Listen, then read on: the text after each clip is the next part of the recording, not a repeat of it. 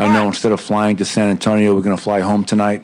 We support the league's decision, obviously being putting the players, the fans, the officials, the coaches, the staff's best interest at heart. Well, there is head coach Michael Malone of the Nuggets, who lost last night in Dallas, but that is certainly secondary to the overall story that's going on in the NBA, around sports. Quite frankly, Mark, a day unlike any that we've ever seen in sports. I've got a timeline that was put out by someone yesterday, just some of the events that took place in a chronological order. It's stunning. It is stunning, and it is a time right now that has a lot of people uncertain, worried, mad about how people are reacting. I'd love to get your thoughts. Yeah, it's obviously it's a strange time. There's no question about it, and obviously there's a huge concern out there. And I understand it. I mean, I totally understand. I flew yesterday, so for me, I spend a lot of time in airports. You spend a lot of time around people, a lot of time confined in a plane. I mean, the airports. I was in LAX yesterday, empty, just empty. Comparatively speaking, obviously there were some travelers, but like what it normally is and what it was, planes empty. And for me, it was same thing when you got here. Yeah, same thing. DIA empty. So it was just a really interesting. It's interesting in that obviously, I don't think a whole lot about it. I don't live my life like I just refuse to live my life in fear. I'm not going to scurry around like, oh my gosh, I'm not running out, to buy wads of toilet paper. I just don't operate that way. I've never washed my hands more. Like I'm doing what we're told to do. That's factual, and trying to keep my distance and make sure I cover my face if I sneeze or whatever and all that kind of stuff, and keep my distance and all the things you try to do. Open the bathroom door with a Kleenex or a napkin or whatever, all that kind of stuff, which is, just that's the facts that are out there for us. But when they started canceling like NBA games, I can't imagine the NCAA tournament not being postponed at this point. I know they have gone to, like the players and the essential personnel and maybe friends and family or whatever, and they're going to limit the amount of people in those stadiums. But I can't imagine the NHL not following suit and postponing the season for a while. I can't imagine baseball not postponing the season for a while. And the NCAA tournament, I can't imagine them not postponing that for a while, either postponing it or canceling it. I think you would postpone it at first and then just to see exactly kind of what transpires. You think this is all coming out of fear or just being smart, being safe, being proactive? I look at everything that took place yesterday and what's happening. I'm with you. I mean, I'm not all of a sudden just going to take my family and close the doors and Right. just, put up a, stay away sign. Mm-hmm. But I think my overall reaction to this is I would prefer that we overreact than underreact. If for some reason this thing, fizzles out in a couple of weeks and everybody looks back and says, wow, did we, lose our minds over that. Great. Right. I'd prefer it to be that way rather than this sense of, wow, we didn't do enough. Yeah.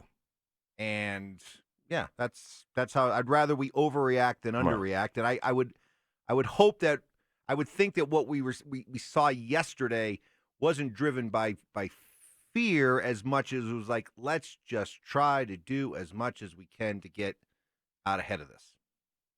And some people, and I've already been getting texts saying, too late. It's too late. Didn't do enough. Didn't do enough early on, and we're going to pay the consequences for it. Well, I mean, there's always going to be doomsdayers out there, right? Like, this is it. But, no, I think around, I'm with you on the, let's go ahead and be proactive, get out in front of it. And there are always going to be people. There are always going to be people that are regardless. We shouldn't be politicizing coronavirus. It shouldn't be a political event. So and so didn't do enough. These people, we're freaking out over here on this side, and they didn't do enough on that side. And this is right now. It's been classified as a pandemic, which means it's spread across the world, right? And obviously, the more that we gather and the closer proximity we are to one another, the more apt that virus is to spread and infect a ton of people. Now, I think the numbers I saw yesterday, like in China, it was like 3,000 deaths and 100,000 people infected or whatever it was. And you know, I think the big thing here is the more we get in front of it, the less opportunity the virus has to spread to huge hordes of people.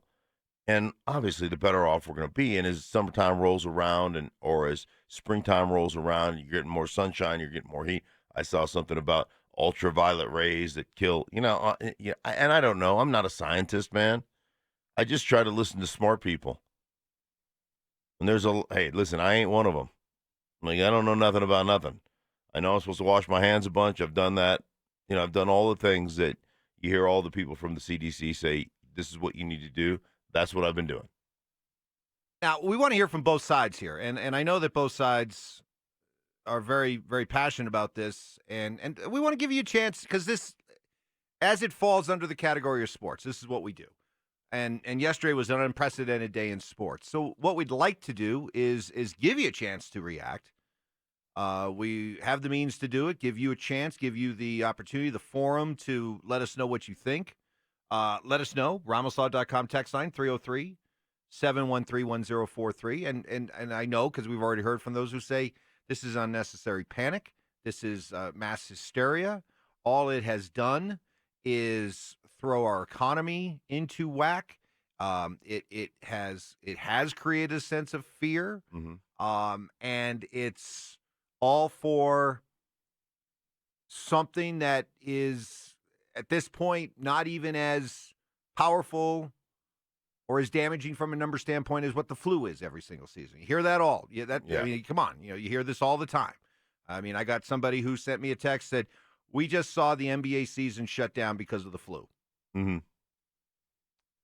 I don't tend to agree with that, but that is an opinion that if you have it and you want to support it and you want to get it out there, by all means, please. I mean, we're not going to limit, just to one side. So however you feel about it, what you saw yesterday, how you think this is going to impact sports moving forward. Did they do too much yesterday? Did they not do enough? This is uncharted territory. So we'd like to give you a chance to just kind of react to it and see where it goes and go from there. All right. Hey, listen, I'm in. And in the meantime, we'll mix in a little bit of talk like, did CU just play themselves out of the NCAA tournament? If there is an NCAA tournament, did CU play themselves right out of it yesterday? Things like that. We'll get to that all next.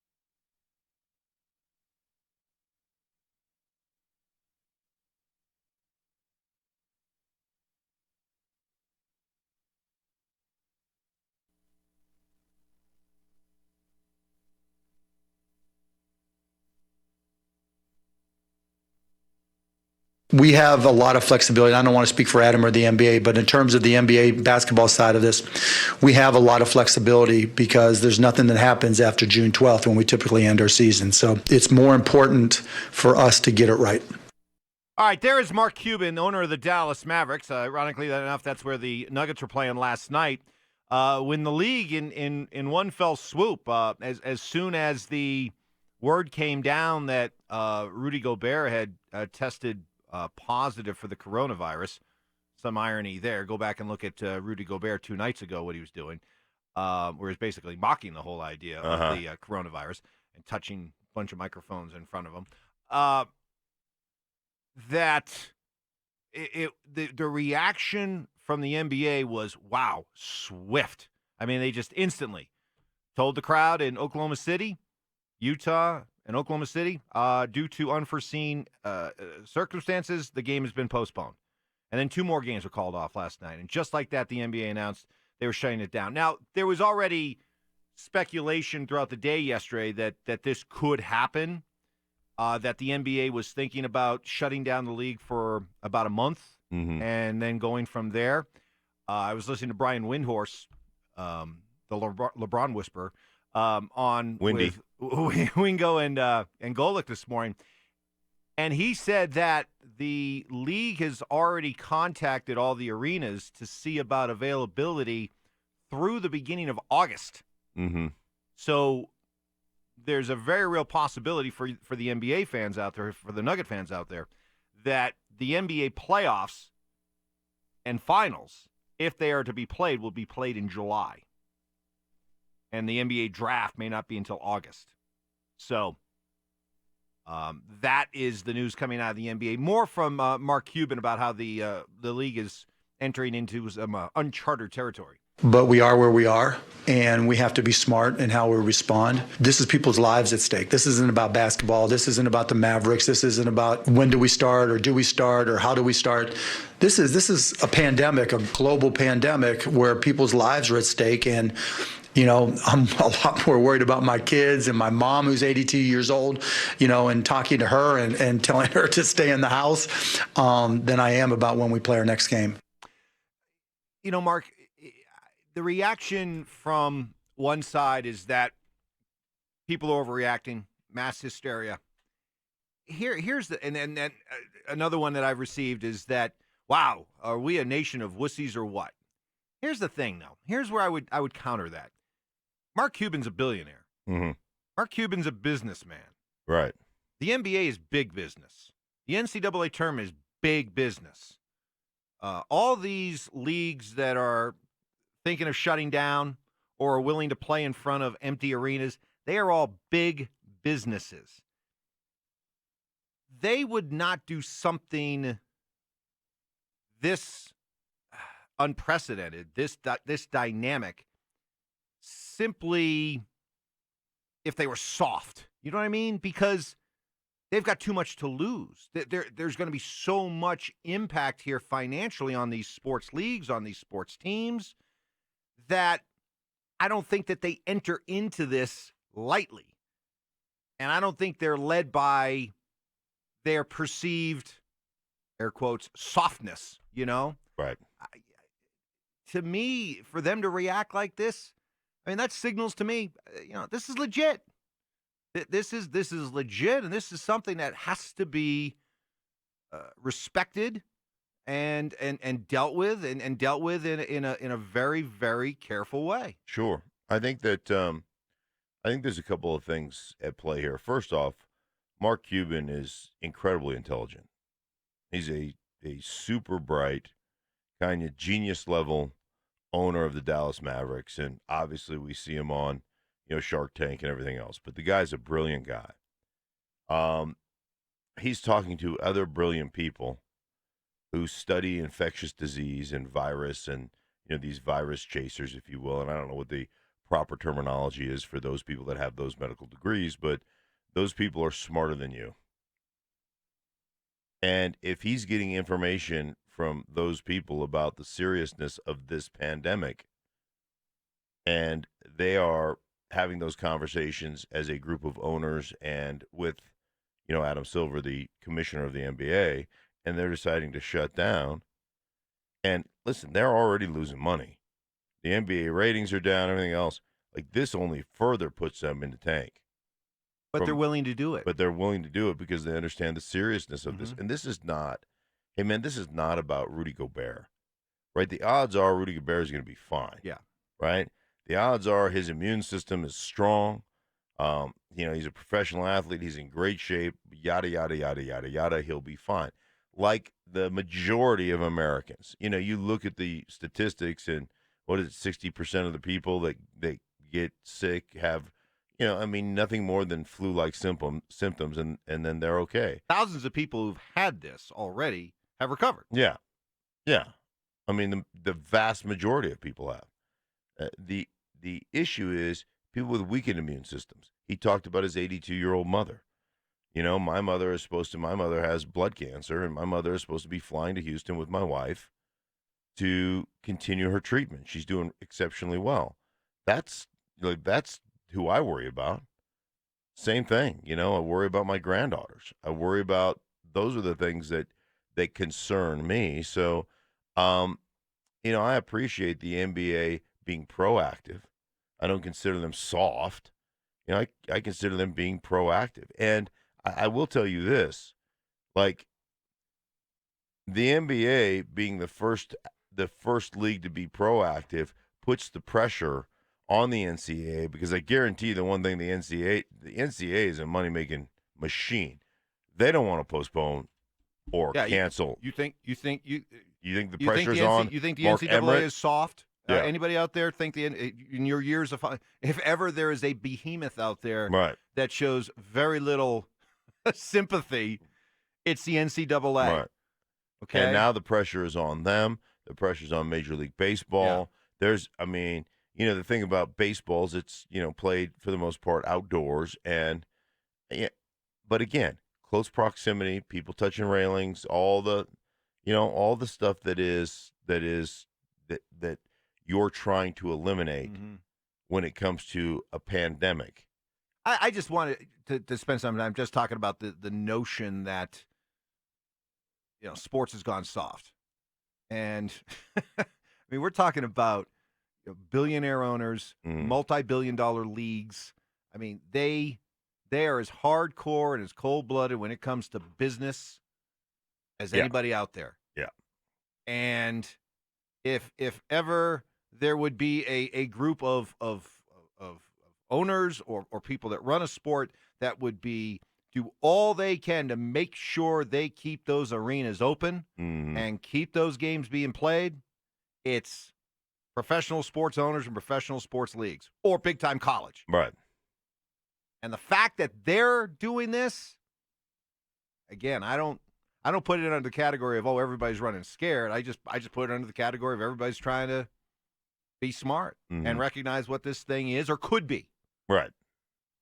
Which goes back to my whole idea. I'd rather we overreact than underreact. Right. All right, we're getting your reaction to it on the RamosLaw.com text line, 303-713-1043. We will do the morning brew coming up next, because there were sports stories yesterday that involved the local teams. And did CU play themselves right out of the tournament, if there is a tournament?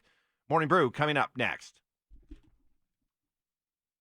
Car dealerships, they want to go out, they want to do the right thing. They want to have strong sales. They want to have excellent customer service, but very few of them can actually follow through and do it. Siltahar Motors is one that can. It's why they've won 19 President Awards over the years. Siltahar Motors, the proud home of the Zero Down program, been helping people going through bankruptcy or dealing with troubled credit for over 25 years now. Go to sthmotors.com, chat with the Zero Down team. You could purchase a car for zero down and no payments for 45 days in almost all cases. And while you're at sthmotors.com, check out a huge inventory of almost 2,000 cars, including well over 1,000 new cars, including some of their most popular rides from their 5 different franchises: Ford Raptors, Ford Broncos, Mustang Mach-E's, Volvo XC90 T8s. Hey, there's a reason Siltahar Motors has 1/3 of their average business every month being repeat customers, because they do things the right way over and over and over again. It's been that way for 60 years. You have any questions or compliments or concerns, reach out to Greg Larson, proud Coloradan, who's the VP at Siltahar Motors. He'll take care of you. Call Siltahar Motors at 720-446-9222 or online at sthmotors.com.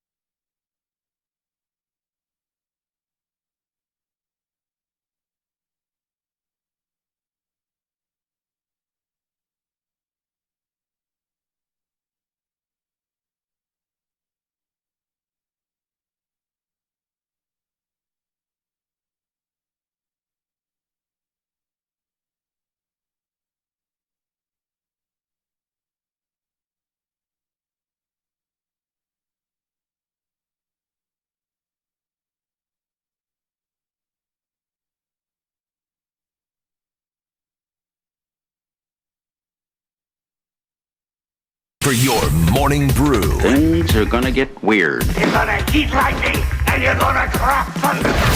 Okay, this guy needs coffee and crullers stat. You know what could really help you sort through these important issues? What? Orange mocha frappuccino! Damn, Jimmy, this some serious gourmet. Let's get it on! I thought we had some guys play real hard. They logged a lot of minutes, way more than they normally do.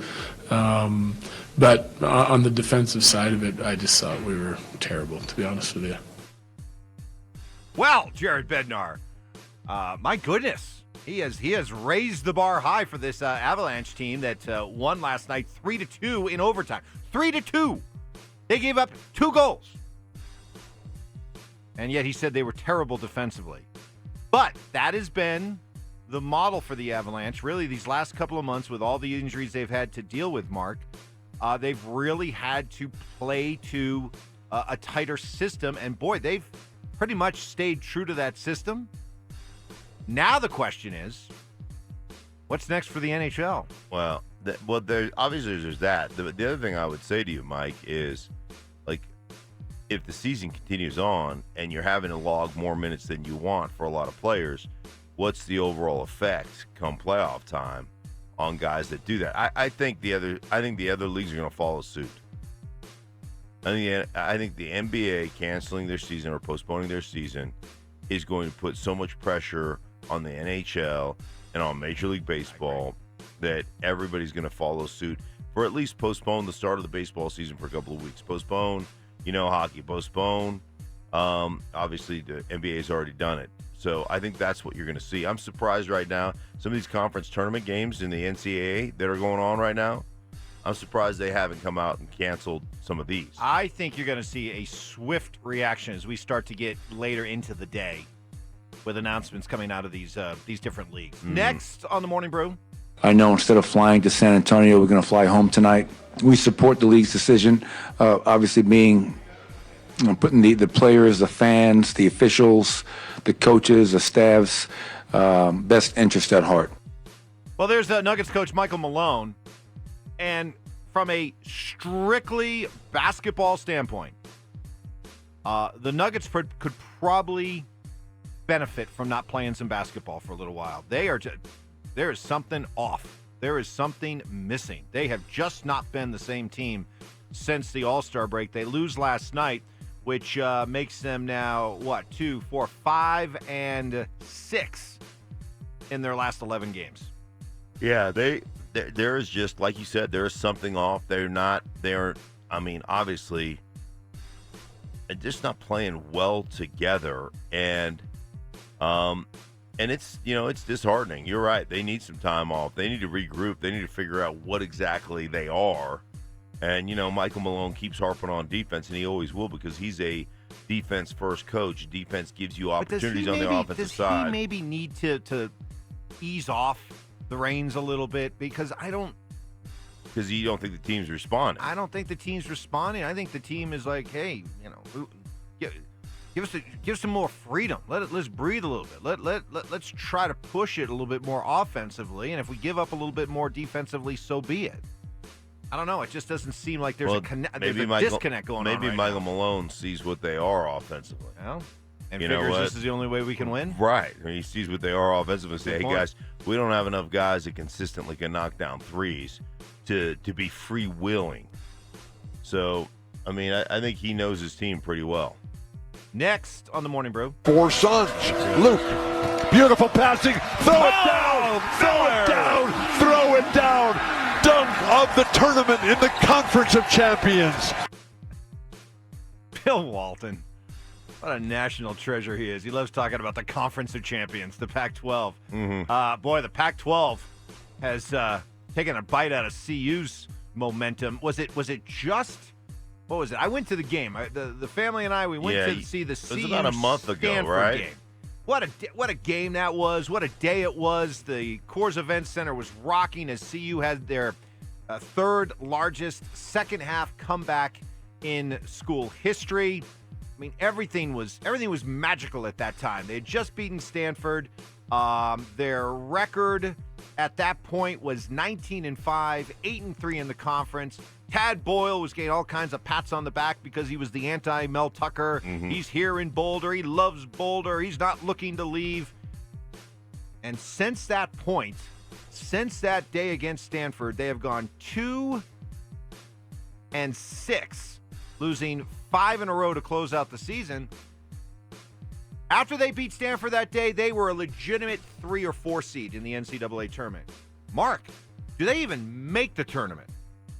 Yeah, I don't know if they do.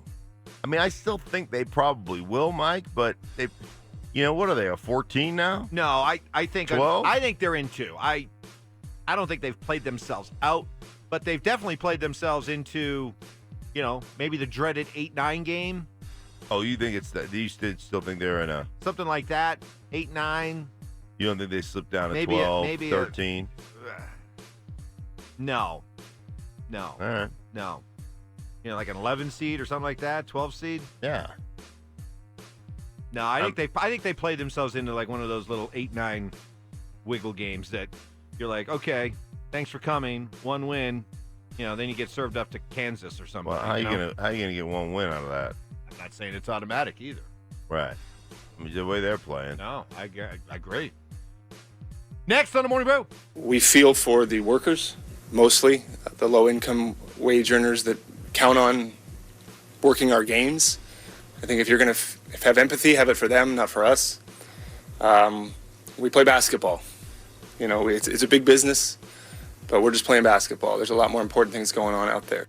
Bob Myers, the president of basketball operations for the Golden State Warriors, as the NBA has shut down, and as I think you're completely right, watch for the other leagues to follow suit.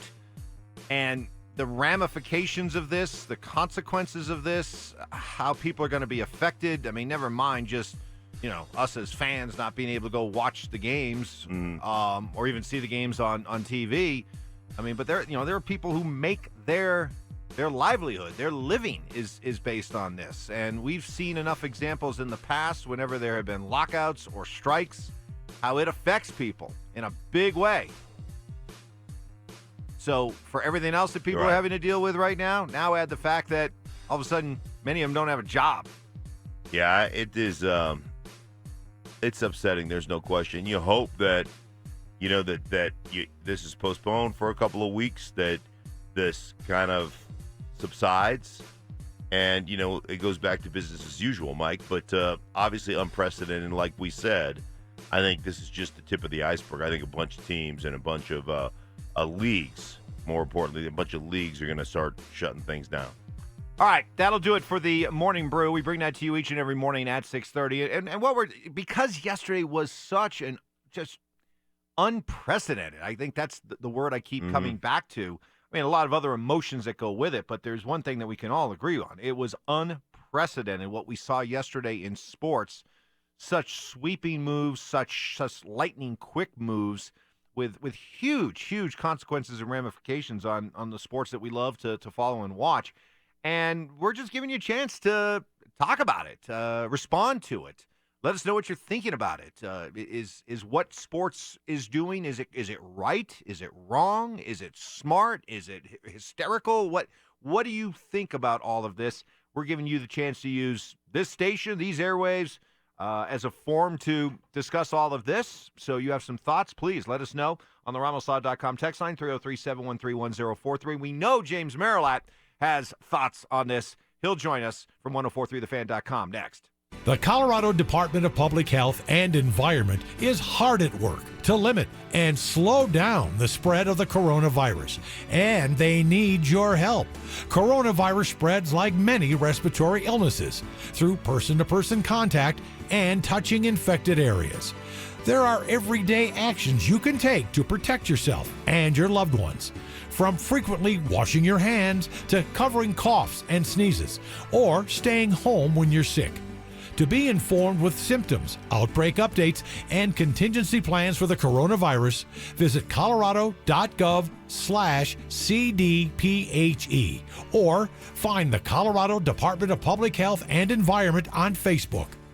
Hey, let's say good morning to Brett Iverson from Ideal Home Loans. Folks to turn to for every single one of your mortgage needs. Yeah, you guys make it easy, and you've got some new technology to help people along the way, right? We do. We have a new application portal that makes it easier than ever to get a home loan with Ideal Home Loans. You can upload your documents, you can apply through this, you can communicate with your lending specialist. It's one of the best pieces of technology we've ever had. We're very excited, and we're getting rave reviews from our clients about how easy it is and how simple it makes the process and how it can make it quick as well. So to find out more and to take advantage of 30-year fixed rates at 3.75% with an APR of 3.918, call us today at 303-867-7000. That's 867-7000, or apply online at idealhomeloans.com. Equal opportunity lender regulated by DORA, NMLS 136756. For terms and conditions, call 844-45-IDEAL.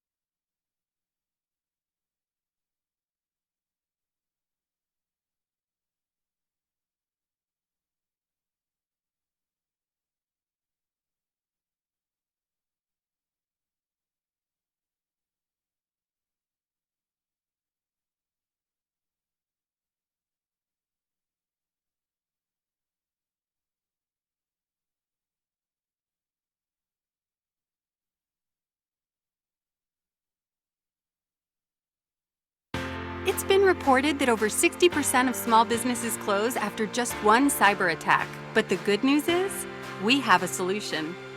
Comcast Business Security Edge, a security solution that automatically protects all the devices on your network. No additional installation or updates needed. The security is built directly into your internet, so every connected device is protected from things like phishing, malware, and risky sites. And it all starts on the nation's largest gig speed network. Right now, solutions start at only $64.90 per month for 2 years for internet plus one voice line. Faster speed for your business, protection for all its devices. What's better than that? Call 1-800-501-6000 today. Comcast Business, beyond fast. For enhanced security, Comcast Business Security Edge available for an additional monthly charge. Offers $331.20. Restrictions apply. Not available in all areas. New customers only. Limited to Comcast Business Internet 35 service and one voice line. 2-year term agreement required. Early termination fee applies. Equipment taxes and fees extra. Subject to change.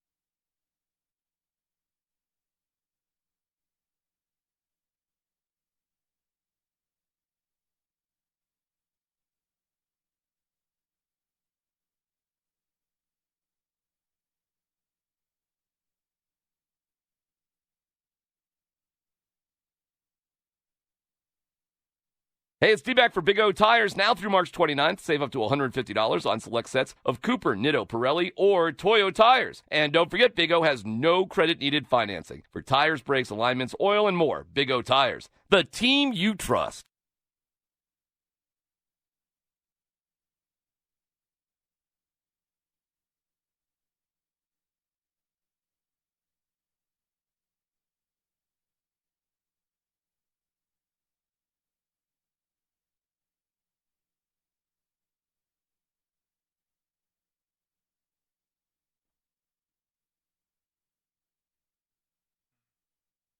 After an unprecedented day in sports yesterday, as sports reacted to what's going on with the coronavirus, we are giving you a chance to give us your thoughts, your perspective, your opinions, and a man who always has all of the above is 1043thefans.com's James Marilat. He joins us presented by Old Chicago Pizza and Tap Room. James, good morning, and open-ended question. What did you make of what went down in sports yesterday? Well, it was a bizarre day. I mean, it was sort of, I'm sitting there, and I'm old enough at 46 to feel like, hey, I've seen a few things, and nothing really shocks me anymore. But it was just kind of stunning to see how quickly all of these announcements were made. And if you take a step back, just like, man, these are how big they are. I mean, for the NBA to suspend play indefinitely, for the NCAA to play the entire men's and women's basketball tournaments in front of empty arenas, it's a little bit staggering. I try to keep it in perspective and be like, okay, it's hopefully more preventative than anything else, because it makes it it's a little frightening otherwise, because it's like being in a movie. It's like just being stuck in some sort of action flick where they're having to do these kind of things. But I think the leagues and the NCAA and everybody, they're making the right decisions. But yeah, man, it's bizarre, and I have a feeling we're just getting started. Yeah, I think that's the thing. I mean, don't you feel like NHL and baseball and everybody else? I mean, does this decision by the NBA puts pressure on everybody to kind of follow suit? Don't you think? Yeah, I mean, I would expect the NHL to make a similar announcement today. Major League Baseball, something's got to come down, and whether it's, hey, we're going to play in empty stadiums, or we're going to push back the start of the season. I think they're in a little bit easier position, because pushing back the start of the season is simpler than taking a couple weeks off in the middle of it. But at the end of the day, too, I think we all got to keep it in perspective of, it's really not that big of a deal. I saw people yesterday tweeting and texting that, oh, this is going to put asterisks next to the season. No, it's not. It's a couple of weeks, maybe 10 days. Who knows how long it turns out to be? But it's a pause. It's sports. It's not, it's not that it's not life or death type of situation in terms of the games being delayed. Now, what they're trying to prevent obviously is, but it's I think other leagues are going to take the smart and cautious and that type of approach based on what the NBA did. It's not surprising to me that the NBA is out in front. I mean, Adam Silver and that league is always kind of the trailblazers of sorts. So yeah, I think they've set the precedent here. Well, let's talk a little sports. It's not the way they wanted to get a break, but the way the Nuggets are playing right now, could they use a break away from basketball? Yeah, probably. I mean, they're not playing very good basketball at all. I wrote a story the other day of, the next basically 2 weeks, a little over 2 weeks, we're going to define the Nuggets season. They had a 9-game stretch where they played 7 playoff teams. 5 of those games were on the road. They caught a break against the Bucks when, the Greek Freak doesn't play, and basically the entire starting lineup for Milwaukee sits out, and they got a win there. But last night was an ugly performance on the road against a potential playoff matchup in Dallas, and, ultimately get blown out. So, yeah, this team is struggling, and it's, people want to talk about, that trade, it didn't matter. Man, one of the things I really liked about this Nuggets team was the chemistry they had. And it's, it's little things. It's it's Juancho and Jokic joking around in the, bowels of Pepsi Center and goofing around with the security guards and just stuff like that keeps things light, especially during a 82-game season. And, you trade away your best player's, best friend on the team and think that's not going to have an impact. I just didn't buy it. And it just looks like a team that's not having any fun, not in sync, not on the same page. And man, it's painful to watch at this point. Yeah, it certainly is a grind. NFL right now announcing that they're thinking about, or they're talking about, pushing back some things, start of free agency potentially, the NFL draft, some of the pro days. How do you see the NFL responding here in the next couple of weeks? Yeah, I mean, I think the draft is far enough out. We're still, 7 weeks from that I think they probably can buy some time in terms of having to move that, since it's late April. Free agency is interesting. I mean, I kind of look at that and be like, well, most of it's going to be, you would think, done over the phone, and it's certainly stuff that in conversations that can be had. Doesn't have to be in person. I know there are some guys who take free agency tours and meet with teams face to face, but those are kind of the exception, not necessarily the rule. So pro days, that I could see. That I could see those getting pushed back into late March, early April. Still plenty of time before the draft, but I don't know that it would need to impact free agency, and I think we're still far enough away from the draft that they'd be okay. But we start inching closer. You never know, but I think the NFL at this point, since most of it's stuff where nobody has to gather right now in one place, I think they're probably in a little bit better territory. Well, as of right now, there will be an NCAA basketball tournament. If there is a tournament, will the CU Buffs be in it? No, I don't think they will be. And, I've been saying this and you and I, Mike, have been kind of in step in terms of the Buffs, and I've been saying it for a week or so now when they started sliding of, hey, if they finish 21-11 on a 5-game losing streak, they're squarely on the bubble. That's exactly where they are. I mean, they got blown out last night by Washington State. I think they lost by 14. They're just, 2 weeks ago they were 21-6, ranked 16th in the country. I don't expect them to get in. 21-11 is squarely on the bubble. That is the definition of a bubble team. They're right back where they always are. And maybe I'm just the pessimistic CU fan, but I've seen enough of those days where the camera crews are up at Tad Boyle's house waiting to get the reaction of the players, and it turns out, hey, here's your invite to the NIT. So I'm just expecting bad news at this point. I don't think they look. You can't be that bad at the end of the year. If you were 21-11 on a 5-game winning streak, they'd probably get in. You can't play that bad down the stretch and expect an invite. I don't think they're going to get in. All right, James, as always, thank you for the insight. We'll talk to you soon. All right, guys. Appreciate it. James Marilat from 1043thefan.com, presented by Old Chicago Pizza and Tap Room. Head to 1043thefan.com to read about some of the things that James was talking about with us, giving you a chance to react to just truly an unprecedented day in sports yesterday. Let's get to some of your reactions. This is from Jim. Guys, in a time of advanced technology and modern medicine and health care, did I ever think we'd be living like we were in The Stand by Stephen King? We've had events like the bombing at the Atlanta Olympics, Magic Johnson testing positive for HIV, 9/11, and the recent death of Kobe Bryant and passengers on the helicopter crash. But sports and life went on. The NBA doing what they did yesterday makes you just feel like everything is going to change moving forward. That's from Jim. Is it, though? Is it? Look, however long this goes, it will pass. Now, and when it does, don't we just go back to what it was before, that this is just a cautious, temporary hold? Yeah, I think yes and no.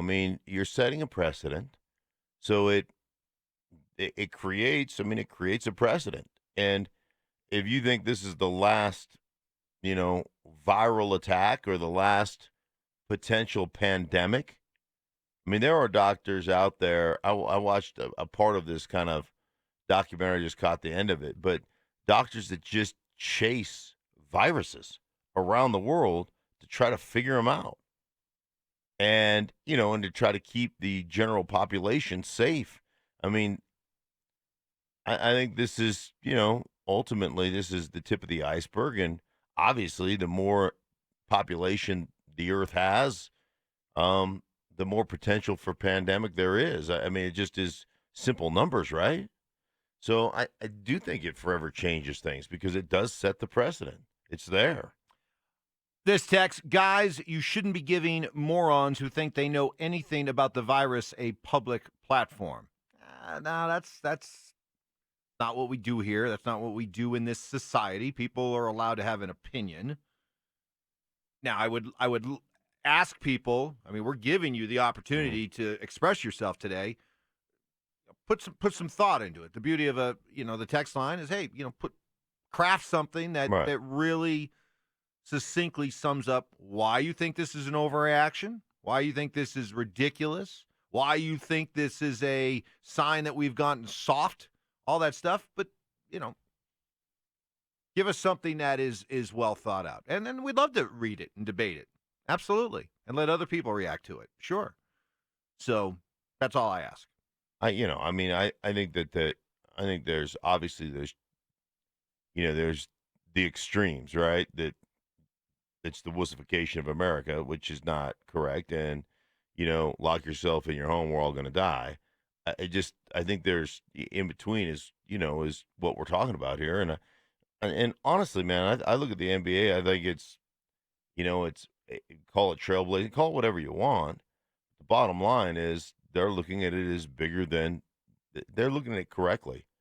Is hey, the health and safety and wellness of the general, even the fringe population, the people that are most likely to be affected by this, those people are more important than NBA games. I think that's right. We'll give you a chance to react to it. We'll also hear from really one of the first big names in sports to respond and react to all of this that's going on.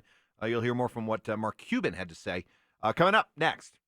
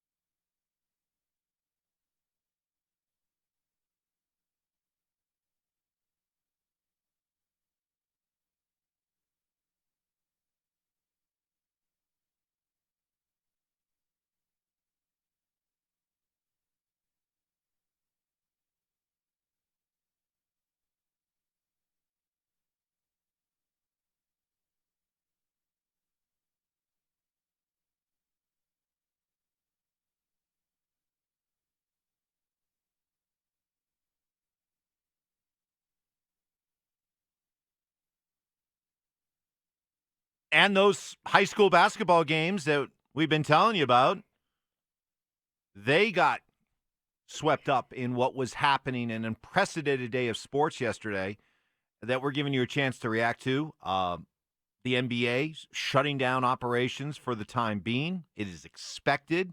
We expect that the NHL will follow suit. I would think Major League Baseball will.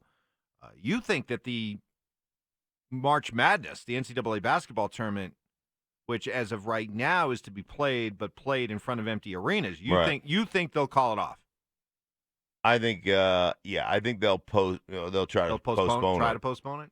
Try to postpone it just to see kind of how things develop here. But yeah, I mean, if the NCAA starts postponing things, then it's serious, because that is as smarmy a business as there is, in my mind. Yes, for those who feel we've gotten soft, and whatever you do, don't wreck the economy.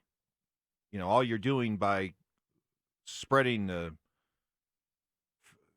flames of hysteria is wrecking the economy. Look, there is no more behemoth of a cold-blooded business out there than the NCAA. Okay? So if they decide to shut down the NCAA basketball tournament, a 3-week money-making bonanza, I don't know. I think that takes some of your criticisms and complaints and kind of waters them down a little bit. We're giving you a chance to, and those high school games, by the way, that are scheduled to start up today, they will be played, but in front of basically empty arenas. Only essential personnel, and I believe every player gets the chance to bring 4 guests, is what Chas is saying right now. Okay, so a +4. A +4. Giving you a chance to react to everything that went on yesterday, both sides of it, and we're getting both sides of it. Just an example here. This is from Brandon in Westy. I guess that's Westminster. Let Rudy Gobert's ignorance be a lesson to everyone. He believed the situation was overblown and made a point to touch every microphone possible during press conferences in defiance, and now he's infected. Now isn't the time for listening to talking heads. It's time to listen to science and doctors. It's time to contain this virus. Good on the NBA. Another side of that that I wanted to read.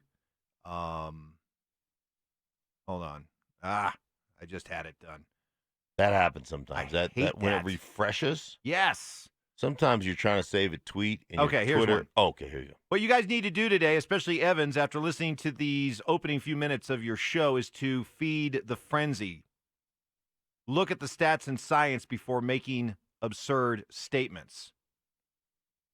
The idea that we're overreacting. Yeah. Well, I would ask that texter, and I did ask that texter. I actually, texted back. Please expand on that. What are we missing? And I know what probably the response is going to be. Mm-hmm. The flu season's much worse than this, statistically speaking, but it's not. I mean, the mortality rate on this is much higher than just the regular flu. Yeah, the flu. I mean, a lot of people get the flu. The mortality rate on the flu is 0.01. Right now, the science, speaking of the texter's point, the science says 0.1 to 0.3 right now. They're not 100% sure because, they don't know the exact numbers of people. How many people just had a touch and have a strong enough immune system to fight it off and have been okay? Like, how many have actually not reported? So we're not 100% sure what that figure is, but the difference between 0.1% mortality rate and 1% is huge. And when you're talking about trying to stem the tide of a pandemic by not being in groups of more than, I think the thing now is don't 250. be 250. And I mean, I look at it like, again, I'm with you. I would rather be extra cautious and take preventative measures, be proactive instead of being reactive. I mean, look at Italy right now, the country's on a 30-day quarantine lockdown. Have you seen some of the videos coming out, like the empty streets and empty everything? People, like military people walking down, spraying streets down and with disinfectant and stuff. I mean, wouldn't you rather be a little bit proactive as opposed to, having to shut down the country? That's just me in general. Well, the other thing about, and if you're looking at what's happening in Italy, what has captured my attention here is it's not so much, oh man, I'm so afraid that if I get this, I'm going to die or something. I don't even think about that. Okay. But here's what I do think about.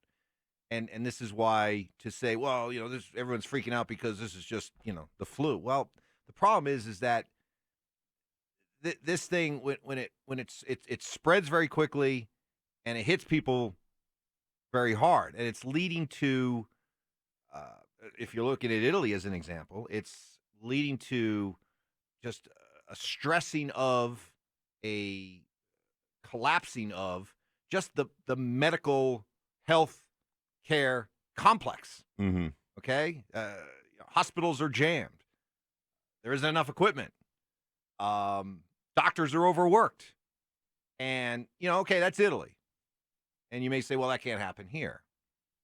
Maybe not, but I think that's the concern. Is it just, are you running the risk if you just sit back and say, hey, look, come on, it's just like a typical flu season. Let the games go on, all that stuff. Are you running the risk of basically taxing our overall health care, the infrastructure, to a point where it just can't hold up? Right. And again, maybe not. Maybe it could hold up. But do you really want to take that chance? Right. That's why I said earlier, I'd rather overreact than underreact. Right. And if it turns out that this is something that history will look back on and say, wow, what a major overreaction the world had to that, or a major overreaction that the U.S. and the world sports community had to that. Wow, what an overreaction. You know what? Fine. Great. I don't care. Again, I'd rather overreact than underreact. Yeah, I agree. I mean, at this point, err on the side of caution. And again, like, I'm with you, man. I'm not sitting there going, boy, if I get sick, it's automatic death. But there are people with weakened immune systems, and you said that if you tax the infrastructure of our healthcare system and we ignore it, and it becomes widespread, and everybody and their brother's uncle is jamming hospitals, then people aren't going to get the care they need. And then the numbers, the mortality rate is going to, it's just going to soar. Mm-hmm. So, I mean, I think that's what you're looking at here more than anything, right? I think that what's going on in Italy is understandably freaking people out. And it's like, if it can get to the point where a whole country feels it needs to shut down, that could be us. So, what do we do about it? Yeah, you think you're mad because the economy is taking a hit now? Shut down the country and then see what happens. All right, both sides are weighing in. Both sides will be heard from as we continue on next.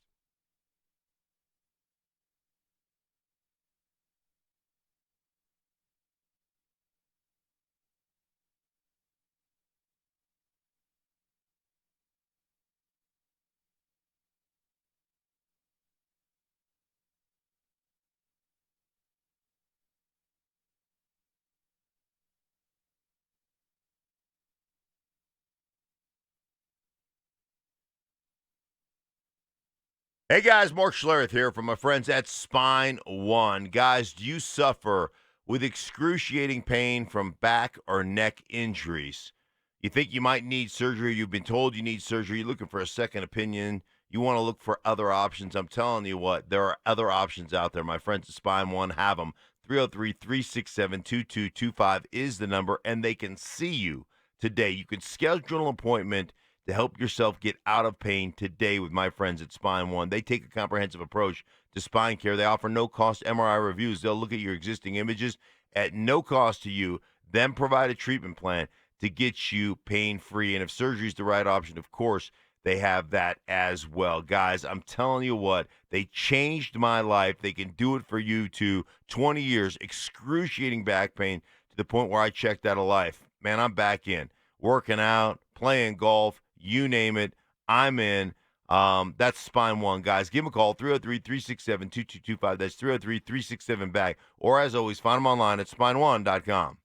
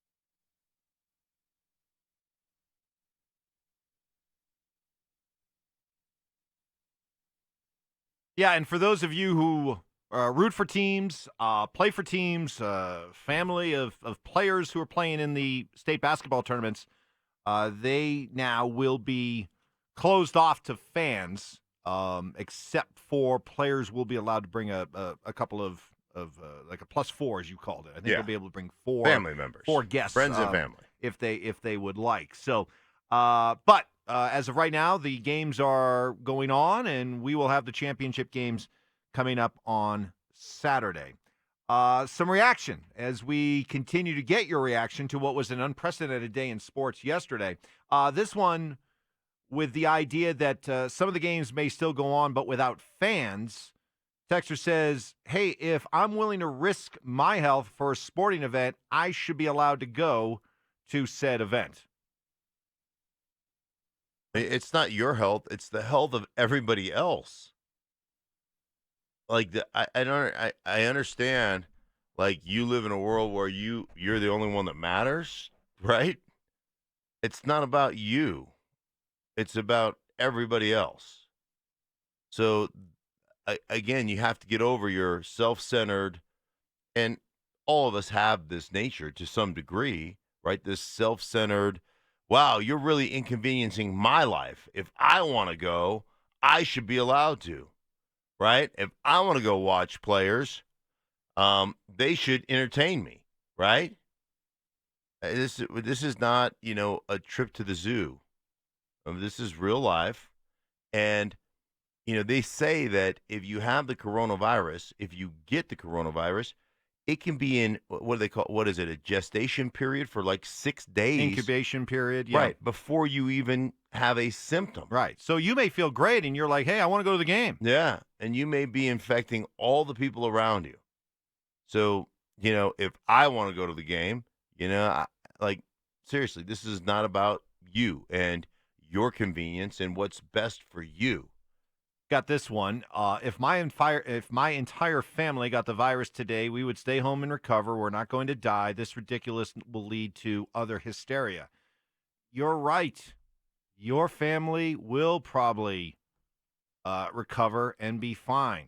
But what kind of damage may you do in the process to somebody that you encounter who's elderly, or somebody you encounter that has a weakened immune system, or somebody you encounter that has underlying health conditions?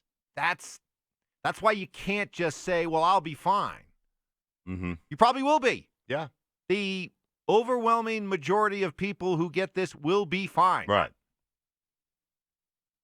But what about the people you come in contact who won't be?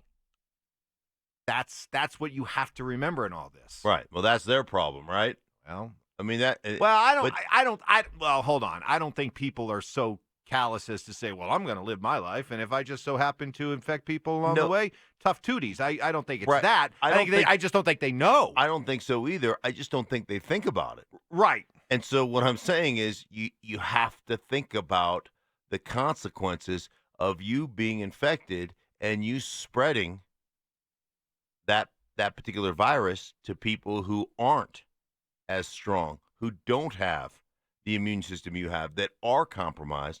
Those are the people that you need to think about. This feels like the Y2K crisis. What I'm concerned about is the precedent this response is setting. There will be another outbreak of some sort. Are we going to shut down everything now for every outbreak? I don't want to live my life like this every time. Again, fair question, because you brought up that word earlier. We are setting a precedent here. Mm-hmm. What sports is doing, and we're just discussing our little slice of the world here, sports. But what sports is doing, they are creating a precedent that could be used moving forward. Mm-hmm. But again, we're in such what the experts are saying is still the early stages of all this. And, we don't know exactly how this is going to all play out. It goes back to my point about I'd rather overreact than underreact. If it turns out that we'll all look back on this and say this was a major overreaction that was born out of trying to do the right thing and be safe, okay, then we learn from it. And if there is, as the texter says, another one of these down the road, maybe we'll have a better idea of how to handle it. But right now, I don't know. I don't know about you, Mark. This just feels like this is different. This is unprecedented, and we're all kind of, in uncharted territory here right now. Well, it is. I mean, it is unprecedented. We haven't shut down sports leagues for the potential of pandemic or it's not potential, it's a pandemic. It's been classified by scientists as a pandemic. It has spread across the globe. And, I'm all for doing our part in trying to make sure we limit the spread of this virus. So I understand that there are consequences, right? I understand that there are inconveniences, and frankly, I look at it like I will put up with some inconveniences to make sure that my family's protected and other people that I come in contact with are as protected as they can be. Mm-hmm. And I traveled yesterday, but it was fairly shocking. Like, it was eye-opening, the level of concern, I guess, as part of it, and the level of concern that you can see based upon the lack of travelers that are out there. Like, what the airports look like compared to what they normally look like this time of year was shocking to me. A couple of quick more texts here. Complete overreaction. The mass hysteria with all this is ridiculous. Another one, John in Estes Park. Cash is king. Think about the impact on cash for these owners. Ticket revenue, apparel sales, food sales, alcohol sales. This impacts teams' ability to pay free agents, among other things. To take this unprecedented step has to be commended. As someone who generally isn't a fan of the NBA, well done, NBA. All right, more of your reaction coming up next.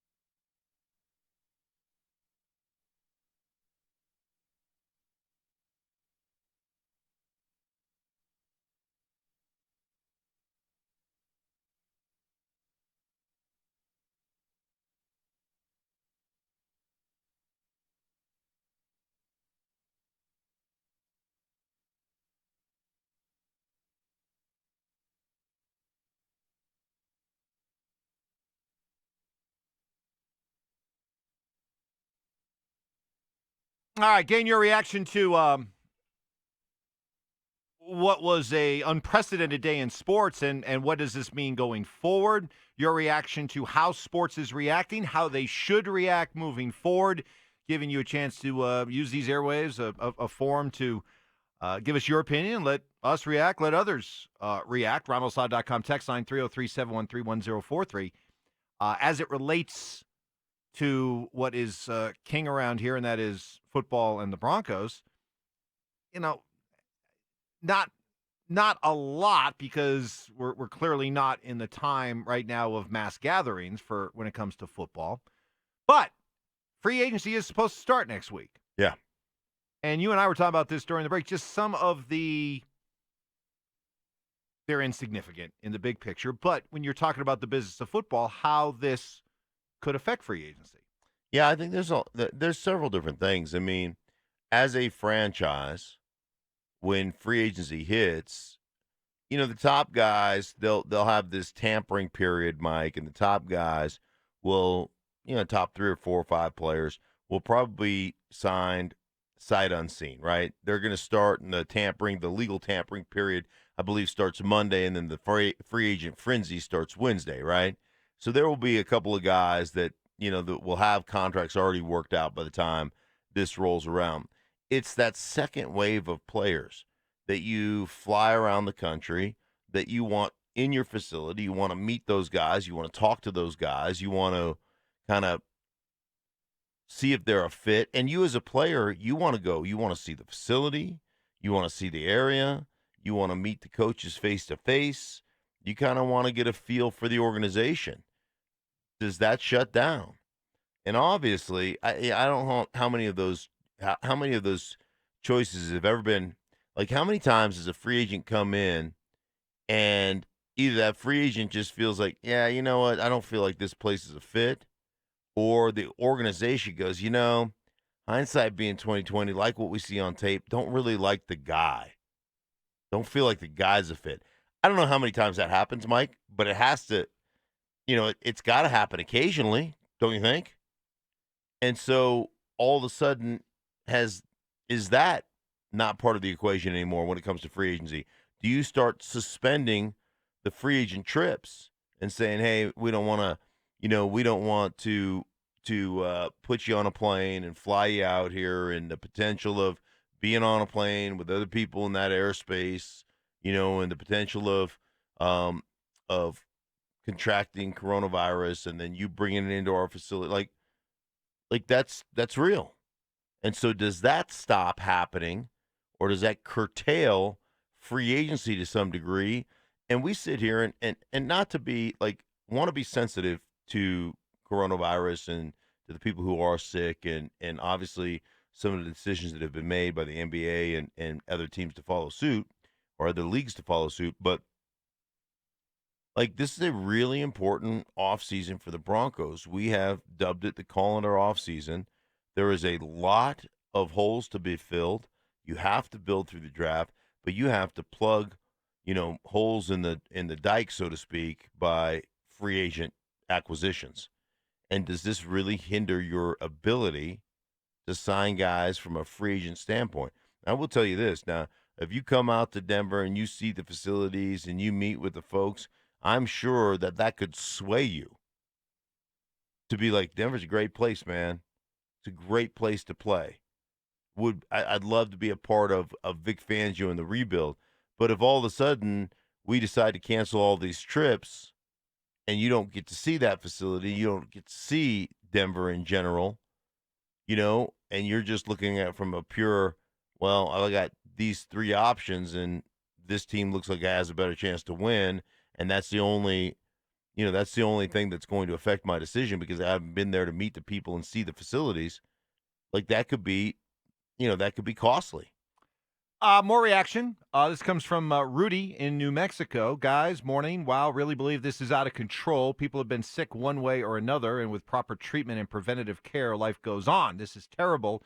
We are to attend our first Avalanche game next weekend, but doesn't look like it's going to happen now. Very disappointed. Yeah, I mean, I was talking to somebody who said, we got tickets to a Nuggets game coming up here, you know, basically right at midcourt, 10 rows up. We're so excited, you know, and we don't normally get to go to games, and got them through my work, and now it doesn't look like the game's going to be played. Right. Well, but again, that game, the plan is to have that game be played. Okay, the NBA season has been canceled. The NHL season, which I believe will be suspended, will take a page from the NBA. I would think at some point later today. The idea is that we're talking about a postponement. The idea is that these games will be played. They will be made up. The reports are that the NBA has already been talking with their arenas to find out what their schedules are for availability through July into the early part of August. Right. With the idea that, hey, if it needs to be, we'll play the NBA Finals, we'll play the Stanley Cup Finals in July if need be. Right. So, you know, for those of you who are worrying, you know, what am I going to do now with my Avalanche or Nugget tickets? I'd say relax right now. Okay, for now. The plan is these games are going to be played eventually. Correct. And, you know, obviously, obviously it's disappointing. I was supposed to go to a Nuggets game coming up here as well. And, you know, I mean, they'll be different for me because I can go, you know, if I want to go, I can go. So, you know, if you've planned your whole kind of spring or spring break around going to an Avs game or a Nuggets game, I understand the disappointment, Mike. I get that. But again, I think that that erring on the side of caution is a really good thing. And so I'm everybody okay. agrees, though. Here's one. I'm not trying to make light of something serious anyone has gone through, but this entire thing is ridiculous. I will not run around scared like the media tells me to. The fact that some people can't provide for their families because of this, and even worse, that some people are politicizing it, is absolutely grotesque. We are butter soft as a country. I wish we could all man up and get back to our lives.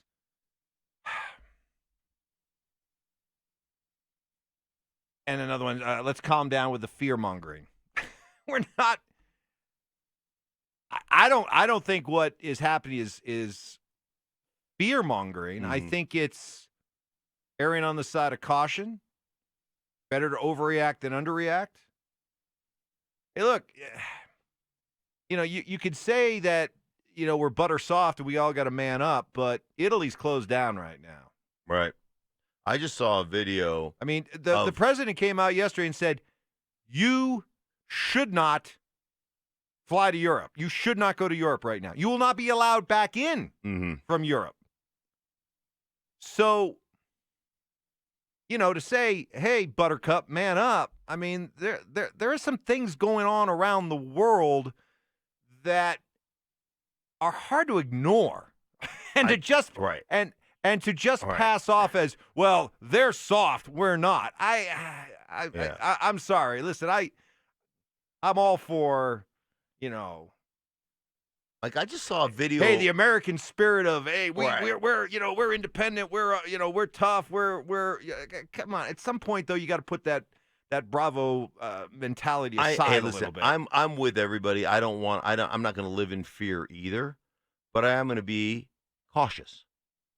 But I am going to take the preventative, you know, the preventative aspect of this with the washing of the hands and all the other things that they tell you, the experts that know a hell of a lot more than I do tell you. I saw a video of Italy right now, a grocery store, and they've got a line, and everybody's everybody's 20 feet apart, and they're letting like one or two people in the grocery store at a time. Like, and it's the streets are dark. It's like people are waiting to get into the grocery store. I mean, the whole country is shut down. But no, I mean, you know, I guess we're tougher than them. I think most of the people that are complaining, what I hear is, I don't like to inconvenience my life. Like, my life is like, it's being inconvenienced, and I don't like that. And ultimately, again, this is not about you. This is about us collectively. And again, if this turns out to be a whole lot to do about nothing, which would be awesome, that'd be great. I don't suspect that's going to be the case, but it would be awesome if it was. Then I'll tell you what, all of you who right now are like, it's just the flu, stupid, stop overreacting. Then you know what? If that's the case, you'll be able to stand up, puff your chest out, and crow, I told you so. And that'd be great. I'd love for you to be able to do that. Right. I hope you do. I really do. I hope you do. But we don't know that for sure, do we? All right, more reaction coming up next.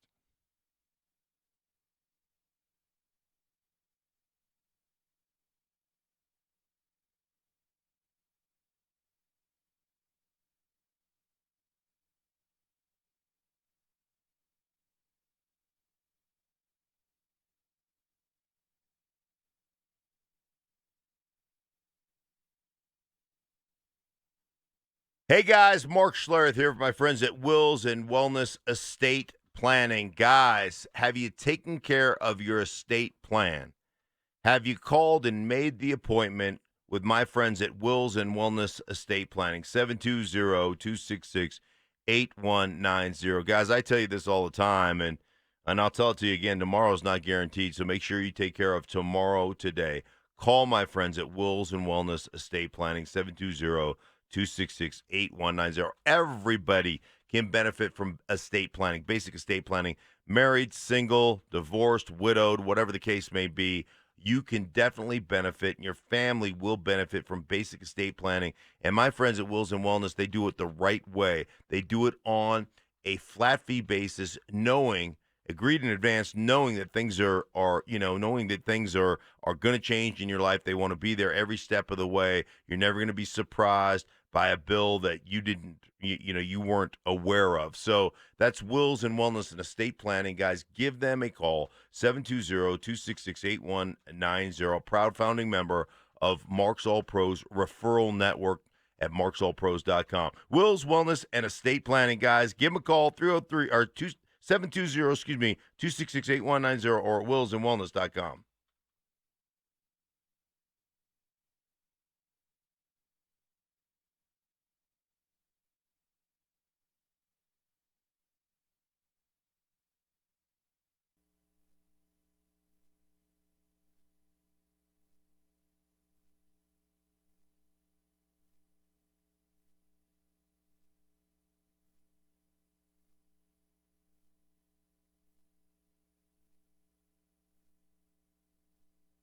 Hey, let's say good morning to Brett Iverson from Ideal Home Loans. Folks to turn to for every single one of your mortgage needs. Yeah, you guys make it easy, and you've got some new technology to help people along the way, right? We do. We have a new application portal that makes it easier than ever to get a home loan with Ideal Home Loans. You can upload your documents. You can apply through this. You can communicate with your lending specialist. It's one of the best pieces of technology we've ever had. We're very excited, and we're getting rave reviews from our clients about how easy it is and how simple it makes the process and how it can make it quick as well. So to find out more and to take advantage of 30-year fixed rates at 3.75% with an APR of 3.918, call us today at 303-867-7000. That's 867-7000, or apply online at idealhomeloans.com. Equal opportunity lender regulated by DORA, NMLS 136756. For terms and conditions, call 844-45-IDEAL.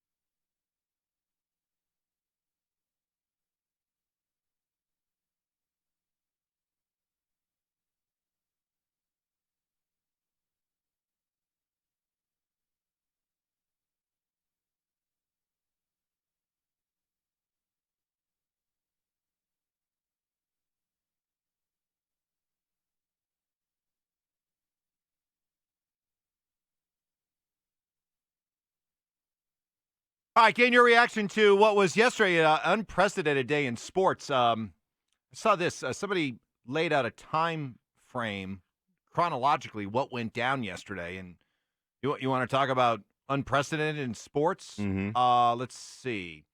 11:34 a.m., Rutgers closes athletic events to fans.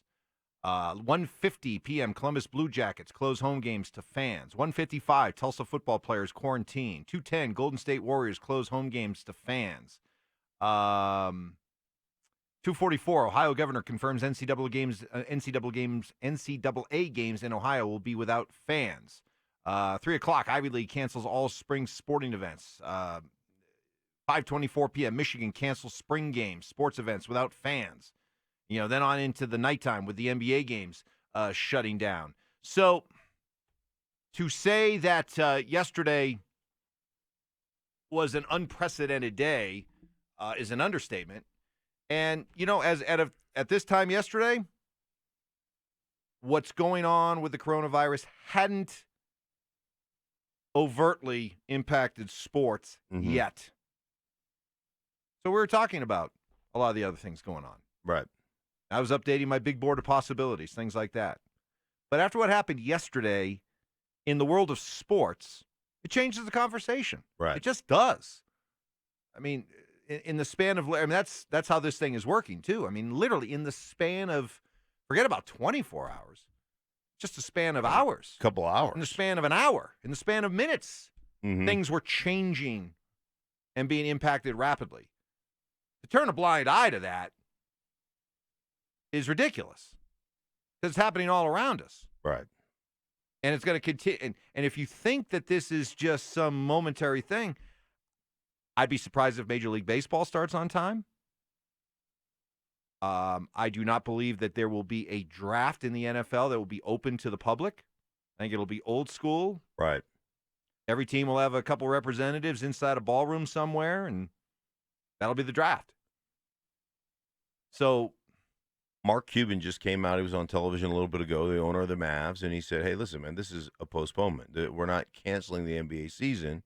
We fully expect to play the NBA season, but we're just delaying it. We're postponing it until further notice. And so I think that's the direction that people are going in. The people that come out here and say, hey, it's pillow soft and we should man up and we should get out there and this is just an overreaction to the media and blah, blah, blah. And these are, like, this information is coming from medical experts, people who track infectious disease, people who understand far more than you and I understand the spread of pandemic and what coronavirus truly is. I just saw a thing, especially for people with weakened immune or the elderly, don't travel, stay away from crowds, on all these different kind of advice and ways to keep yourself and protect yourself. And frankly, that like we said, this is unprecedented. And are we overreacting? Hey, maybe we are, but I think I'm okay with that, Mike. I'm okay with a little overreaction to make sure that the majority of people are protected, and that hopefully this stops the prolific spread of the coronavirus. I guess it kind of angers me. I guess for all the people, it's like, well, we're soft. We're getting soft. For all of you who say that, do you have an older dad, older mom? Mm-hmm. You have grandparents? You telling me you're not at all worried about them? Right. You're not. You can to my face say, yeah, this is such an overreaction. Psh, I'm not worried about my parents. Right. I'm not worried about my dad who has a history of heart issues. Nah, he's tough. He's fine. Yeah. Nothing to see here. Really? Is that the way you feel? That's honestly the way you feel. Mm-hmm. And you're not worried about them at all. Yeah, I think that's foolish. I got my mom lives in a community, retirement community. Mm-hmm. I'm terrified about what could happen. Yeah. In that building. I mean, just Don't believe me? Look at what's happened in the state of Washington. Right.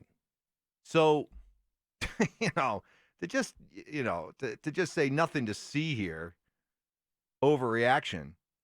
Yeah, and again, I keep coming back to what we talked about at the beginning of the show with what we're seeing with these sports leagues shutting things down. Billionaires are not soft. Okay? Billionaires did not become billionaires by being soft. Mm-hmm. And I'm using soft as the way it's being presented to us today, that, people are acting soft. Right. You do not become, a giant. You do not become a behemoth like the NBA or the NHL or Major League Baseball or the NCAA by being soft. You just don't. So for them to decide it is in their best interest to shut things down, that doesn't resonate with you? I mean, if anything, you would think they'd be the ones to say, hey, we're good. Right. Open up the doors. Let's go. Let's play. Yeah. Let's go. Go buy yourself a hot dog. Go buy yourself a brew. Let's go. But they're shutting down. That doesn't signal something to you? Just. I mean, you think what they're doing is completely? I mean, you think professional sports, if anybody's going to be accused of being overly politically correct, you think it's professional sports owners? Here's where I would look at, because I think my view of the NBA shutting down, I think a lot of people think it's, well, we have to protect our players, right? The assets that are our players and the amount of money we spend on these players, we have to protect our players. And I think that's part of it, Mike. But I think for the most part, players are young. They exceptionally athletic, obviously, and have probably incredibly strong immune systems. And even if players get sick, like Rudy Gobert has the coronavirus, I think those guys will recover. I think you're really protecting those crowds. You're looking at that not only, hey, listen, man, we care about our players, we care about our fan base, and we want to protect our fan base, the people who come and support us, because they're the ones that are the most at risk. And I think that is out of general concern for the population, but it's also when we come back to play again, we want our fans to be able to come back. And I think you brought up a great point about just stressing out the infrastructure of the American healthcare facility. Like, if you don't react, if you don't stem the tide of the virus and the spread of the virus, and you completely overwhelm the hospitals and the medical profession, how many more people that get infected aren't going to be able to get the treatment that they need? Like, those are the things that you have to think about. It's not just about today and the inconvenience that is, I bought tickets to the Avs and now I'm not going to get to see them. It's about tomorrow and being preventative so that tomorrow doesn't become, you want to talk about widespread panic. Like, we're quote unquote overreacting right now. Well, what happens if it gets to the point where, like Italy, the whole country is shut down or a state is completely shut down? Like, these are the things I think that you look at other places and say, man, we've got to prevent that from happening, right? Now, what does it mean moving forward? I don't know. Nobody knows. Nobody knows where this is going to go. Nobody knows how long this is going to last. As for what it means for us as sports fans, literally, it's something that could change on a minute-by-minute basis. I'm already getting reports that the NHL has called off all of their morning skates,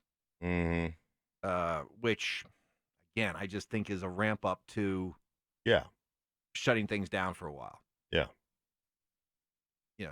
Sport within a particular sport, but I think sports in general, there's a lot of copycat that goes on.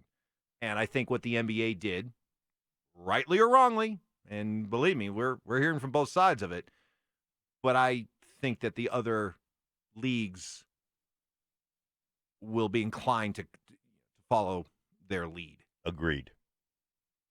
And I think it's not a matter of days, it's a matter of hours before I think they start to get together and start to cancel games or postpone games and put the season on hold. You guys in the media should just be muted. What Okay. about the guys of the scientific community who are giving? I mean, it's not like the media is making up the rules. It's not like the media is going, "Hey, I've never studied science, but this is what I think we should do." Well, that last texter will tell you that the people in the scientific community are like, well, they're just enjoying their 15 minutes of fame. They're just enjoying being stars right now. That's how they. Yeah, that's the response to that. Those brave men and women who chase viruses and put themselves in harm's way every day by trying to figure out how to stop the spread of viruses, the people that worked on Ebola and the people who worked on H1N1 and the people who were out the front lines who really put themselves at risk. Those people are just looking for headlines, right? They're just looking for their 15 minutes of fame. It's not. That's ridiculous. That part is ridiculous. I mean, there are people who devote their lives to stopping the spread of disease and virus and trying to figure out the root of it, and like they're on the front lines, and to act like, well, they're just trying to get their 15 minutes of fame is asinine. That is so short-sighted and just such a selfish, self-consumed hot take that you should be embarrassed. You should be ashamed of yourself. This is KKFN and KKFN HD1 Longmont, Denver. All right. Plenty of questions coming in, and we'll continue the debate. I mean, hey, look, I get it. This isn't fun sports talk. Mm-hmm. This isn't punchy Mark. Right. I'm a little tired, though. This isn't you making fun of my ginormous head. Yes. Or my wispy hair. Right. I'd much rather be doing that. Mm-hmm. But I think this is worth discussing. That doesn't mean that there aren't some other sports issues out there. Here's one. Mark, did my beloved CU Buffs play themselves out of the NCAA tournament? Then they wrote in parentheses, if there is one. Right. Oof. What a collapse. Yeah, they did. Holy smokes, what a collapse. I think Marilat on earlier, he agrees, or he thinks they did play themselves out of the NCAA tournament at 21-11, but it's the way they finished. 5 straight losses?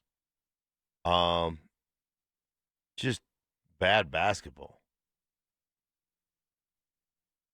I think they still get in. I do too. I think they did enough. I mean, look, just a couple of weeks ago, they were being talked about as a 3 seed, potential 3 seed. I don't think you go from being a potential 3 or 4 seed to being out of the tournament entirely.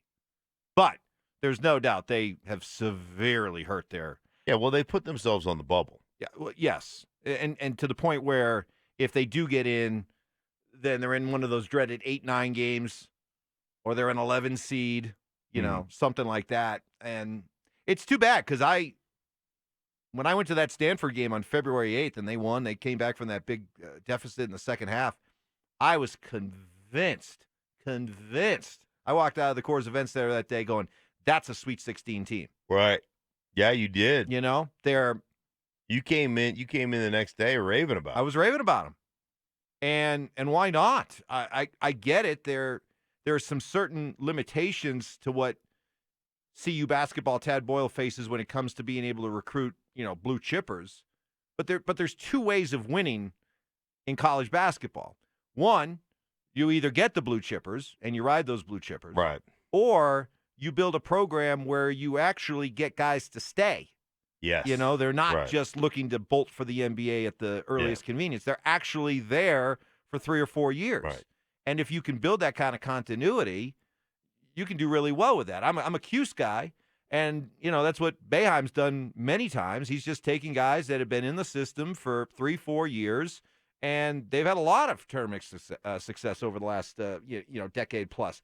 I thought that's what we were looking at with this team, because if you look at the bulk of their team, the core of their team, it's all guys that have played well over 90 college basketball games at CU. Over 90. Right. You know, some of these guys have played 100 college basketball games for the Buffs. So I was thinking that experience and continuity would really serve them well for a Sweet 16 run, but whew, By the way, I don't know right now. Jim Boeheim, I saw him at the Super Bowl in the stands. I was walking up. Oh, he's at the Super Bowl? Yeah, I was walking up, and he was walking down. Walking up to use the facilities, and he was coming down. Jim Boeheim. Thought of you. Hughes guy. He is a cantankerous guy. You talk about a guy that can just be flat out get off your lawn guy.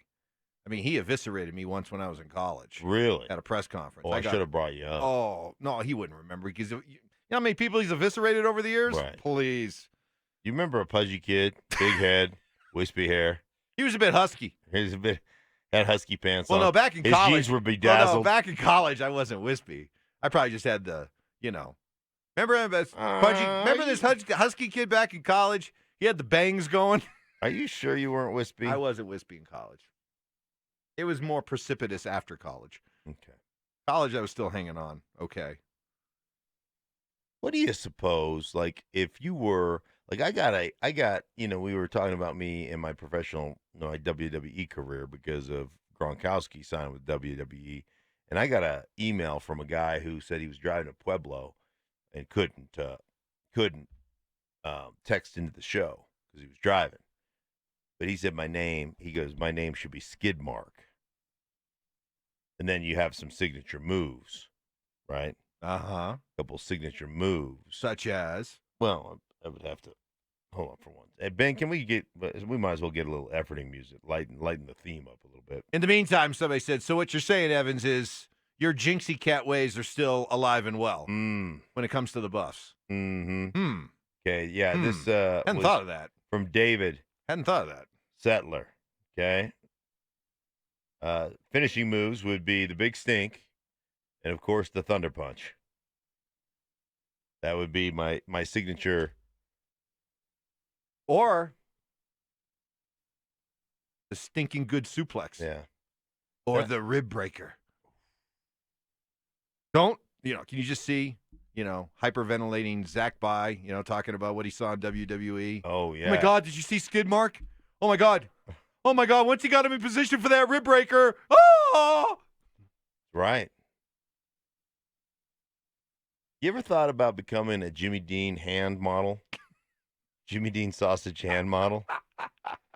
Like, you would be the perfect, if they just had, like, a hand holding a plate of sausage. Right, I'd be a hand model. I'd be a sausage hand model. Yeah, because your fingers look a little bit like the Jimmy Dean sausages.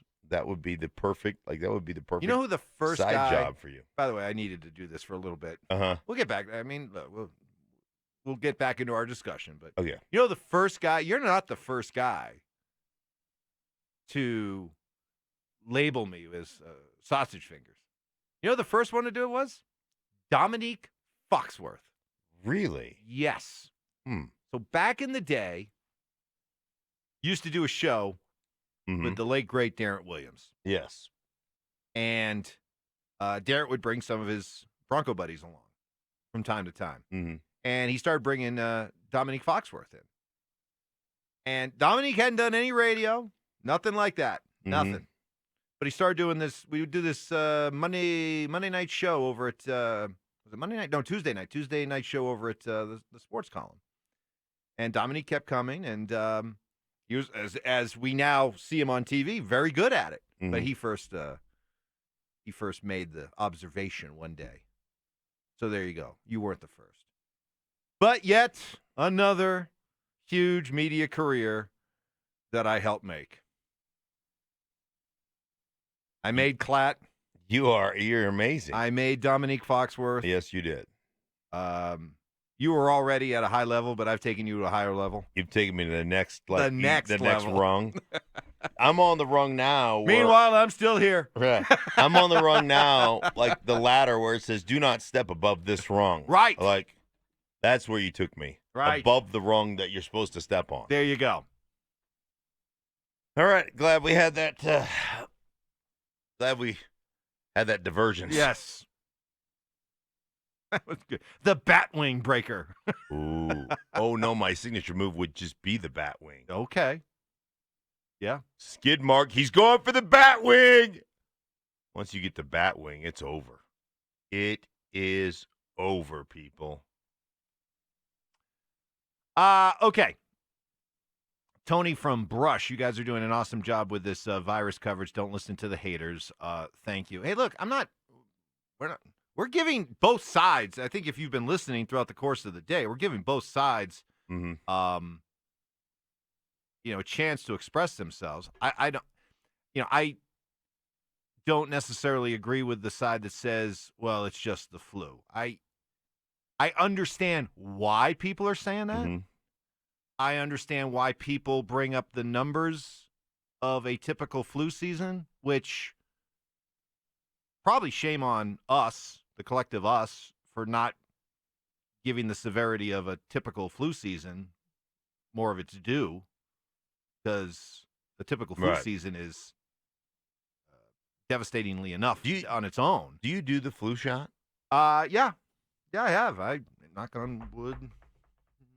Yeah. I haven't had the flu in a long. Yes, thank you. I haven't had the flu in a long time, but there you go. I just jinxie catted myself there. Yeah. But so it's true. But and I hope. Look, I hope when this is all said and done, I really do. I mean, for those who say you guys are overreacting, this is all a giant overreaction. Everyone's going to look foolish when this is all said and done. I hope you're right. God, do I hope you're right. Mm-hmm. I hope that you all out there who believe this is a whole lot to do about nothing, I hope you get the last laugh. I really do. Right. I mean, most times when it comes to our sports debates, I don't want to be wrong. I'll dig in. I don't want to be wrong. We're in the opinion business. I'm not in the opinion business going out and intending to be wrong. So to admit that I'm wrong, I don't like to do it. In this case, God, do I hope I'm wrong. I hope we all. Right. I hope everybody who shut down a sport, everybody who decided the fans can't be there, everybody who canceled their business trips and did all those this things. Stuff. Yeah. Man, I hope we all feel foolish. And I hope there are people in our lives that can come up to us and go, geez, did you fall for the banana in the tailpipe? You know what I mean? Right. I hope so. To all of you who are saying, you guys are just overreacting, God, I hope you're right. Right. And I hope that you have the opportunity to come up to me at one of our events here in the public, in the foreseeable future and go, I told you so. Just gloat, right? Good. Please. I would love for you to be able to do that. Right. Gloat away. Here's the thing, though. Like, if it does become much ado about nothing, how much of that is because people took the necessary precautions? Right? Yeah. I mean, how much of course, how much of it is because people took the precautions, people stayed away from crowds, people didn't go to the games were canceled, on it goes. People quit traveling and did all that stuff. There's a lot of things going on with schools and spring breaks and online school. And, there are a lot of, it's not just sports that are precautionary right now. It's all over the place. Rich texted in. Stink, does Evans look like a chubby, wispier, hair-broke version of Roger Goodell? You know what that is? That is a good, actually a pretty decent. I still think Put me in a suit, maybe. Right. Suit. Get him Let in me a get a suit. haircut, a little bit of haircut, and stand up in front of a podium, Right. a lectern. I think Roger's a little taller. His build's a little taller than you. Yes, he is a little bit taller. So Vance would say I'm not tall. No, Vance wouldn't. Yeah, Vance would say you're not tall. So, but that said, you do have. I still go with the Sonic guy. No. Why do you not like the Sonic guy? I don't like the Sonic guy. Why? He's the Sonic guy. I know, but you look like the. I'd like to think that my doppelganger has a little bit more gravitas. The Sonic guy is big. I know he's big, but he's big being goofy. And you're big being how? I don't know. Where? I want to be taken seriously. No, the Sonic guy. I've seen the Sonic. Hey, Chris Harris, stop that. I've seen the Sonic guy in movies. Have you really? Oh yeah, the Sonic guy is an actor. It's a really big deal. Huh. Okay. So you got that. Some more reaction from Michael. People dying around the world and even our country is not a banana in the tailpipe. Athletes, movie stars, and priests are now being affected. People need to take this seriously. Just don't panic. Yeah, it was when Tom Hanks sent out that tweet yesterday. I went, whoa. Right. Tom Hanks. In Australia. Quarantine, hunkered down. Mm-hmm. Yeah, I mean, it's, obviously it's real. Texter, okay, we get it. There's a virus out there. Just move along and start talking about sports. Well, you know what? We were doing that up until yesterday. We were. Until they started canceling games. So they started canceling and shutting down leagues. Yeah. And taking something as iconic as the NCAA basketball. Because that was the first real, wow. Up until this point, there have been some things, but, this was the first one where you were like, whoa, that got my attention. When the NCAA basketball tournament comes out and says March Madness and all the pageantry and color and fun and cheerleaders and bands and all that stuff that makes up March Madness is going to be closed off to fans. Folks, hey, we like to joke around here. This is the toy department. Where your escape from the real world. Right. This is where you come to when you don't want to have to deal with the routine, the dull, or the things in life that have you stressed out. Hey, come hang out with us here at the Fan for a few hours, and we'll take you someplace else, and we'll have life and death arguments about what the Broncos should do at number 15. That's what we do, and we do it willingly. We do it openly. We know who we are. Right. But after what happened yesterday, come on. Our little fun little fantasy world, our little bubble just got hammered by real life yesterday. Yeah, at some point. And we're not supposed to talk about it. We're supposed to talk about what in the aftermath of yesterday. Right. At some point, I stepped on a plane yesterday from L.A. to Denver, and during that plane ride, the NBA season was canceled. Not canceled. Hold on. Don't say canceled. Postponed. Yeah, well, it was shut down. Canceled until further notice. Okay. Well, canceled implies that these games that are missed are not going to be made up. That is postponed. But you know what I know. They're not playing games. Right. But there's a difference between postponed and canceled. Absolutely. Okay. But still, they're now if the NCAA tournament, I don't know. Do you either play that or you cancel it, right? I mean, can you really postpone the NCAA basketball tournament for a month? I would imagine you can. Why couldn't you? What's going on in those? What's going on in those? What's going on in those stadiums? Like, I would imagine you could reschedule those tournaments, right?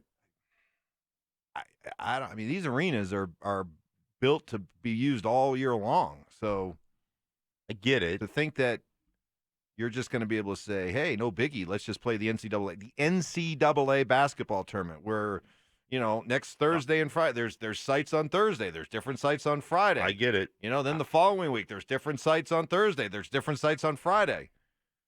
I mean, Well, that's a massive undertaking to just say, "All right, we'll just right. put it on hold and come back in a month." Okay, well, I get that, and maybe some of the Madison Square Gardens of the world and all those places that they play, some of those things are booked or you can't play them there. But the school, you can do them at the schools, I would imagine, right? You would think you would have space to do it at the schools, and you're not going to. It's a massive it's a massive undertaking to reschedule, right? So I think they either play it or it's going to be canceled. Wow. Texter, 50 million kids went to school today. Canceling NBA games is pointless. Well, yes, kids went to school. My kids went to school today. They are going to be on spring break starting at a week after next. And then already it's been announced that at least I know this is going on in Jefferson County. I don't know where else, but for the next 2 weeks after spring break, school is being done at home, online. I mean, colleges are going online. We're talking about right. My 7th grader is going to be doing his stuff online for 2 weeks after spring break. So just want the texter aware of that. Right.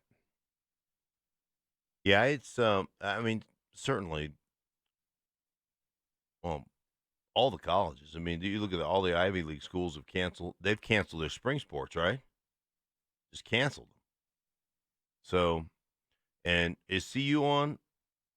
I think CU right now is on. I think online school. Yeah, for the rest of the year. Yeah. Texture. Okay, that's it. If Tom Hanks can't travel for 17 hours in a compressed tube sharing the same air as 300 others without catching a bug, the world is doomed.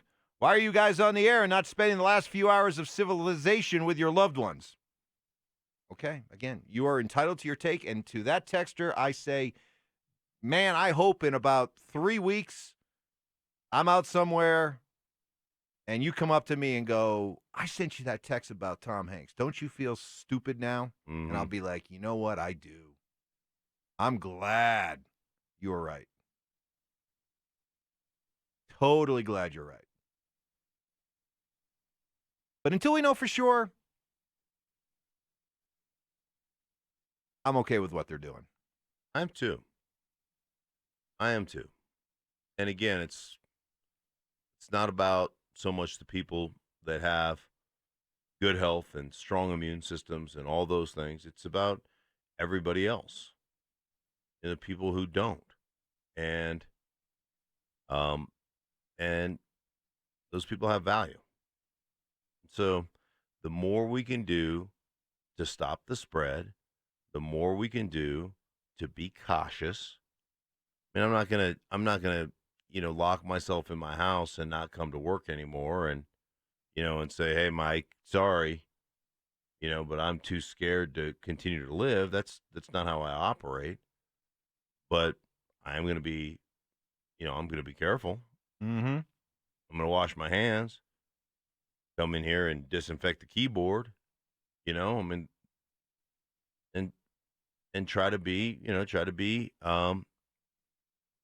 not go insane, but try to be cautious, try to do things the right way, and make sure that, that if I do feel under the weather or whatever, that I take those precautions as well and not put myself in situations where I could possibly infect other people. Texter, kudos to the 50 million kids to school texter. So it's okay to expose the kids and teachers for a few more days until break, but not the NBA fan and player. It's a fair question. And again, this thing is fast moving, and the way that people are reacting is fast moving and ever evolving. let's see. I mean, let's see what these schools do here. I don't think anything is etched in stone as of right now as to how they're going to move forward. Right.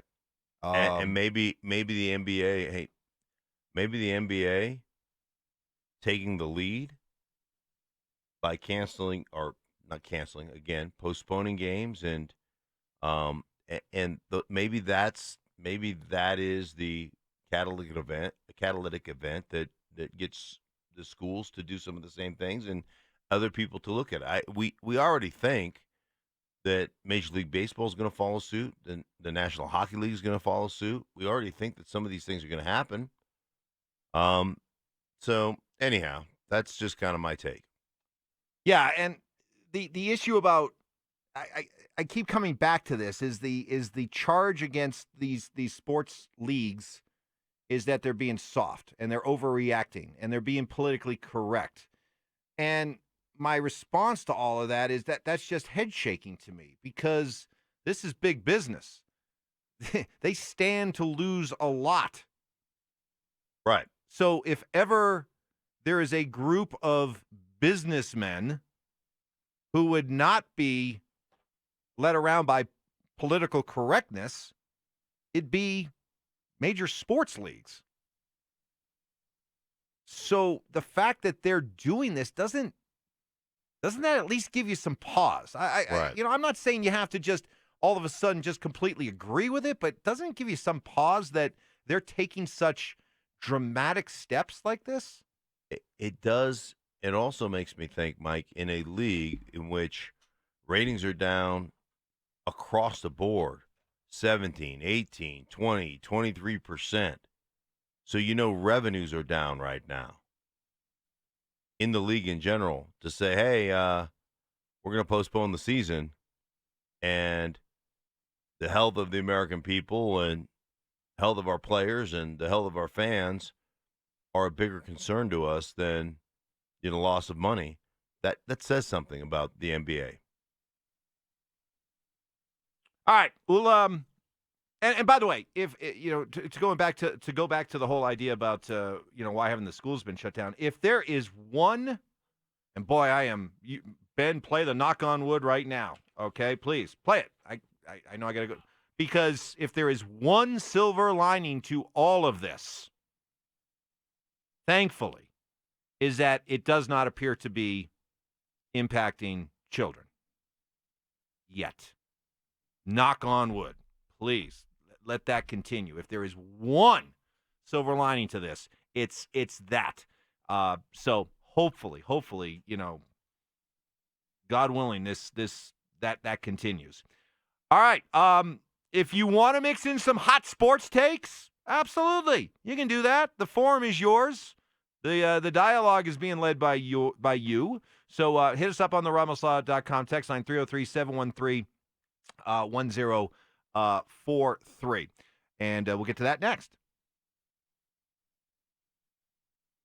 Well, for businesses small and big, as you do what you have to do every day, running that small office, running that dentist office, running that warehouse, dealing with postage, something that would seem as innocent as postage actually is a big deal. It's why you need to reach out to Stamps.com, because anything you could do at the post office, you could do at Stamps.com. Their on-demand postage means you can skip that trip to the post office. Stamps.com brings all the services of the U.S. Postal Service right to your computer, whether you're that small office sending out invoices, an online seller shipping out products, even a warehouse sending thousands of packages a day. Stamps.com can handle it all with ease. Simply use your computer to print official U.S. postage 24/7 for any letter, any package, any class of mail, anywhere you want to send it. And with Stamps.com, you get 5 cents off every first-class stamp and up to 40% off shipping rates. Stamps.com is a no-brainer, saving you time and money. It's no wonder over 700,000 small businesses already use Stamps.com. And right now, my listeners get a special offer that includes a 4-week trial, plus free postage, plus a free digital scale without any long-term commitment. Just go to Stamps.com, click on the microphone at the top of the homepage, and type in Evans. That's Stamps.com. Enter the code Evans.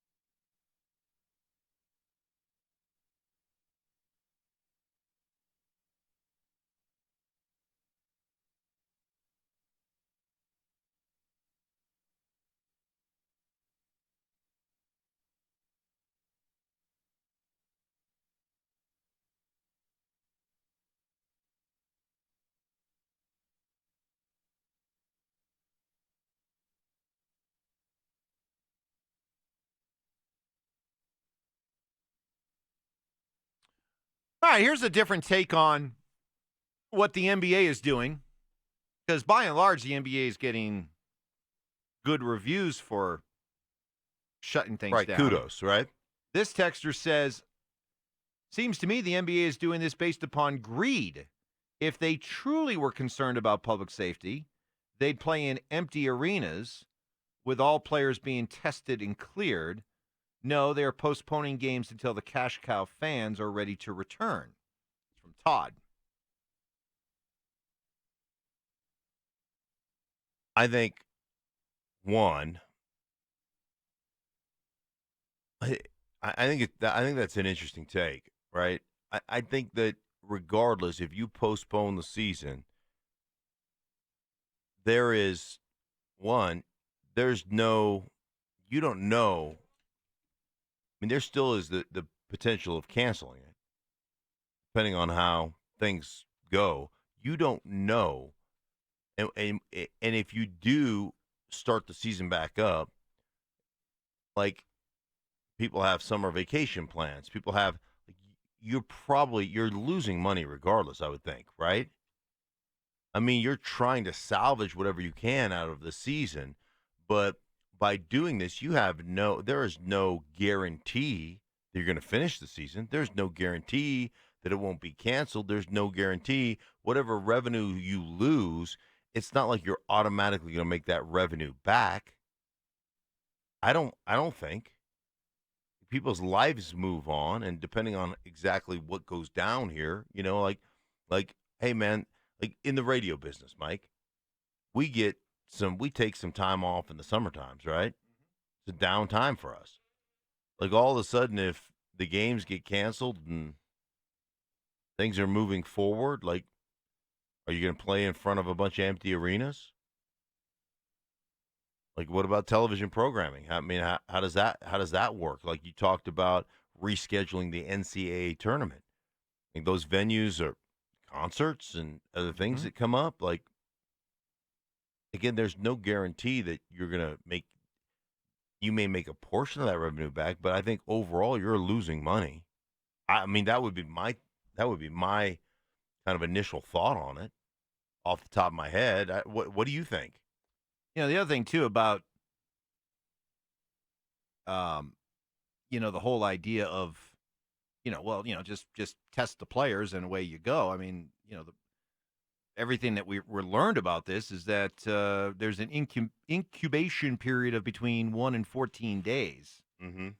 So, is it just as simple as, hey, test every player and keep playing the games? I don't know if it's as simple as that, is it? Well, I don't think so. Yeah, and if do you test positive if you're in that gestation period or that incubation period? I don't know. You don't show any symptoms. Again, here we are. We're talking about this. Like, we're not, all the people complaining, well, you guys are just media, and you're like, we don't know. We're relying on experts to tell us what's going on and what's the best way to avoid getting sick and to keep yourself safe, that with a virus that is an airborne virus. And they say, like if I were sick from traveling and I don't know it and I'm not showing any symptoms and I sneezed in your general direction, Mike, right? They say a sneeze travels 3 to 6 feet. Like, I could get that on. Now, I've seen you sneeze.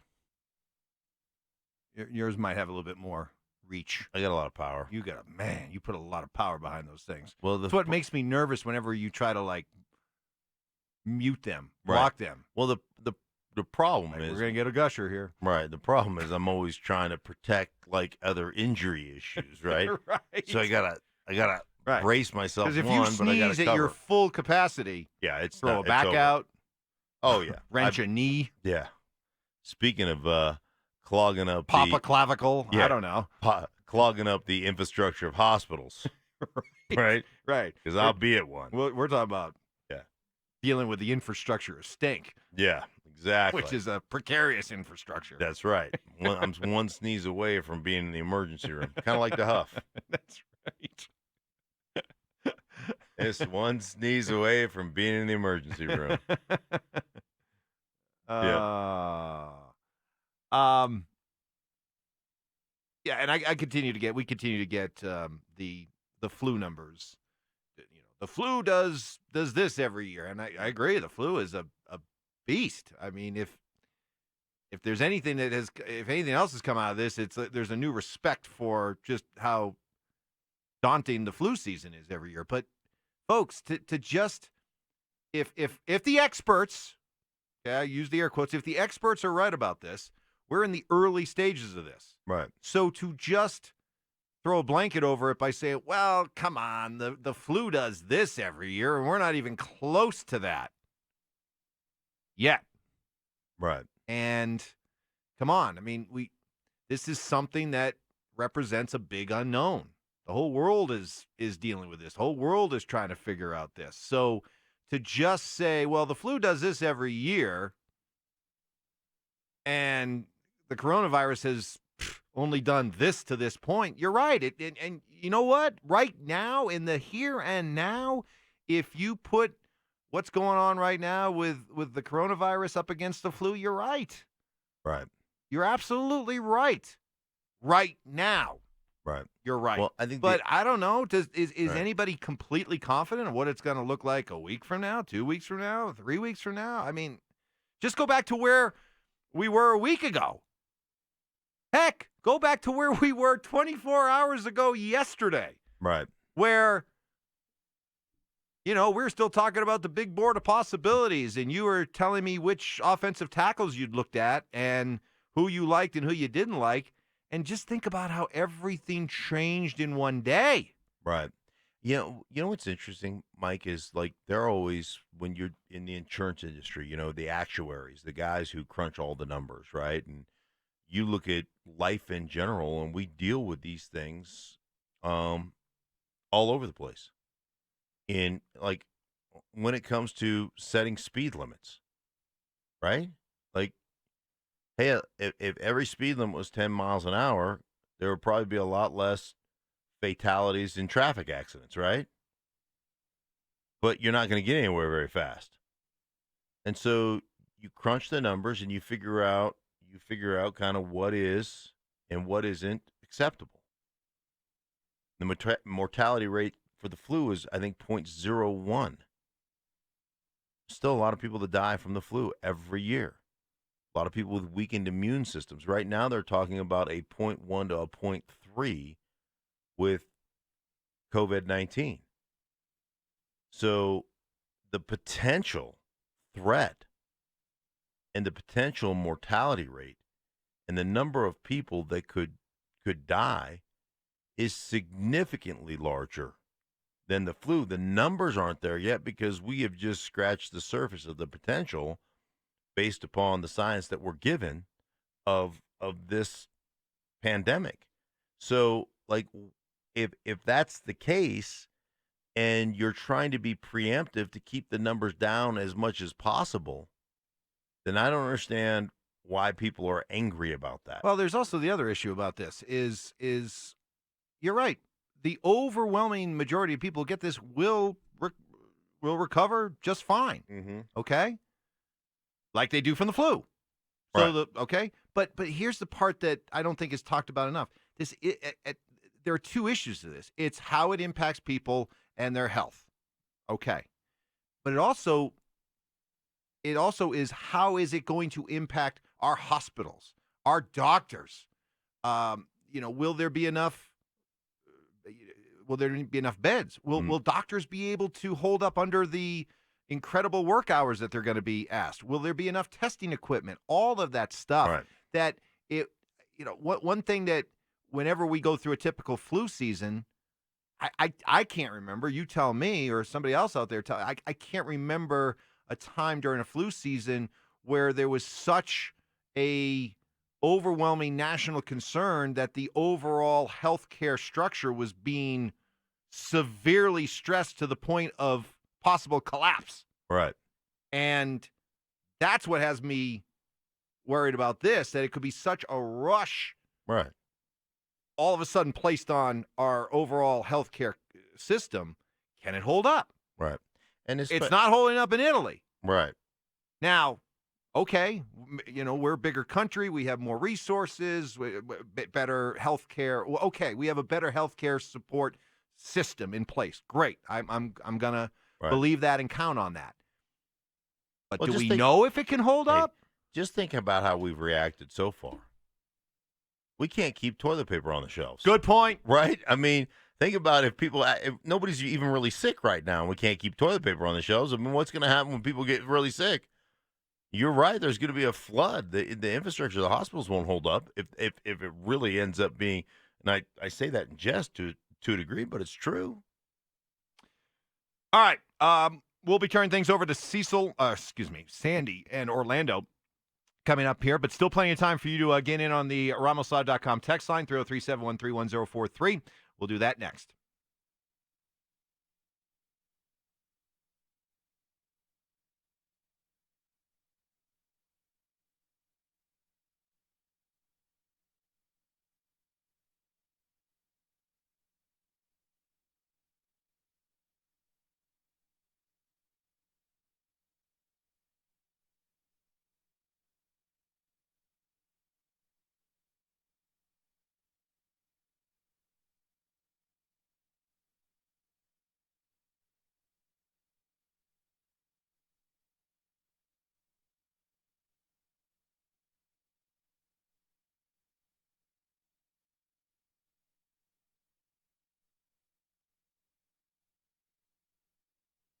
Hey guys, Mark Schlereth there for my championship dealership, Champ BMW. Guys, I've been doing business with Champ BMW for the last 12 years, driving the X5. Absolutely love it, that X-Drive technology as the snow falls, and it will. March seems to be our snowiest month here in Colorado. Not a problem at all, up and down I-25, traveling to and from the fan, guys. And right now, Champ BMW is under construction.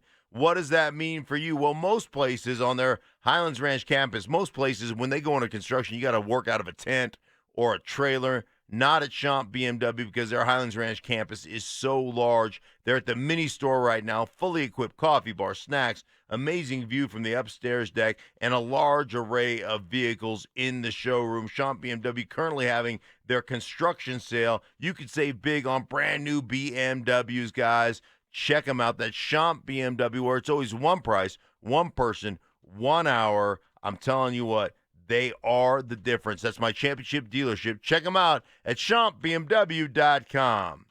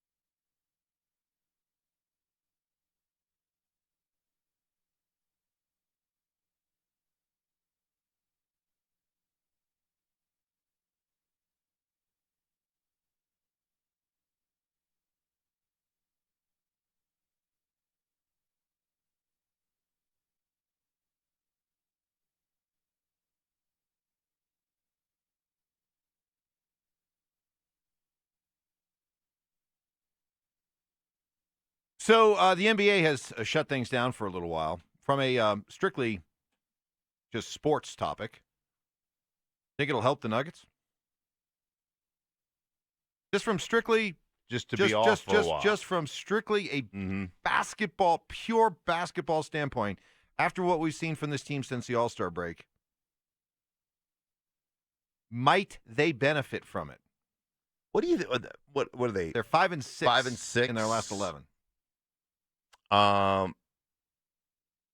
Lack of chemistry. What do you think the overriding issue is? I think the best thing this team had going for it was they enjoyed playing with each other. Mm-hmm. There was a almost collegiate type attitude throughout that team that allowed them to be sort of the anti-regular season NBA team that was thinking about, it's the 4th game in 5 nights, or it's a load management night, or hey, let's save our game for the playoffs. They're the antithesis of that. They seem to like to play together, right? They don't take days off, and they had an undeniable chemistry, and I think they messed with it when they traded Malik Beasley and Juan Hernan-Gomez. I think they messed with it. I think they messed with their chemistry, and to go along with the fact that they didn't upgrade the areas that they needed to upgrade, which was a third reliable scorer to go along with Nikola Jokic and Jamal Murray, and I even put a little asterisk beside him because he's not a reliable scorer. Right. But at least you would have, had a third option, a third potential. They didn't do that, and right now they're in a funk. They're in a funk. Mm-hmm. And honestly, right now, nobody believes. Heck, most people believe they won't get. A lot of people don't believe they'll get out of the first round. Certainly won't get out of the second round. So a team that was hovering at the number 2 team and now has dropped. Where are they now? Are they 3 or 4? They're still third. They're still third. But it's tight, right? It's tightening up right now. The difference between 3rd and 7th is just 4 games. So who's behind? I mean, so they're 3rd, but if the playoffs Houston's started right now, right? if the playoffs started right now, they play Houston. They play Houston. Who wants that? And most NBA, like the NBA people that I know, don't think they can beat Houston. No. There's a very real chance they could play Dallas, and they just lost to Dallas. Yeah, they just lost to Dallas by double digits, right? 197 to 113 or something like that. Why you got to do that? That drives me crazy. Why do you have to say the score backwards? Yeah, look at you. Why does that bother you? Look at you. You get the little. I didn't even know. You get your little. I just got a little glimpse of what little Mark Schlereth. I just got a little glimpse into what little Mark Schlereth looked like back in the day. Did I do that? Yeah, you do that on purpose. I didn't realize. You do that. That's nails on a chalkboard for me. I hate that. That they lost 97-113. I hate backward scores. I was talking about the Nuggets. They scored 97. Dallas scored 113. Don't like it.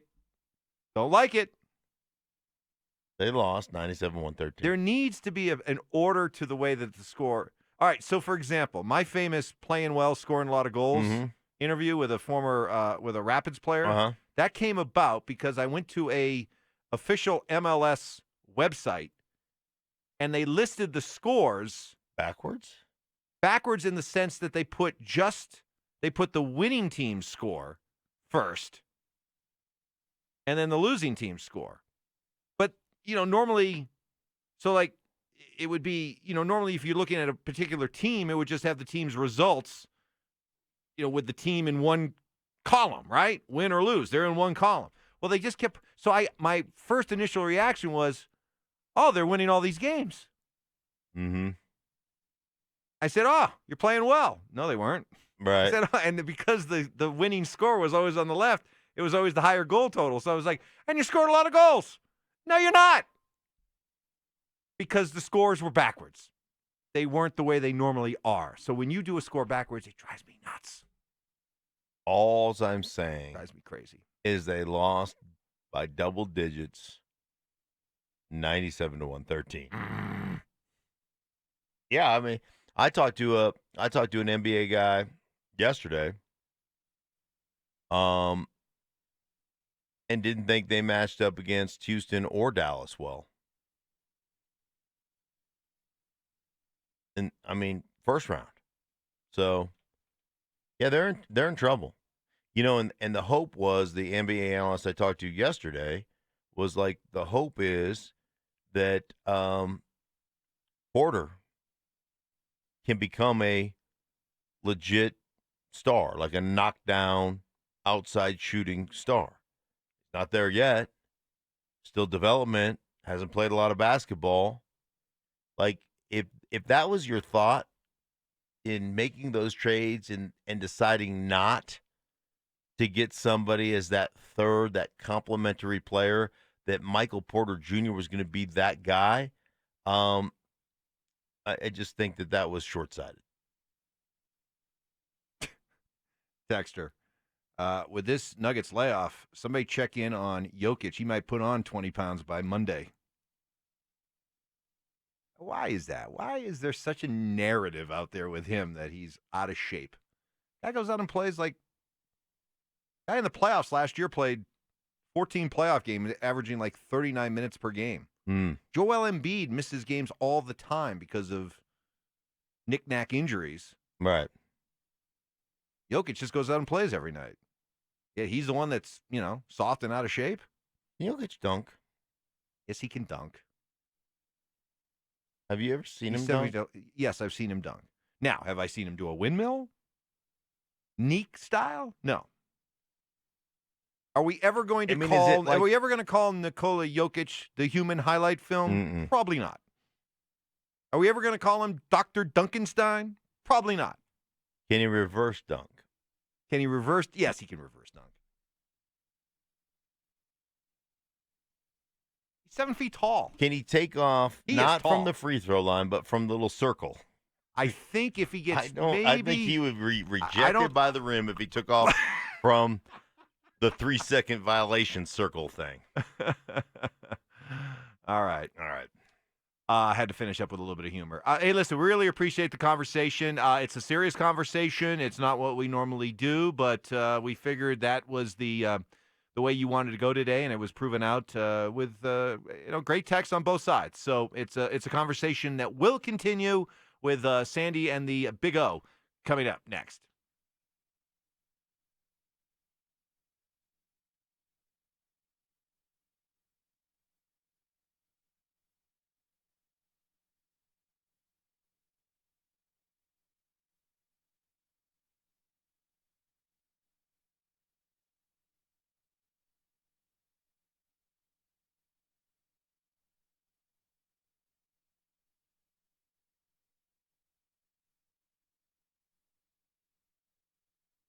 Hey, guys, you thinking about selling your house? Don't wait till spring or summer when every house in the neighborhood's on the market. Call Troy Hansford of RE/MAX Professionals. Take advantage of the market right now and earn more profit. If Troy can't sell your house at the price you want, he'll write you a check for $5,000. Troy sells more houses because he spends thousands of dollars on marketing, generating demand.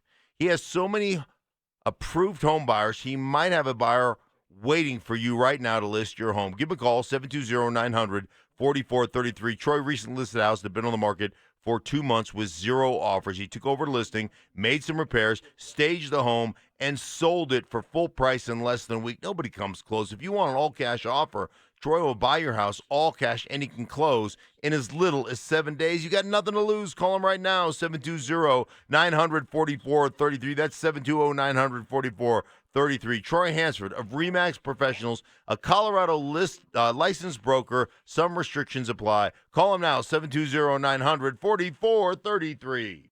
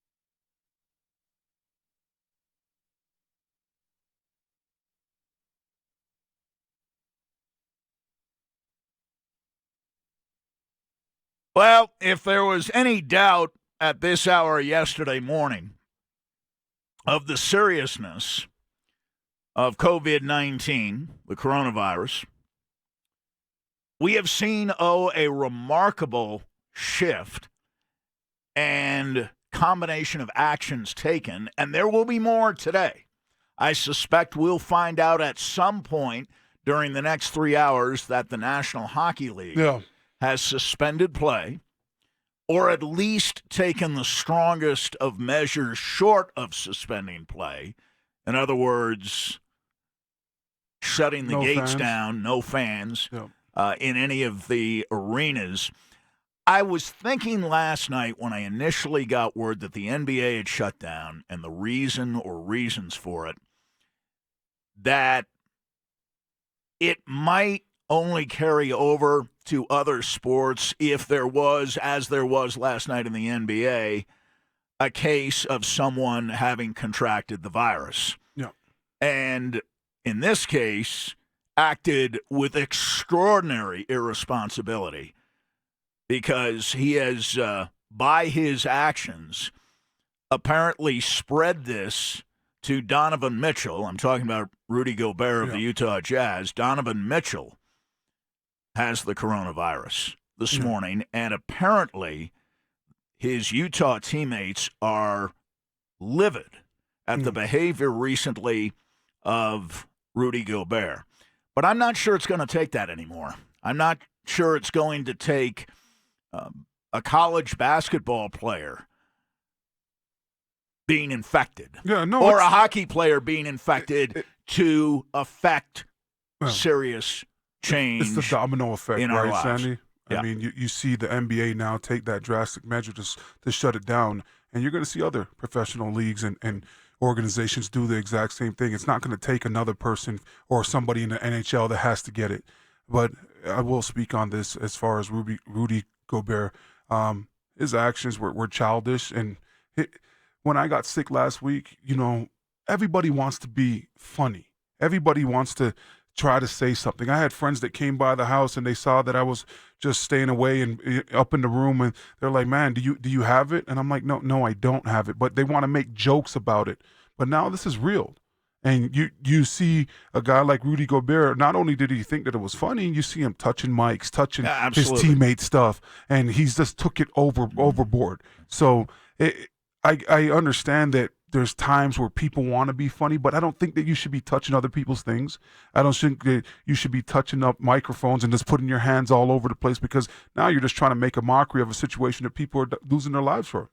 Well, I think when the news came down last night that the great iconic actor Tom Hanks has been infected, along with his wife, Rudy Wilson, I think more people might pay attention to that, Orlando, than anything that politicians say. And I'm speaking of politicians in general. That will hit people because everybody knows who Tom Hanks is. And everybody should know by now that the flu mortality rate is 0.1%. This coronavirus has a mortality of 10 times that. And that came from Dr. Anthony Fauci, who's the man to listen to on this, the lead American scientist, who said it was going to get worse in testimony before Congress yesterday. And I'd like to say something about what we've been trying to do for the last week to 10 days at least. Balance what I think a lot of our listeners view as an escape, a refuge from unpleasant events, politically, socially, what have you, that take place around us, and divorce ourselves from any conversation that would offend 50%, 60% of the audience, 40%, whatever the percentage is. And we view that seriously. We're aware that we are agents of escape for people. Yeah. But escape from reality in this case is a very dangerous thing, as Rudy Gobert exhibited. I was at the hockey game last night, the Rangers Avalanche game. And we're going up the elevator, and I run into Eric Lacroix, who's a friend of sorts. His father, of course, the great Pierre Lacroix.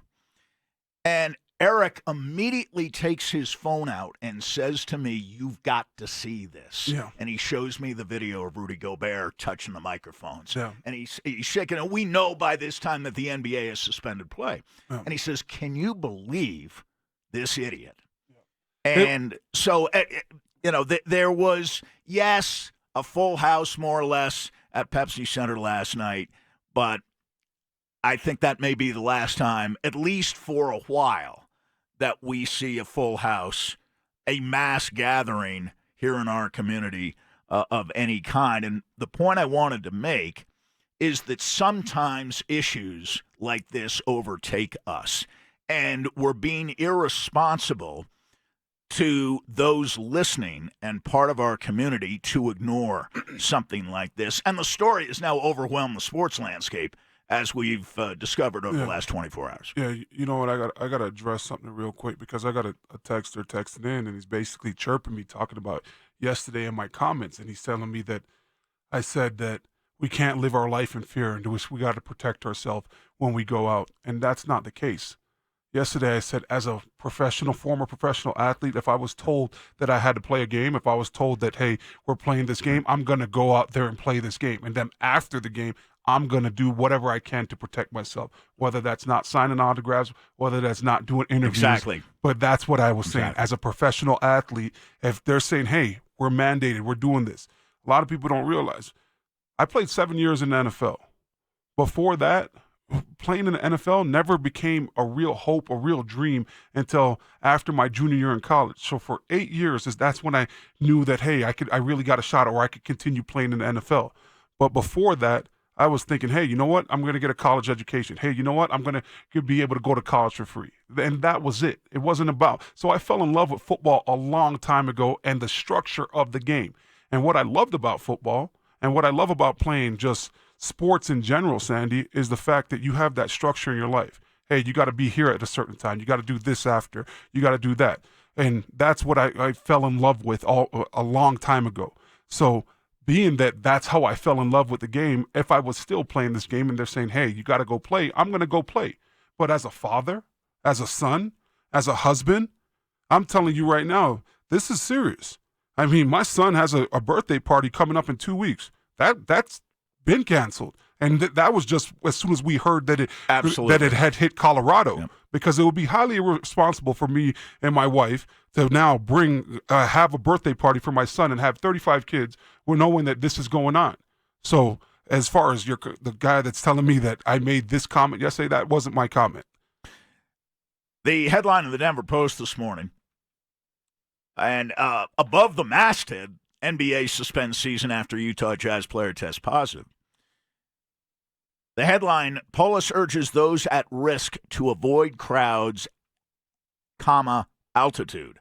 Subheadline, Front Range colleges move to online classes as cases climb to 33, and below is a picture that depicts the Colorado Department of Public Health and Environment opening the state's first drive-up community testing center for COVID-19 for patients with a doctor's order at the state lab Wednesday in Denver, which, of course, was yesterday.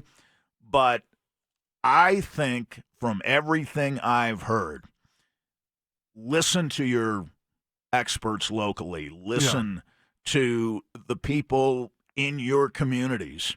I'm part of a church that has basically shut down for at least the remainder of the month, sometimes longer.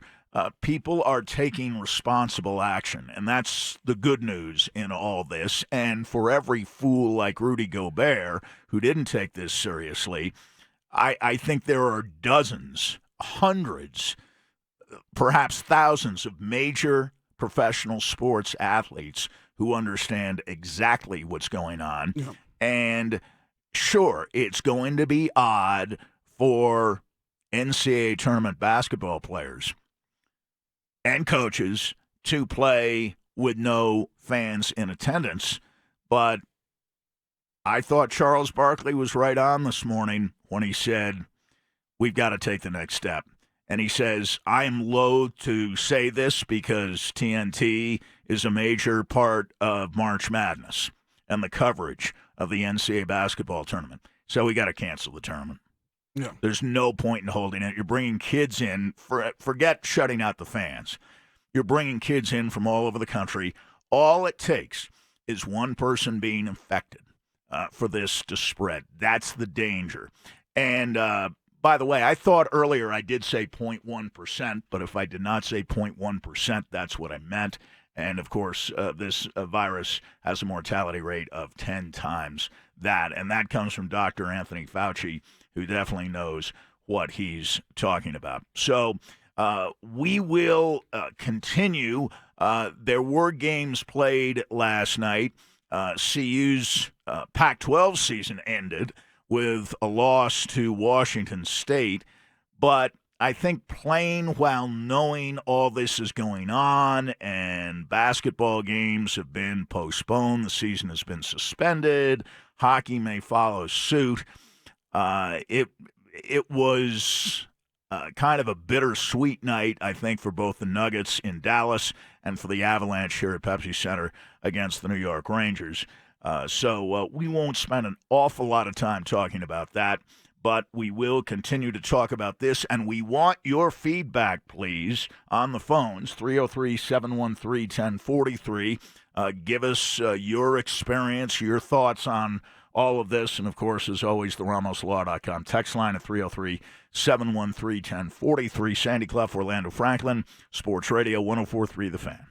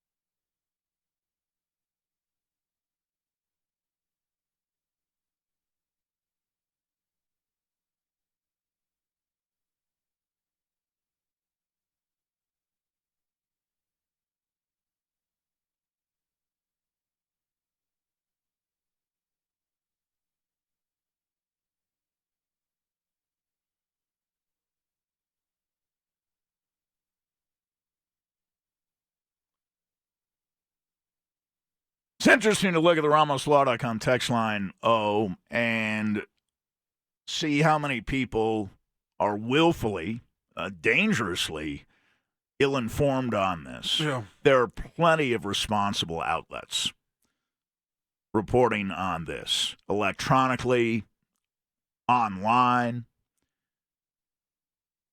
Don't be the lowest common denominator. This is serious business. It's one thing to have idiotic notions about sports. We can bat those around, and we never take them all that seriously. But it's another thing to dismiss this in the wake of evidence. You saw a text coming in from someone who was offended that we insulted Rudy Gobert.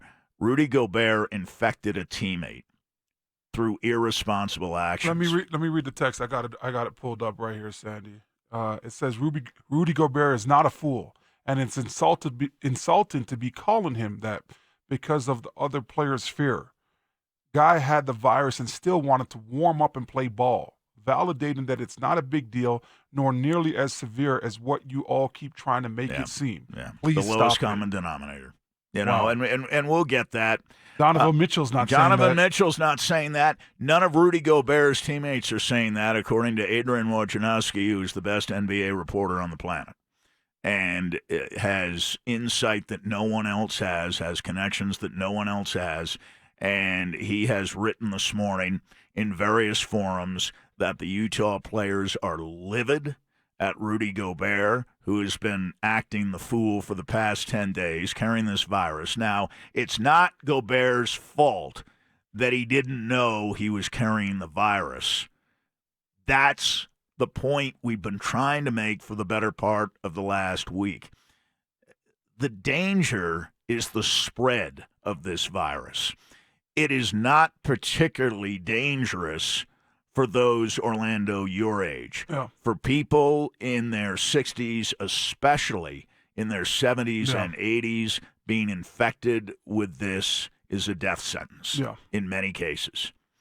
It is much more severe than the flu. Yes, you can die from the flu, but the numbers, contrary to what some of our leading politicians have claimed for purely political reasons, trying to tamp this down and making it less of an issue than it is. This, as even the president acknowledged last night, has been declared a worldwide pandemic by the World Health Organization. Yeah. If that's good enough for the president, it should be good enough for everybody listening. And I look because at, the president is one of the last holdouts on this. He was one of the last holdouts on that. And I look at what they're doing. You know, I'm listening to him address the nation yesterday and him talk about the fact that if people do contract this virus and you do go to urgent care hospitals, that they're going to find a way to waive that fee, you know, to make sure that they're able to give you the help that you need. You know, that's huge.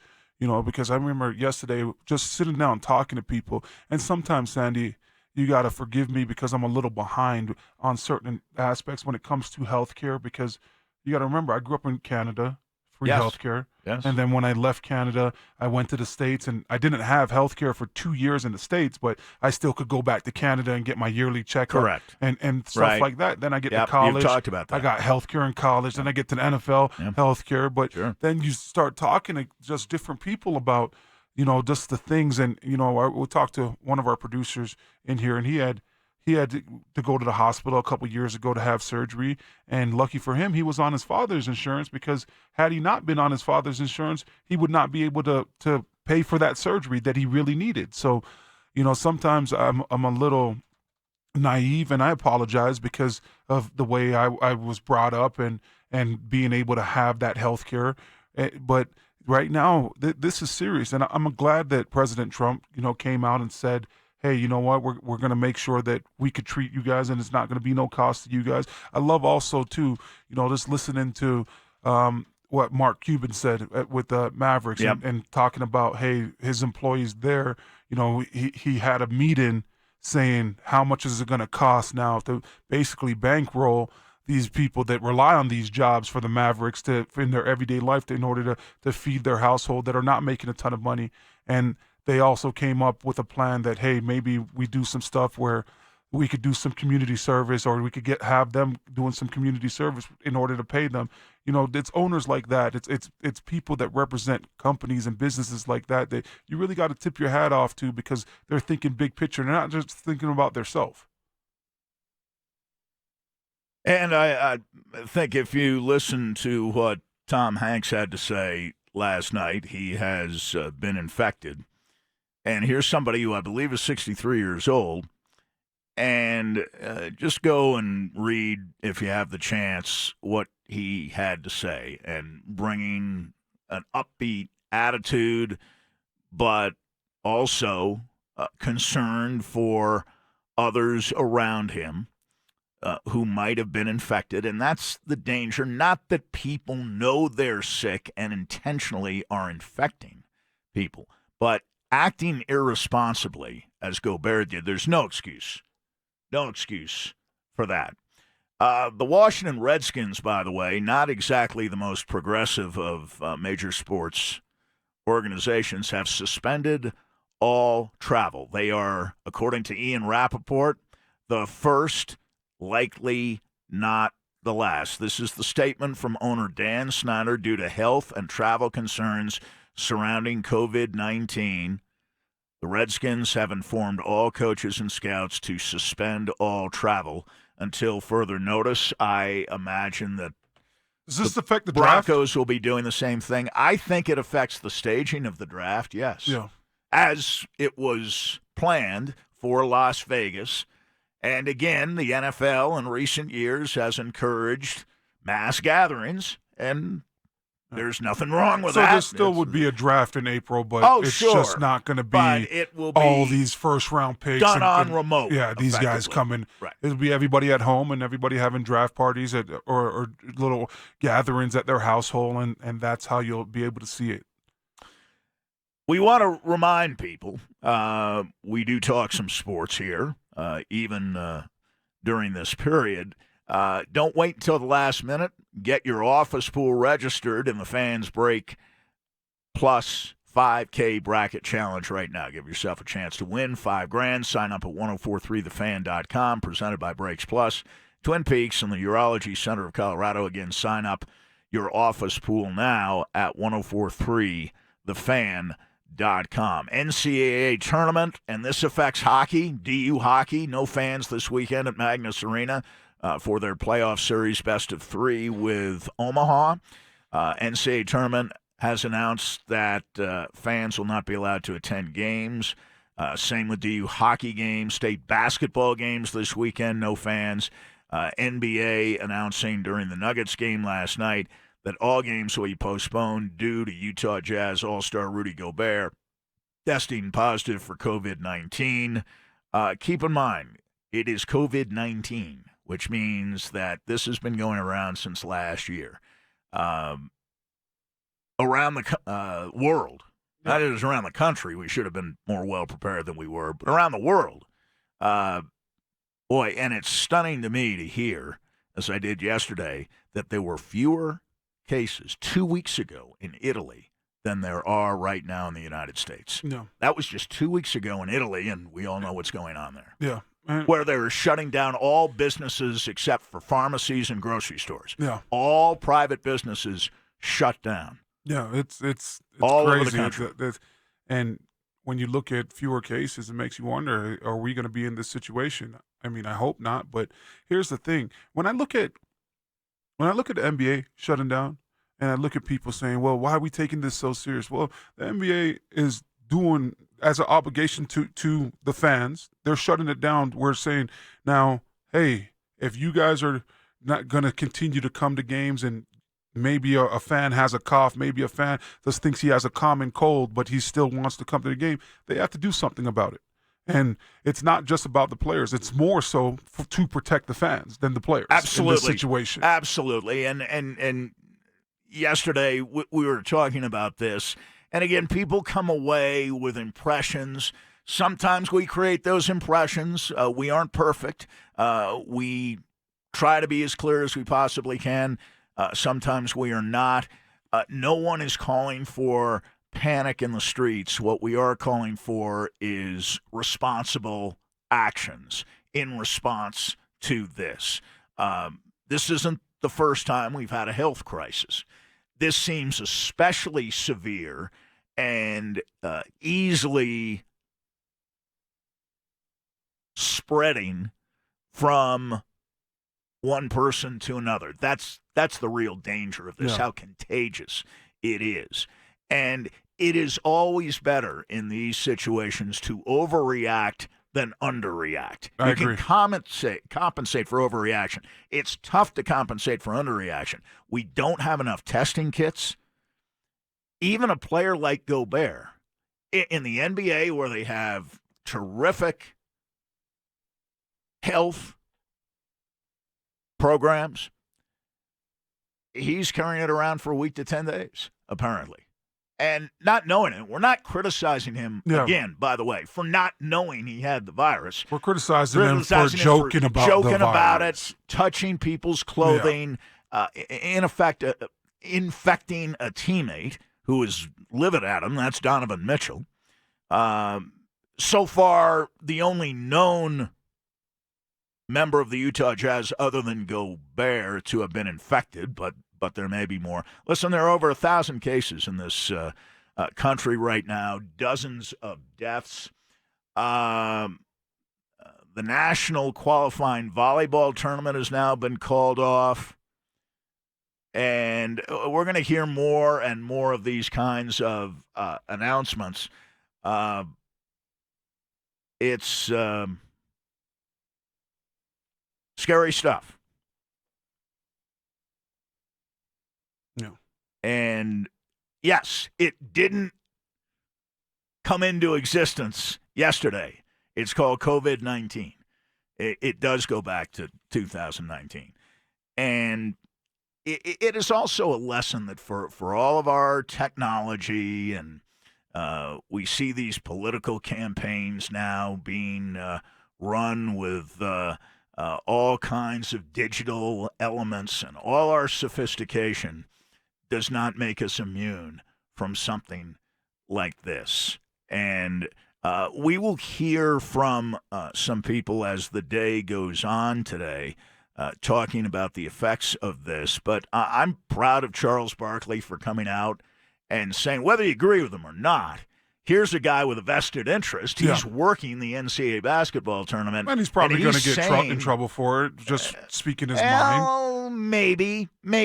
Dan Wolken, a friend of mine for USA Today, wrote a column yesterday. We talked about it a little bit on the show, advocating for the same thing, saying, well, it's not enough just to ban fans because you're still dealing with more than 1,000 athletes who will be gathering in places around the country. And there's still security personnel and stuff like that, too. Right. There's still, and family apparently is welcome to attend the games. It'll be, if the games do go on, it will be a very, very odd atmosphere. I can't imagine what it would be like at Pepsi Center to watch a hockey game. I assume when basketball resumes, when the NBA resumes play, that the worst of this will have passed, and the risk will be more or less eliminated. They have said they are shutting down indefinitely. Yeah. And we've talked about this, and strangely enough, who was the owner? One of the NBA owners came out a few weeks ago, and now I'm forgetting exactly who it was, suggesting that they shorten the season to 64 games, something like that, and start it around Christmas time. And we know for a lot of fans, that's kind of when the NBA season starts. That's when they begin to pay attention. That's when they have their Christmas gala. Yeah, that Christmas troika day of games. And start the season then, and you're already finishing up close to summer. Yeah. Take it past the 4th of July. Or, in this case, this year, maybe into August. I would love that, just because after basketball and hockey's over, it's just like, oh, man, baseball now? So now, baseball's going to be affected. Now, you say baseball's outdoors, but baseball is affected by this. Seattle is saying that they will move their home opening series. In San Francisco, they shut down the new arena. They are not going to play in San Francisco on opening day for Major League Baseball. Apparently, they are looking for alternative sites. So all this is a very fluid situation. I want to go on the phone, so we'll get your text reaction. I believe the MLS has suspended their season too. That just came in on the text line. And we go to AJ. You're on Sports Radio 104.3 The Fan with Sandy Clough and Orlando Franklin. Hello. Hey, guys. How you doing? Doing well. How are you? Good. Hey, just wanted to clarify something that Orlando said. And I can always, when I'm done driving, I can always tag him on it. But last night after the president announced that treatment would be covered, that was the phrase that he used, the White House had to come out and clarify that their hospitals and stuff won't be covering treatment. They'll only be covering the testing. All so right. I thought that was Okay, really thank important. you. Thank you for that. And thanks of course, a lot. thank you We for appreciate that. Thank you. clarifying. We should know better than to take the president at his word on much of anything. But listen, I thought actually. Speech last night was at least delivered with the right tone. Yeah, and it was somber and should have been, and at least that part of it was right. But make sure you get clarification from healthcare professionals. Yeah. If you're feeling any kind of discomfort, you need to call your doctor. Don't try to be a hero if you're Right. feeling any kind of discomfort. And I'll tell you what, call your doctor. Try to tell them your symptoms, or get on Google. Right, that's what we see a lot of people doing right nowadays. Everybody wants to be able to diagnose themselves before they go see a doctor. Right. No, don't do so, but I mean, at least when you get on Google, you can find out exactly what the symptoms are, and then you can make the next. You could take the next step. Do you need to go see a doctor or not? Well, Mike Evans made this point, and a texter just mentioned it too on the RamosLaw.com text line at 303-713-1043. And Mike, at the end of the program today, was talking about the huge burden, and this is what the texter is saying, that this virus is about to have on our healthcare system. Social distancing is one preventative measure. And these sports organizations are making the right decision. Totally agree. The economy will be hit hard, but it will recover. And we're talking the economy generally, the stock market. We do a weekly program, as you know, Orlando, with Larry Jager of SCO Mortgage. We talk about interest rates all the time. We talk about the general condition of the economy because it has a lot to do with what we speak of every week. And I think you'll hear in our show upcoming on Saturday, starting at 7, you'll hear all of this addressed, including the effects of the virus and how people should be reacting. This is going to linger for a while. It's not just going to disappear. You can take all these measures. It's not going to disappear. What I hear people talking about, I don't know about you, I'm hearing people talking about just flattening this out so we stop getting these increases that we hear about every day, every hour of people who are infected, to get to the point where I think they've reached more or less in China, and this hasn't anything to do with the system of governance over there, but they have been able to find a way to level this off so they aren't getting as many new cases now. There is no increase in the number. There's still thousands who have been affected over there. Yeah. Well, I think we're taking the right steps towards that. I think we're taking the right steps towards that as far as, Trump going on yesterday, suspending travel through Europe. I think that's good. It's already been suspended for China. So I think you're taking the right steps to get into that where you could level it out, where there's not a bunch of new cases, where we're able to treat the cases that we do have here in America right now. You know, we'll break and come back and talk about this. We're not going to get into the weeds on legislation that may or may not be enacted, but I do want to read this text because I think it does apply to a lot of people. From the 720, I feel symptoms, yet I can go to the doctor because I can't go to the doctor because I don't have health insurance. He said can, but I think he meant can't because I don't have health insurance.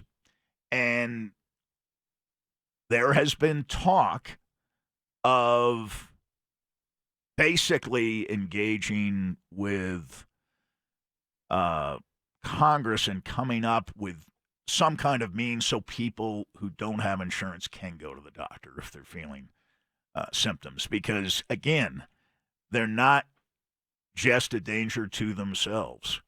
They're a danger to anyone with whom they may have contact. So we will come back. We'll hear when we do from Paul Millsap and Michael Malone speaking after the game last night on news of the suspension of play in the National Basketball Association. That's next.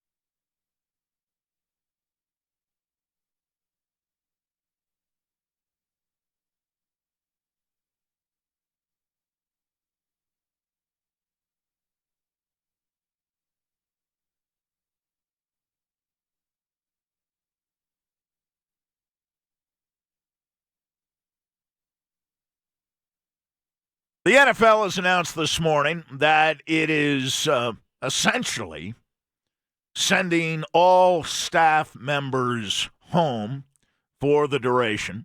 The MLS suspension is, I guess, one that covers the next 30 days, and then I'm assuming they'll reevaluate. That's the target date to get back into it is 30 days. Conference tournaments around the country have been canceled with respect to college basketball. Big Ten tournament canceled.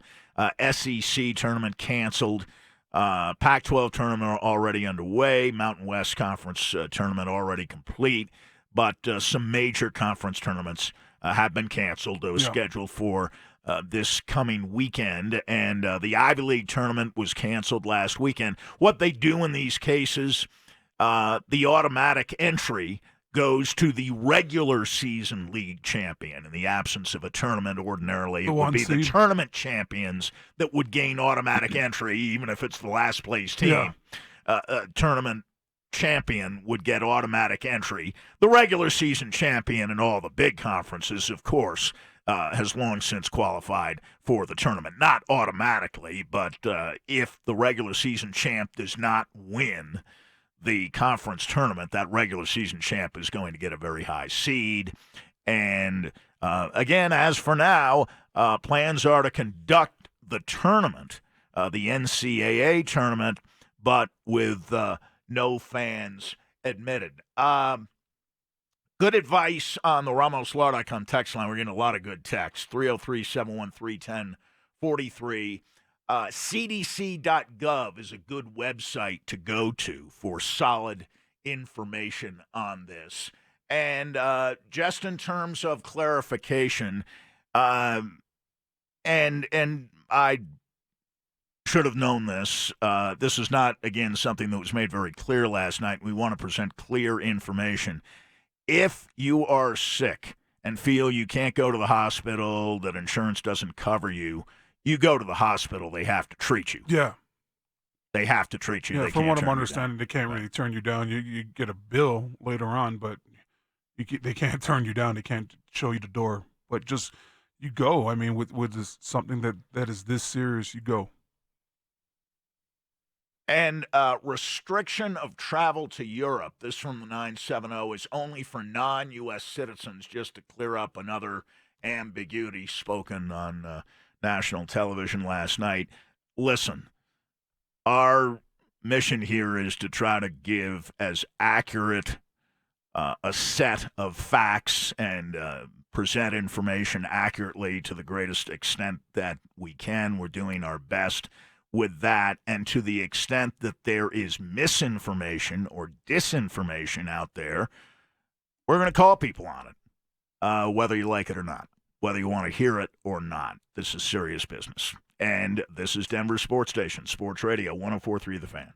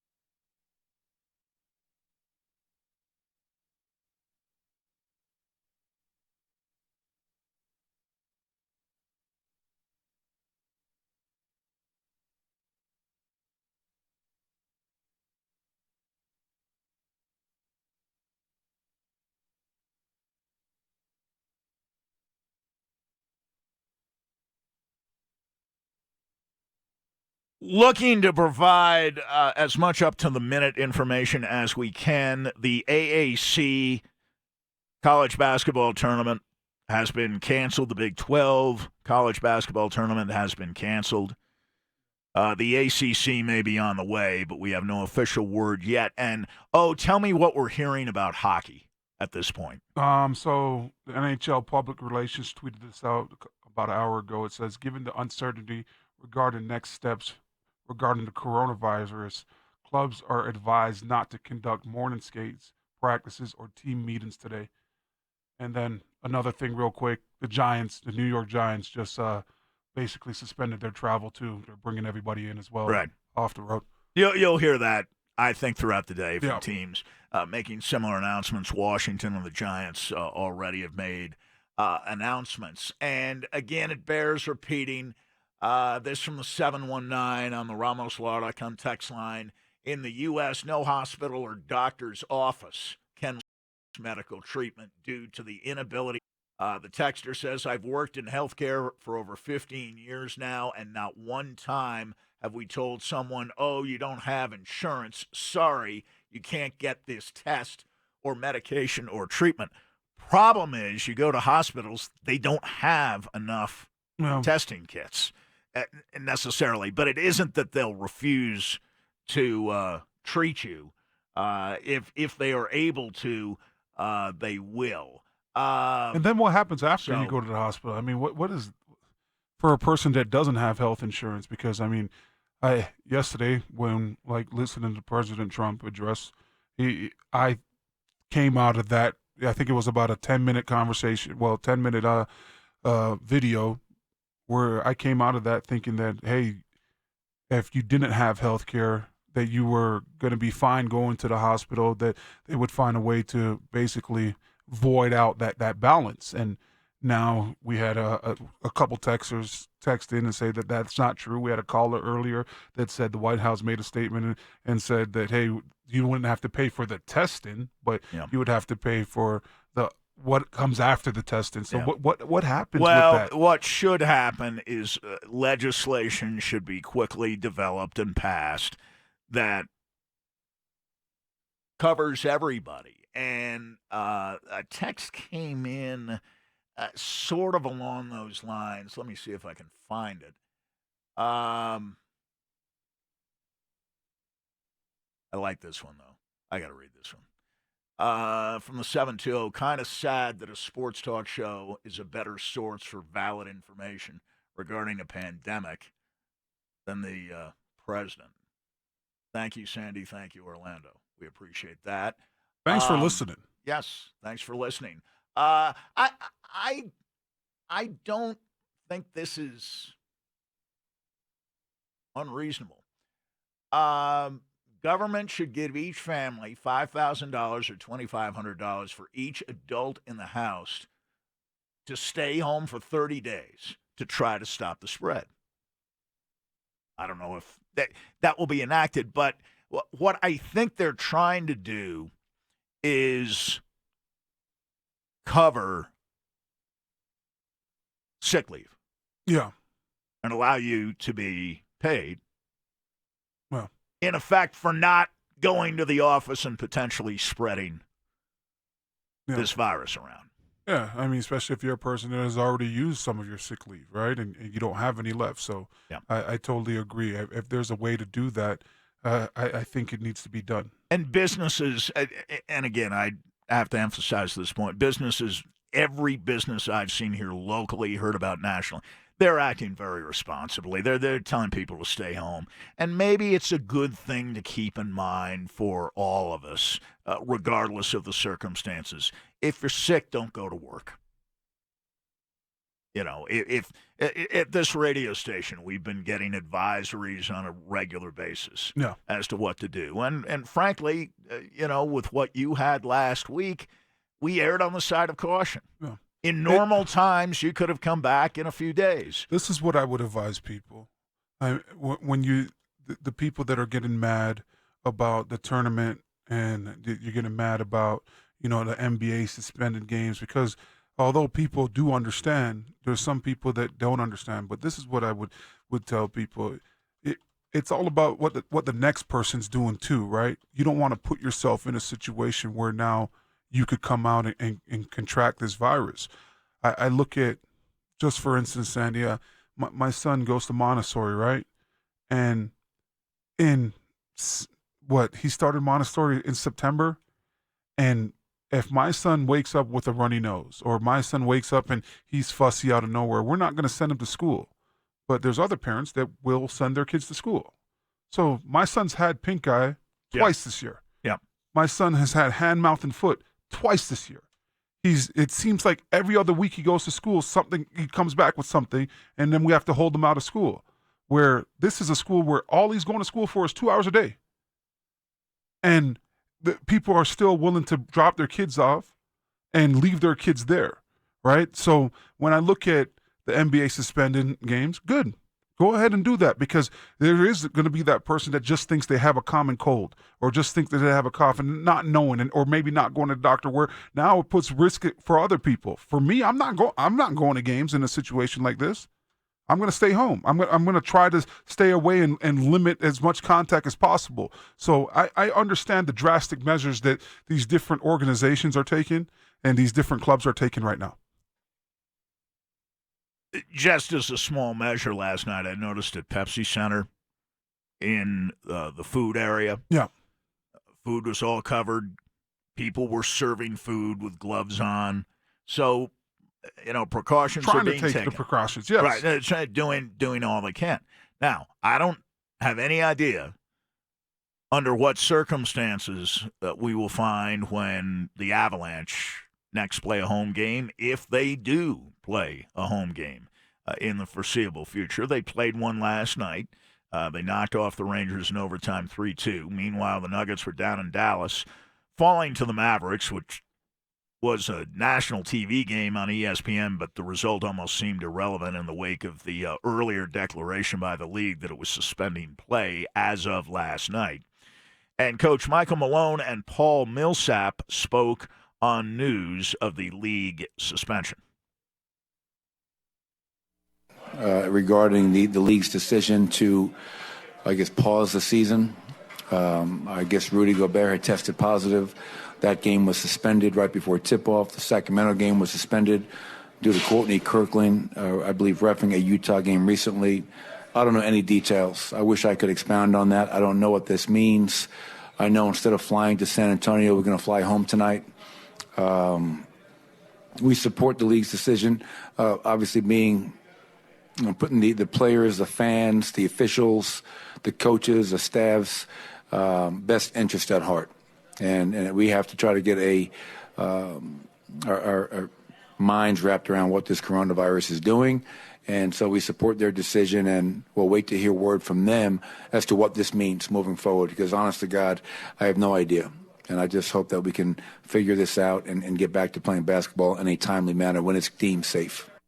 Yeah, you look at how many different teams are in the NBA. You look at how many different players, and the best way to try to protect a vast amount of people is to suspend the games until further notice. So I totally understand what the NBA is doing. I agree with what they're doing, because there are people that will go to those games and think they're perfectly fine. And you never know what you're going to have. It takes this virus takes a couple days to really start showing symptoms. But if you could eliminate something, if you could eliminate going to an event, you just put yourself in a better position or possibly now not putting yourself in risk of contracting this virus. And I believe we have Paul Millsap, who gave his reaction as well following the game in Dallas last night. Unfortunate events, obviously. But I think it's a smart move, for the NBA to do this. Safety of the players and safety of the fans is important. So I think it's the best thing for us to do right now. And we're just waiting to see what happens. It's a tough time. It's a tough time. Anytime you hear some news like that, it'll bother you a little bit. So it's just a time to really just be with your family, pray, and just hope for the best. I agree. Right now, that's all we really could do, right? When things happen and you're afraid of the unknown, and like I said, right now there's a lot of unknown, And I especially feel it for the elderly people that are being really affected by this, that can contract this virus easily, and it could now become fatal. So if you could, stay away from certain events, or, just go to the doctor, visit the doctor. I mean, whatever you could do to help yourself, because right now you got so many different cases that are happening across the world that you just don't know where this thing's going to end up, or when they're going to be able to get this thing under control. And for the naysayers and the people that think this is not serious, this is very serious. And I hope that you approach it as it's serious, because it's not about celebrities. I mean, everybody's looking at the celebrities that are getting contracted with this, but what about the 70-year-old that nobody knows about, that doesn't have health care? So there's many different people that could be affected. And unfortunately, in today's society, a lot of people start taking things seriously when it does come to celebrities, or it does come to guys that play professional sports, where this should have been taken serious from the start. We took it seriously here at this radio station, and we have taken similarly serious events through the years very seriously. It's why we have grown over the last quarter century to the extent that we can. We are a community service radio station.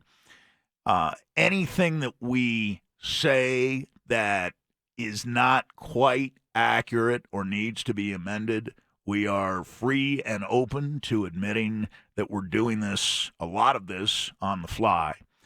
And we will make corrections and amendments if necessary along the way. But, again, to restate, we have no patience and will not tolerate, whether it's on the RamosLaw.com text line, on the phone lines, or from any other source, misinformation, disinformation.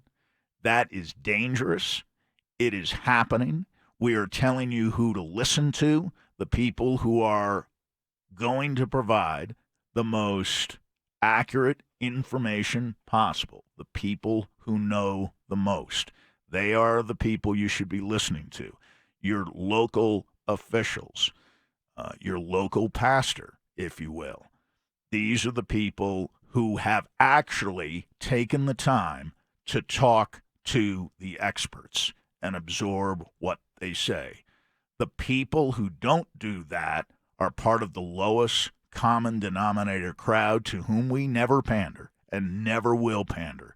If you want pandering, there are other places to go. You won't get it here. I got to read this text from the 303 real quick, because it's a great idea. And when people text in stuff that are great ideas, I feel obligated, to give them a shout out, because he says in this text, younger family members should go to the grocery store and the post office and run errands and chores for grandma and grandpa. Exactly. Exactly, especially right. at this time. Exactly right. When you look at younger people, typically it's the older people taking care of you, right? But if you could help out grandma and grandpa, especially in this time, it would be a huge help. And this is unbelievable. From the 720, you're not an expert. No, we don't pretend to be, but we are conveying accurate information. It's clearly overreacting. Maybe. Could be. 1,300 cases, 38 deaths. Tell that to the major sports leagues. Tell that to businesses around the country and around the community who are enacting measures to ensure the safest possible environment. You're the lowest common denominator. We don't pander to you. We don't care what you think when you are spouting things that aren't true. 1,300 cases. That's more than there were in Italy 2 weeks ago. 38 dead. Maybe more. Yeah. That changes minute by minute, but is that number hour by hour? Is that number a small number to this person? One dead. It should start being taken serious. You know what I mean? It's ridiculous. It's ridiculous. And people wallow in their self-inflicted ignorance. That's your problem. Don't bother us with your nonsense. There are plenty of other places to go that perpetrate nonsense and misinformation and disinformation who don't know what they're talking about. We are following the lead of experts. We are following the lead of, frankly, sports agencies, whether they are considered particularly progressive or not, who are literally, Orlando, this morning, telling people to go home. Yeah. And calling their people off the road to bring them home. You just heard Michael Malone say, of course, the Nugget plan had been to travel to San Antonio following the game last night for the next game. Instead, they are coming home. You have heard from the National Hockey League that at least for now, there will be no group gatherings, meetings, morning skates, anything like that. And who knows what they'll do with the games. Yeah, they are quick. still apparently contemplating exactly what the next step will be in the National Hockey League. Yeah, real quick now, the Redskins also, not only are they stopping working, they're also going to cancel their 30 pre-draft visits. So they're not gonna bring And we're anybody hearing in for the more and draft. more about that agents, I think, are advising Some their of their clients, players, hey, you got enough don't tape. travel. Yeah, don't travel. to Don't these travel. Teams. Yeah. Right. They've seen enough. They've seen your games. They've seen your combine work. Many were seen at the Senior Bowl. They have enough for safety reasons. Don't travel. So this is advice that is coming from everywhere. And again, this is an important time for us here at the radio station. We are addressing our listeners and our community, and we will continue to do so. We would be tone deaf if we're just going along, as some outlets undoubtedly will, doing normal things and not focusing on something that was declared to be by the World Health Organization. I know that there are a few people who consider themselves experts and don't pay any attention to the World Health Organization. I suppose that's politicized too. The World Health Organization yesterday declared this to be a pandemic. And it is impacting sports in a way that I'm not aware that we've seen regarding epidemics, pandemics in my lifetime anyway. So we are opening up the phone lines. We are opening up the text line. The RamosLaw.com text line, 303-713-1043. I would say 95% of the texts we have received have been useful, information-driven, from people in the business who know what they're talking about. And I'm talking about people in the healthcare industry. I thought Evans raised a good point earlier when he said that, does our healthcare system have the capacity to support all of the patients they will be receiving and dealing with over the next few weeks, and we have no idea how long this will go on. We suspect on a national scale that anything, including political rallies, that brings large numbers of people into a confined area, should be postponed. Indoors or outdoors, will be postponed, canceled. Yeah. I think with one exception, most everybody is doing that at the moment. And any thinking person knows who that one exception is. We have lines open, 303-713-1043. And we have the The RamosLaw.com text line always open, 303-713-1043. When we come back, we're going to be talking to Matt Moore, our Nuggets insider, who knows more about what's going on all around the NBA than virtually any young man I know. And, of course, Matt will be joining us courtesy of Budweiser. That's up next on Denver Sports Station, Sports Radio 104.3 The Fan.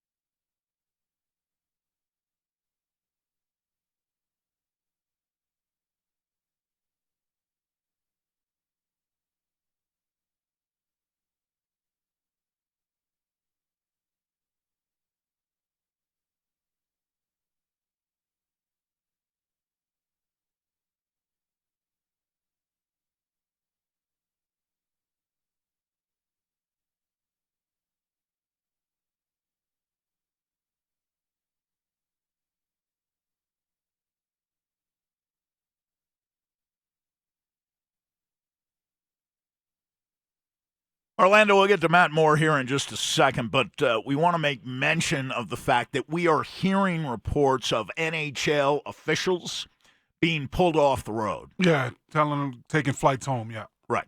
Which would seem to be an indication. It should be the first step of canceling games. I mean, I anticipate that's going to happen soon. You're seeing all these other people cancel games, and the NHL is still out there. Right? So you can't play games without referees, right? If you're telling your referees to go home. That's a pretty good sign that you're thinking about suspending operations for the duration. On that subject generally, we now turn to Matt Moore, our Nuggets insider, joining us courtesy of Budweiser. And Matt, I'm not surprised that of all major sports leagues, it was the NBA that took the swiftest action, particularly in the wake of a player being infected, Rudy Gobert of the Utah Jazz.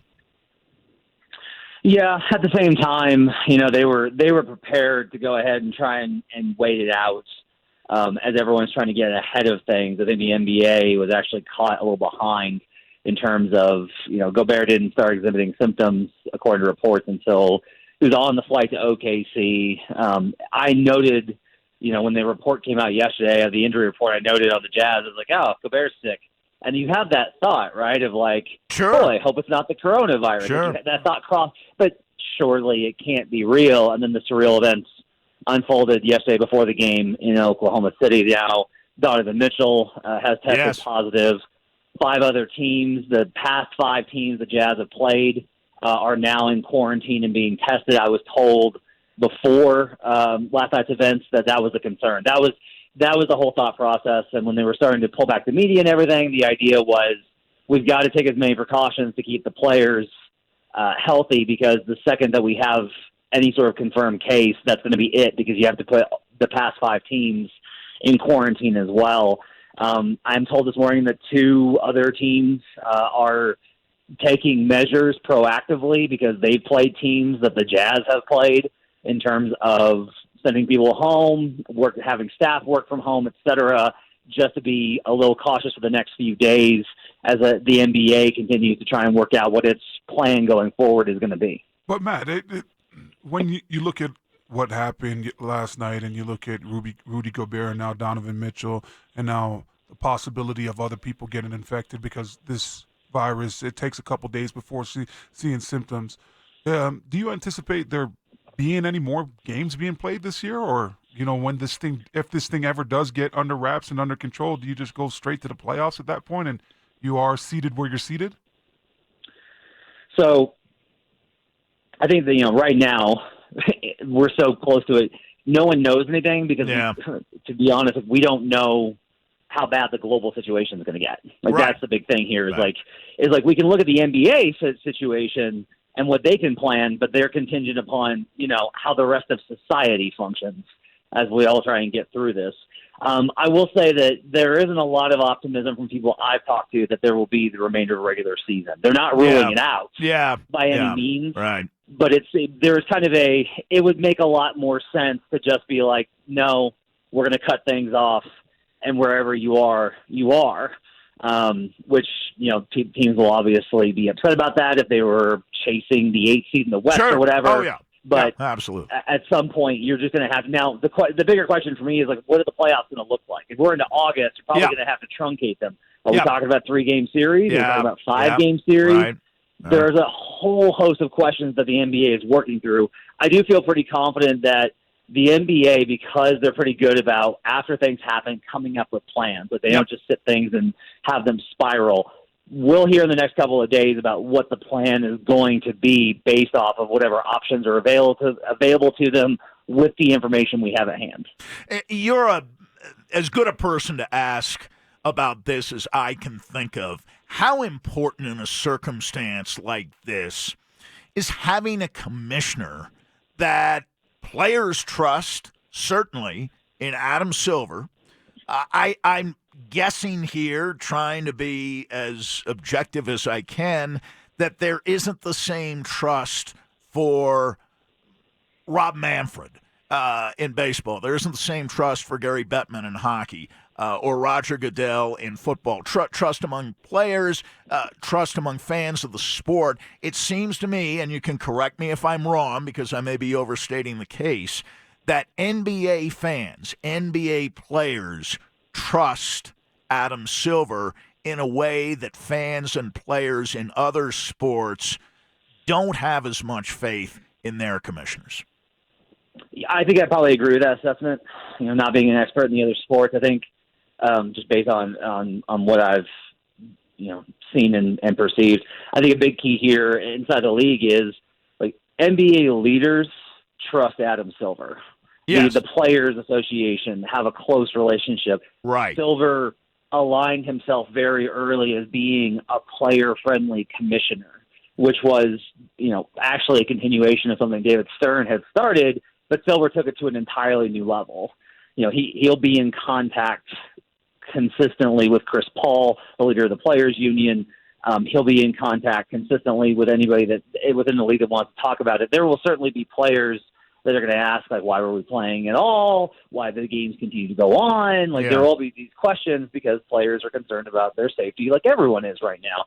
But I do think that fans, media, and the players and the coaches and the front offices all have a lot of confidence that Silver will be able to come up with policies that are protective of both their safety and their business interests, which are not going to be overlooked as the situation continues. Matt, you just talked about how great Adam Silver is as the commissioner of the NBA.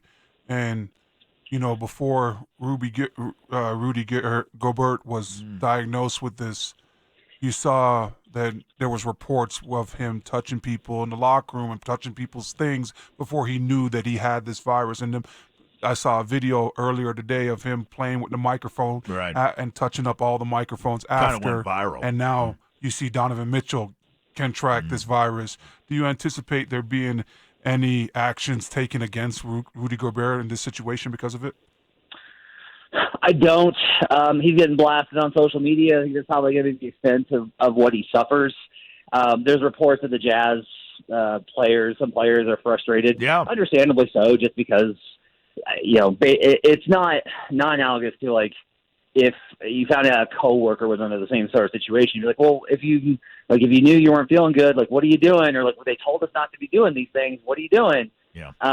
Those kinds of issues, because I think on some level, and like the Jazz reporters have kind of backed this up, that the microphone incident was based off of him. There was a lot of consternation amongst media because the policy seemed directed at us. Now, like, I understood that there was a lot more people of essential personnel. Like there was discussions that some PR staff weren't going to be allowed into the locker room, and those guys work with them every day. Yeah, so they were just trying to limit exposure. To me, the bigger question really is, we don't know if Rudy Gobert was the first player to get this. We don't know if another player gave this to Rudy Gobert. We have no idea about that. So Rudy Gobert is being treated as patient zero, but we just do not know. And so, like, there's all these questions that go on. And I think more and more it just seems like there was the idea of, we can manage this. We can get through games. We can't have the fans, but we can keep the product going. And I think Wednesday night's events were just so conclusive to me, and like, no, there's no way that this is going to be able to function with how this disease spreads. Do you imagine that other organizations, and I'm thinking mostly of the NCAA basketball tournament, because Charles Barkley came out earlier this morning and said, listen, I'm saying this knowing that it might not be met with much approval because I'm working the NCAA basketball tournament, but he said, I believe they should cancel the tournament for 2020. Barkley is someone who has spoken his mind about the NBA, good, bad, and indifferent in the past, but is that a feeling now that generally exists in basketball, that if the NBA is suspending activity, how is it, even without fans in the arenas, that the NCAA basketball tournament can be conducted? I think that's the source of kind of the question. So, like, a good way to think about this, Gobert, we don't know how long he's had. He could have had it for up to 3 weeks. Exactly. In that time, he's been to the Jazz have been to Madison Square Garden. Yep. And he was in a locker room that NHL teams use. Of course. Now, these are all cleaned and disinfected after the players are in there for sure, but it's still a matter of he was in this facility. He was walking around, acting normal, and then NHL teams were using the same facilities. And as I understand it, there's a tournament happening there as well. Yeah. And these tournaments are being canceled, and that to me is a reflection of the concern. The simple fact of the matter is, like, we thought we were at a point where, okay, if the sick can just stay home, and maybe we can just kind of say, okay, well, we can't have the fans because somebody could be sick and spread it and not know, but the players can still. And now it's like, no, like we can't have people basically sweating on each other for these amount of time. Like we're just in a period of until this thing gets under control. Social distancing is just going to have to be so important. I know that this is like, look, these decisions.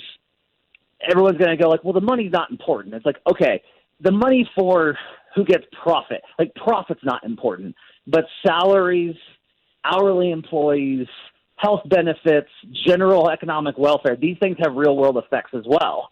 So like when you're measuring all these things, you need to, life is obviously the first, life and safety has to be the first thing, but these economic impacts are going to have impacts on those things as well. Sure. And that's part of why these decisions are so huge for the people making them. Well said, as always, Matt. I'm glad we were able to get to you today. Well-timed, and we appreciate everything you had to say. Yeah, thanks a lot, Matt. Well, it turns out I don't have much else to do now, Sandy, so I'm available to you whenever you need. Thank you. We appreciate it. We'll be calling on you, obviously. Matt Moore, our Nuggets Insider, brought to you by Budweiser, the official beer sponsor of the Denver Nuggets.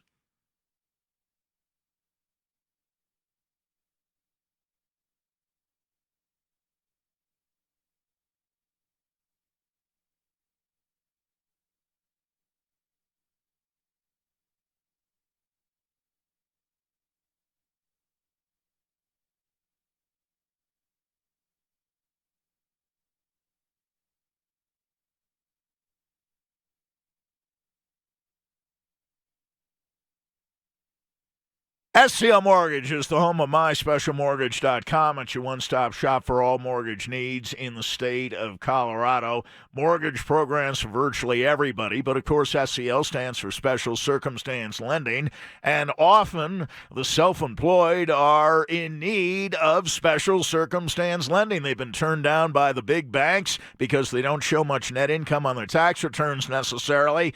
Hey, make your first call to SCL at 303-790-2222. They can get you financing by using your bank statements for the past 12 months. They do bridge loans for people who want to buy but need to sell their home first. No, at SCL, you can talk about a bridge loan so that you can purchase right now. And, of course, SCL offers VA and FHA loans down to a 580 FICO score and guarantees some of the best rates in Colorado for conventional and jumbo loans. 303-790-2222, myspecialmortgage.com. It's SCL Mortgage, regulated by DORA, number 1200716.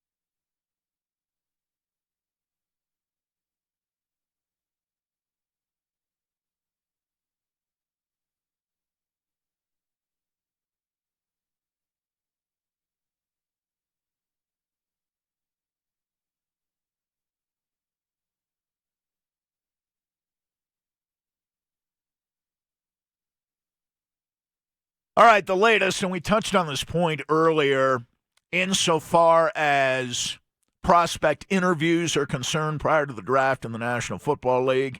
Nikki Jabvala, our friend from The Athletic, reporting this morning that as of now, and correct me if I'm wrong on this, as of right now, it will be a team-by-team decision as to whether prospects are interviewed. Yeah, team-by-team decision as to whether they want to bring in pre-draft visits. I think each team gets 30 of those. That's right. And if you want to do it, you could, as far as the NFL is concerned right now, you could do it, but it's up to you if you want to do it.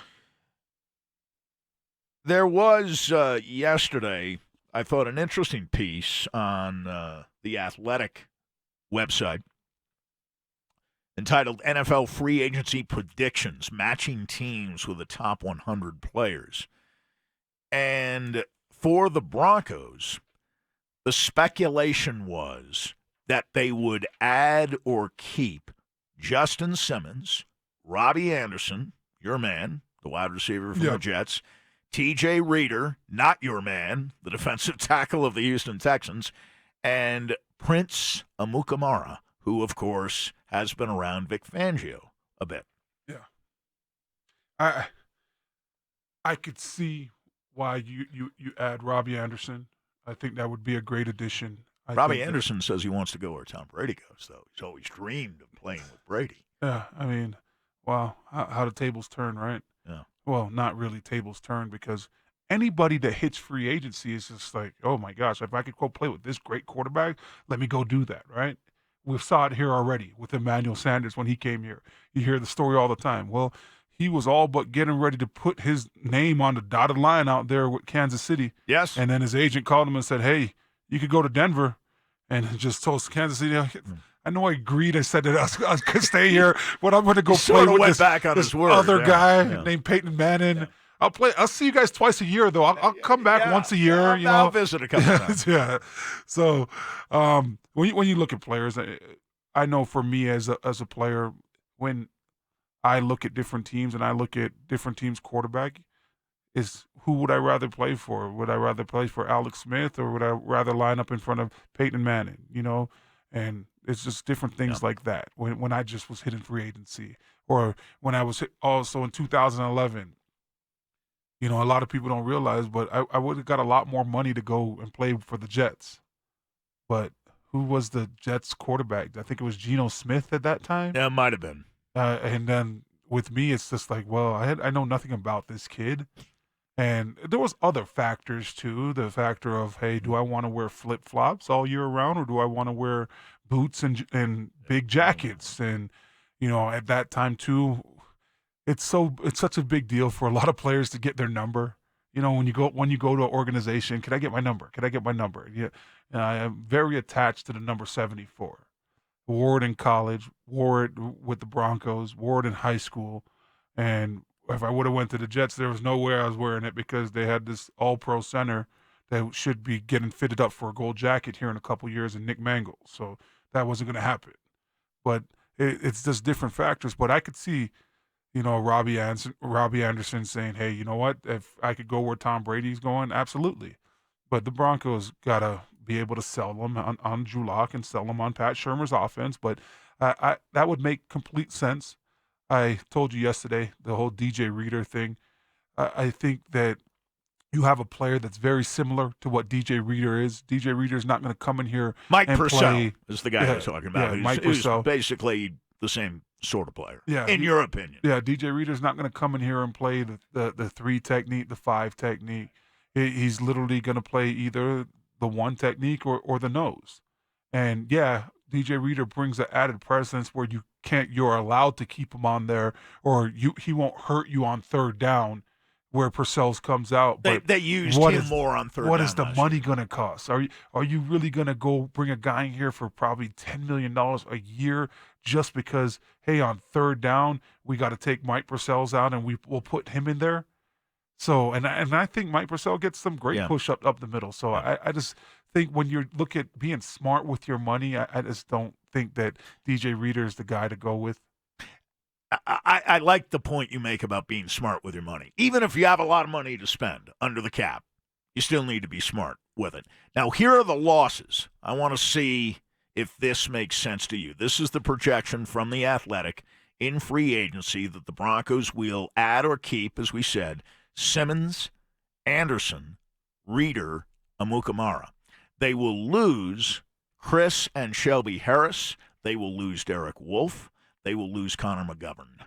No mention made of Will Parks, who I guess didn't make their top 100 list, but I want to ask him. I want to ask you about him too, but first about the idea that they lose all three of these defenders, Harris and of course Chris and Shelby, and Chris, Wolfe and McGovern on offense. Yeah. So you're replacing another starter from last year. I think the writing's on the wall when you look at Chris Harris and you saw the deal that they just brought A.J. Boye in here for.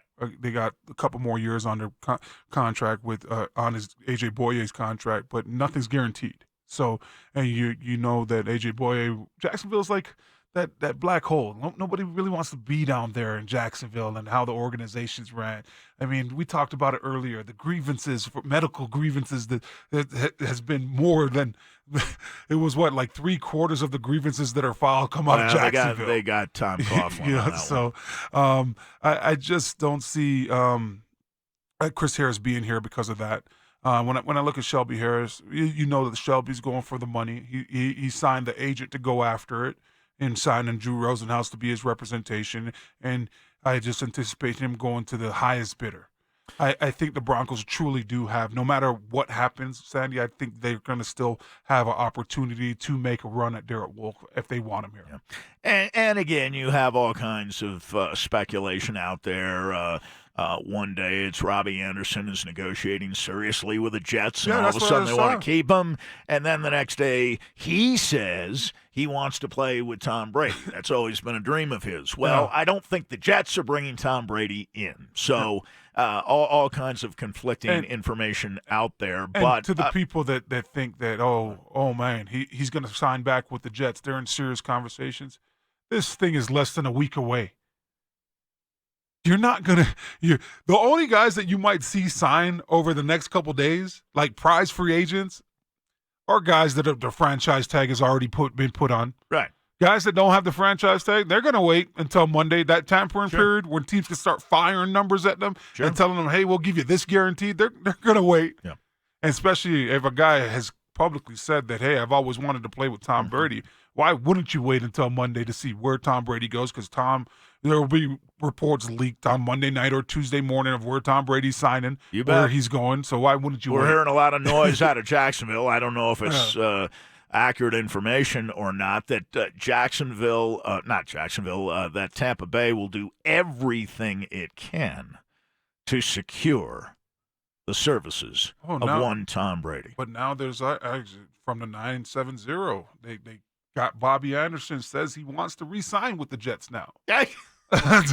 Got a picture of an article that got put up. So we'll see. I know for me, if I was a player, even if I want to re-sign with a team, if the team made me wait this long, you had all last season, you had January, you had February, you had the first part of March where there was no offer extended. I'm going to wait until Monday to see what my market value is, if teams are really interested, and if I can get on a team that is a Super Bowl contender. Lots of rumors and, this time of a year little where bit of everybody's wine lying, right? This time of year. Absolutely right. I want to get your thoughts on Will Parks. And we talked about Will a little bit. And I said last week, I thought the two most important unrestricted free agents for the Broncos to sign would be Justin Simmons, who has been franchise tagged effectively and will play for the Broncos at least in 2020. But I put Will Parks at number 2. Now, I know that Will Parks has a rather flamboyant personality. He does seem to get along with Vic Fangio. But what is your position on how much of a priority it is to re-sign Will Parks? I think when you look at Will Parks and you look at how much cheaper he could be, how much cheaper of an option he could be, and you look at what he's had to do over the 4 years with the Broncos, play a little bit of cornerback, play a little bit of nickel situation, play both of those safety positions, whether it's strong or free safety. I think the Broncos should make a push at him, but I don't think they could re-sign him, Sandy, truly, because I think Will Parks is looking at the situation like, man, at the end of the day, I continue to get passed up. I think he's looking at the situation as Shaq Barrett looked at it, where, hey, I got here, I've been on this roster, Von Miller was on this roster, but then they went and drafted Shane Ray. Then, DeMarcus Ware was on this roster. When DeMarcus Ware left, they went and drafted Bradley Chubb. And your opportunities just keep on getting passed up.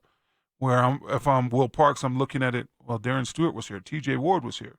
We had these guys that were here that were part of the no-fly zone, and I was supposed to get in after Darren Stewart left, but then they went and signed Kareem Jackson. That was the idea when they drafted Will Parks right alongside Justin Simmons, that would be the safety tandem for the foreseeable future, and it hasn't quite worked out that way. And then they went and then they went and signed Kareem Jackson.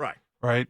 So, I get it. Kareem's a heck of a player. Love that Kareem's a Denver Bronco, but I just think in Will Parks' mind, he's just going to go somewhere, and if it has to be a one-year prove-it deal where now he gets to go somewhere and actually start and play 16 games and play majority of those snaps, that's going to be appealing to him. So I don't think – I would love to see him here. I've always told you – I told you last year, Sandy, that hit that he made against us in the Steelers game where he runs from one side of the end zone 2 years ago. He goes from one end zone to the other end zone and makes that hit on that tight end and fumbles the ball right there, touchback. Yeah. That's one of the best hits I've ever seen. I like him. But I just don't think that he comes back here. I think he's going to go to another team on the open market and have an opportunity to really become a starter in this league. And there have been those who have looked at Will Parks and have said, including at Chris Harris's defensive back camp a couple of years back, that Chris Harris's buddy, who is kind of the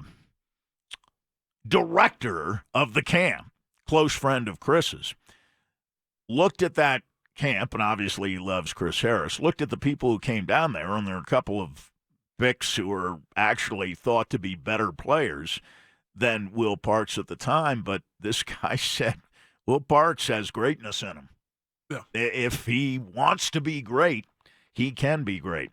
It is 11:01 here on Sports Radio 104.3 The Fan, KKFN, and KKFN HD1, Longmont, Denver. And we advise you not to wait until the last minute. Get your office pool registered in the Fan's Break Plus 5K bracket. Challenge right now. Give yourself a chance to win $5,000. Sign up at 1043thefan.com. Presented by Breaks Plus, Twin Peaks, and the Urology Center of Colorado. Again, sign up your office pool now at 1043thefan.com. What do you got? Mammoth now, latest team, Colorado team. Their season suspended now too. All right. Very good. And we are getting this information on the fly. Again, with respect to the National Hockey League, I guess coming out of the arena last night, word had passed that the NHL would convene today, was well aware of the NBA's having taken action. Well, I'll read the statement. The National Hockey League is aware of the NBA's decision tonight to indefinitely suspend its season due to a player testing positive for the coronavirus. The NHL is continuing to consult with medical experts and is evaluating the options. We expect to have further update tomorrow. Now, they didn't say tomorrow morning necessarily. They said we'll have an update tomorrow, and quite possibly they will. Yeah. We've heard of signs they don't want teams meeting. I read somewhere that the commissioner is supposed to be officials speaking with all the teams today at 1 o'clock. All so right, that would have been 1 o'clock Eastern, so that just started a couple minutes ago. Have started, right, exactly right. Yeah, the Robbie Anderson situation is wild. And it's true, as the 970 texter has just suggested. What wide receiver, he actually writes wife receiver, but I get it, wide receiver, hasn't dreamed of playing with Brady. Regardless, the dude isn't coming to Denver. Yeah. Well, Tom Brady's not. Your point, Tom Brady's not coming to Denver. I think you got a legit chance to go get Robbie Anderson. But you are more or less suggesting, I think, no idea what he'll do, but the Broncos could use this type of player. That's your point. Oh, yeah. And I think he would be a Broncos. great tandem with Cortland Sutton. And I think he'd be great for Drew Lock in his young development and getting him to the next level. Just being able to have a guy that could actually take the top off of defense and pull away from cornerbacks and demand some of those double coverage on those longer routes. It's only going to benefit Drew Lock and make throws easier when you're throwing the ball to other wide receivers.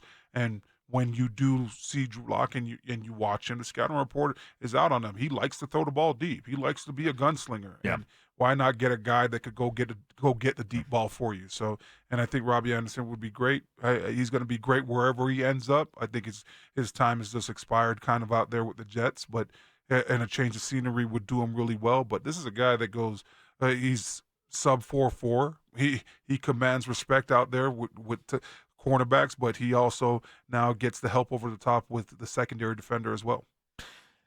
ESPN ran a piece, and by the way, the Pac-12 tournament has been canceled. There were games played, but we want to be clear on this. The Pac-12 tournament has been canceled, and the texter was wondering, because of the cancellation of the tournament, does that mean that CU's loss against Washington State last night counts? Well, did it count? I suppose it does officially. CU's in the NCAA tournament regardless. They're locks. They've done enough to get in. Oh, yeah, absolutely. Absolutely. They beat Dayton, though. They beat Dayton, and Dayton might very well be a 1 seed. Now, again, we're assuming they're going to play the tournament as basically they have outlined the circumstances from yesterday, but we all know this fluid situation. We're assuming that they'll play in the tournament. I'm guessing CU will be somewhere between a 7 seed and a 9 seed. They beat Oregon. Oregon will be in the tournament. Oregon's one of the top 15 teams in the country. They beat Dayton on a neutral floor, and only Kansas did that this year. And both games were overtime games. So Dayton is very highly regarded. And I'm like you, I can't keep track of these quad 1 wins and all these various criteria. But hey, guess what, rest Sandy? assured, they will be in if the tournament is in fact played. Yeah. Well, what are we going to watch? Good question. Good question. No sports. But I do have a question for you. With these pre-draft visits and you know the NFL coming out and saying that, hey, you know what, it's up to the team if they want to bring in players, and then you have agents that are coming out and saying, hey, I've advised a lot of my players not to go. Do you think that doing a video chat with some of these players can get things accomplished that you would get on a pre-draft visit? Do you see it going more to the Skype interviews or the FaceTime or something like that? Yeah, it could be. And I'm just going by personal experience that, I think we'll continue to come into the studio and do these shows. But for a lot of businesses, those are the kinds of options they're considering right now to communicate and do work. Not everybody can work from home. Some people can, but not everybody can do it. But maybe, and I'm talking about, Senate activity, congressional activity in Washington. There are already people, to their credit, who have quarantined themselves effectively. But when it comes to votes on bills and stuff, they may have to resort to Skype or some other form of operation. It will be something they'll have to think of on the fly here, because there's a lot of work to be done. They've got to get legislation passed to protect people, as we've been discussing today, who can't work because they are sick and they are being prohibited from coming into the office if they're sick, whether they have tested for this virus or not.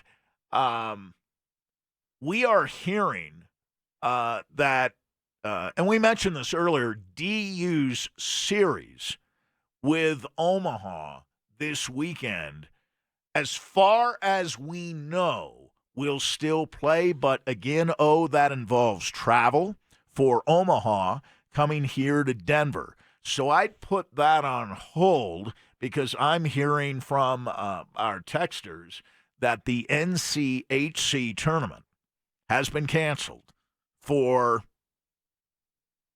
St. Paul or Minneapolis. I can't remember where they stage it. Yeah. I think it might be St. Paul. But in any event, the NCHC tournament, which will include the winners of series this weekend in the 8-team league, they go 1-8, 2-7, 3-6, 4-5. The 4 winners would normally congregate in Minnesota for the NCHC tournament. That has apparently been canceled. That's Chris and Parker, who follows these things, giving us that news, and I'm sure that is accurate. Question about the XFL. What will the XFL do? Very much in the midst of its first season. Can they afford a stoppage of play? I mean, that's what we've seen with a lot of these developmental leagues as far as football underneath the NFL. I don't know that they can afford it, but I mean, we'll see. I'm wondering if DU's thinking that when playing Omaha. Now we're hearing they're canceling if they're coming. Now we're hearing on the text line that they've canceled it. So again, because I was wondering if they're just thinking a bus trip, instead of flying, maybe take a bus trip. They're not going to play the games. Yeah. And had they played them, fans wouldn't have been admitted. So yes, this is a matter of serious disruption in our lives. I don't think we've ever seen anything quite like this. And action is coming fast and furious. I think they've canceled the Big East tournament, which actually did, I think, begin. But word has it that the Big East tournament has been canceled as well. So we will keep you posted. ACC, not to be confused with the AAC, which had canceled its tournament. We are hearing now that the ACC, Big Ten we mentioned earlier, Big 12, Pac-12, SEC, we mentioned that earlier too, have all canceled conference tournaments because of the coronavirus. So on a weekend that would normally be filled with college basketball conference tournament action from coast to coast, there really won't be much of any of it. Sounds like a movie day, right? Hang out at home and Netflix and. I guess. Go hit some golf balls. I don't know. Oh, no. Stay in, Sandy. Stay in. I can't really hit no golf balls. I don't want to jack my back up. Go out and play and hit some golf balls, and then all of a sudden, we the were next top 2 golf, days, my back's for our hurted. staff meeting the other week, I guess. And you know how much golf balls I hit that day? I know, you hit none. Yeah. I was very disappointed.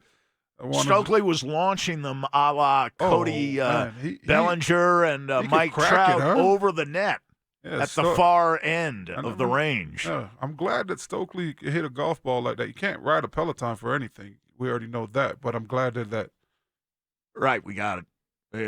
Yeah, our program director, Raj Sharon, just informed us DU hockey has been canceled. The series this weekend and the NCHC tournament has been canceled, so they'll go right to the NCAAs, and we'll see if those are staged. They'll be in empty arenas, including, unfortunately, the regional in Loveland. And that's too bad. That's too bad because everybody was looking forward to that. With DU being the host school for that regional. Yeah, that would have been a good little tournament out there. That would have been nice to watch. And we'll see if it's played or if there are further cancellations. And, of course, as the texter from the 303 mentions, it's easy to stay apart on the golf course. Or at the driving range. You got those 3 to 6 feet of separation, even on the driving range. It's not so much that. I don't want to jack my back up. I know. You're conscious of Every that. time I've played golf, Understand. literally every time I've played golf, Sandy, the next day, walking around, getting out of bed, oh, man, it's brutal. I gotta lose some more weight, I guess. Your back doesn't hurt you when you go and play. No, I have not been beset by back problems. Yeah. Mine's just, but I'm doing as a preventative, and this is a good question. I saw a text asking you about this. Going to the gym. That's going to work out 5 or 6 times indoors around lots of people. Yeah. We'll see. I'm scheduled to have a session today. Plan on going, but we'll see. I'm scheduled for a 12:30 session today too. Oh yeah. I've already canceled. All right. Yeah, I've already canceled. Yeah, well, I'm going to go there and see what the prevailing attitudes are. I think I'll be able to tell when I go into the parking lot and see if there are any cars in there. Well, for me, it's just it's the willingness. I'm not really. Yeah, I don't really want to work out. You're not that I'll take the day. Yeah. Well, we continue to get your feedback on all of this. Well, somebody's contesting your view of Stoke, and I'm taking your word for it. So I have your back on this. But what do you mean? Big O, I have seen Stokley on Peloton. He kills it. Hey, men lie, women lie, numbers don't. Yeah. And my numbers didn't. Don't. My numbers didn't. When he challenged me, I beat him by 725 people when he challenged me. If the playoffs were to begin without any more regular season games being played, let's look at the NBA first. In the West, you would have Lakers against Memphis, Clippers, Dallas, Denver, Houston, Utah, Oklahoma City. Those would be the playoff matchups. In the East, you would have Milwaukee, Orlando, your Toronto Raptors versus Brooklyn, Boston, Philadelphia, Miami, Indiana. And to be honest, I think in the NBA who the 8 playoff teams will be from each conference. Now, some teams, if they don't resume the regular season, they go straight to the playoffs, they'll be a little upset. Nuggets are just a little bit behind the Clippers, a couple of games in a loss column. The Jazz are a game in a loss column behind the Nuggets. OKC is a game behind in the loss column, a game behind Utah. So is Houston. So it's tight 2 through 6, I'll say.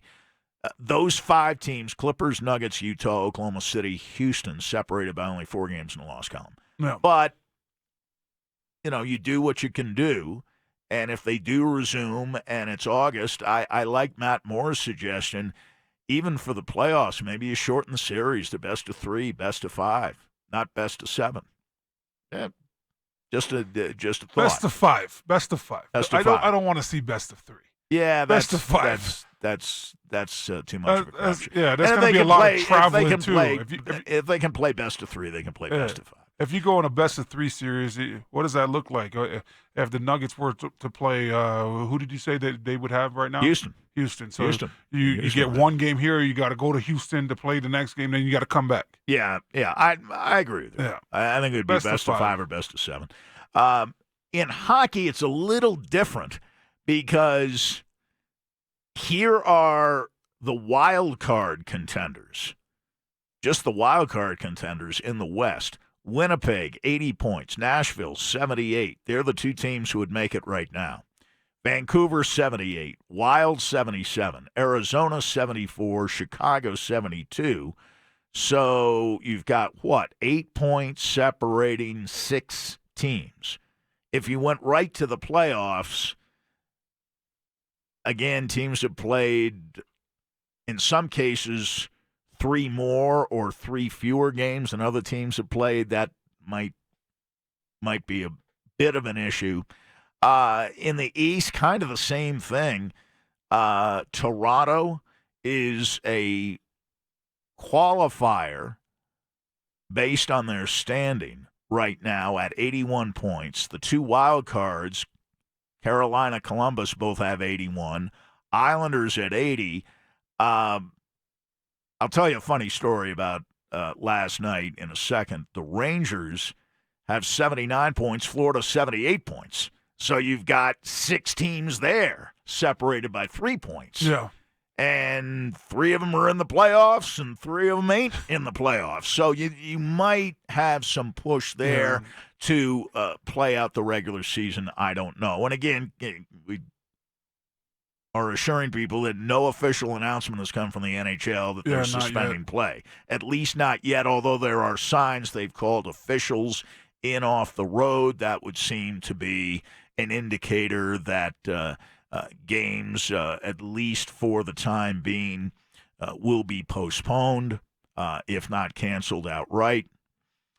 And the story last night, you know how the Avalanche have been in overtime this year, right? And in recent years, frankly, not very good, right? They were 4-8 this year going into the overtime last night. Yeah. In overtime / the shootout. 4-8, not very good. Some bad play, some bad luck. There's always an element of luck in 3-on-3. Yeah. So last night, and it was one of those crazy games where the Avalanche, who might be the best 5-on-5 team in the league, were, by the coach's own admission after the game, terrible 5-on-5. They ended up winning the game, frankly, getting into overtime because the special teams came through and the goaltending by Francouz is fantastic last night. Yeah. As mediocre as he's been lately, he was fantastic last night. So they get into the overtime. The Rangers hit a post. The Avalanche come down, and it's just the kind of shot that's beaten them so many times in overtime. And Francouz is having a good game, but he gets beaten, and the puck clangs off the post or the crossbar. Yeah. Avalanche come back, and McKee drives to the net, not only knocks the stick away from the goaltender, but another piece of equipment goes flying. But the stick is the most important thing that the goaltender is missing at that point.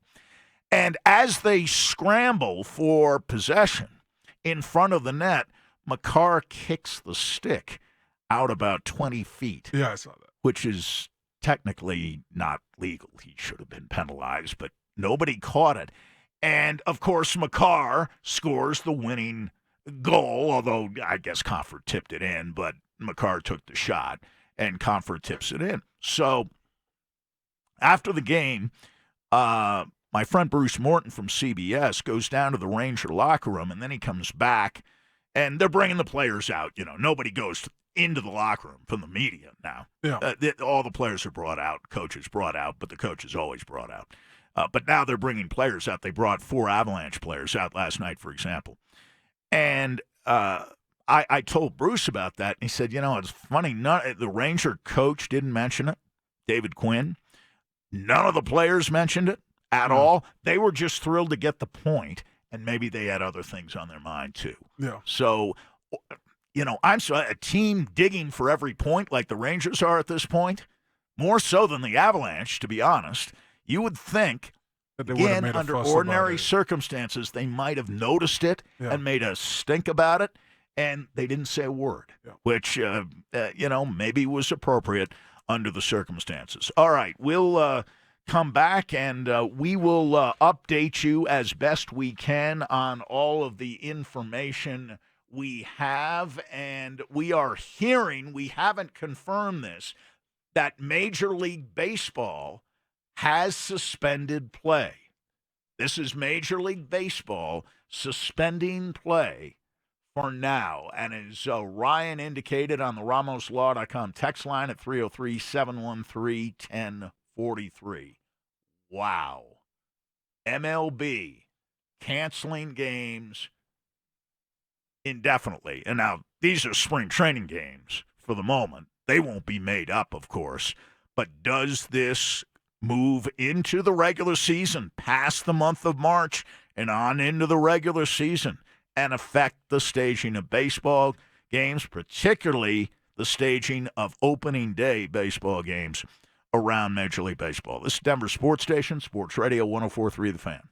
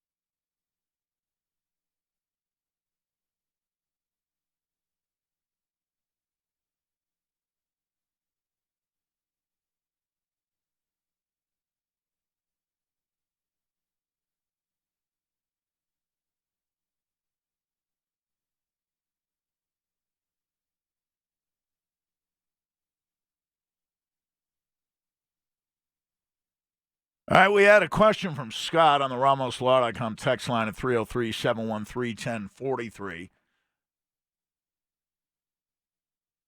Scott had an idea about having the NBA playoffs in neutral spots.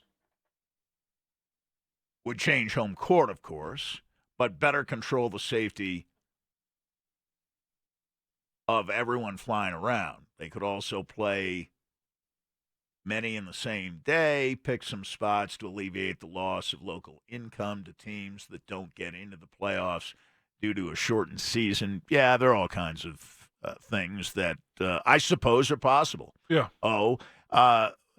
We don't know about accurate numbers, even as some texters pretend that we do, because we aren't testing adequately. We do know this. As of this moment, there were far fewer cases 2 weeks ago in Italy. 2 weeks ago, just 2 weeks ago, not 2 months ago, 2 weeks ago in Italy than there are here. Known cases of citizens infected. More cases now here that have been confirmed in the United States than there were 2 weeks ago in Italy, and we all know how desperate the situation is in Italy right now. You were there. You were there fairly recently. Yeah, I was there, what was that, the end of January, early February. Yep. Got back February 4th, so, yeah. Well, we are receiving notice of cancellations almost minute by minute. And a good many of the college basketball tournaments, frankly, college hockey tournaments as well, Oh, yeah, so have been canceled. NHL has suspended its season from Troy Rank. Just tweeted that is out. just coming across right now. And we had indicators, as we mentioned earlier, reports that officials who would call games being called back off the road. Can't play games without officials. So there was that hint. And that the NHL had told teams, as of today, do not gather, do not practice, do not skate. There will be no games. Yeah. The NHL has suspended play, much as the NBA did more than 12 hours ago, about 15, 16 hours ago. Yeah. So the NHL has followed suit, which we thought they would at the outset of the show, and I imagine the same questions will pertain to the NHL as the league and the National Basketball Association continue to consult with medical experts, which is always the way to go. I agree. With situations like this, it ain't about the he said, she said. It's about consulting with an expert. If you feel that you have something, you need to go see an expert. And, you know, Sandy, when I truly feel it for the elderly people that are mostly affected from this, but I also feel it for the people that, one, cannot take any more sick days, or they just don't have any. You know, one of our texters texted in earlier today saying that his daughter has missed some school this year and doesn't have any more sick days where she has to go to school right now. So he has to have his daughter in. Well, some schools are shutting down, but not all schools are shutting down. Or the people that can't afford to stay at home, right? I mean, it is such a crappy situation that I'm hoping that it just is a small period of time.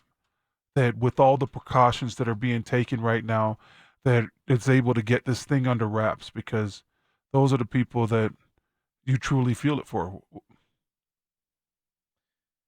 Yeah, and I feel for the people who are in denial and remain in denial and are burying their head in the sand on this and saying the numbers are static, they're not going up, they haven't gone up at all. That is fundamentally untrue. It's just a lie.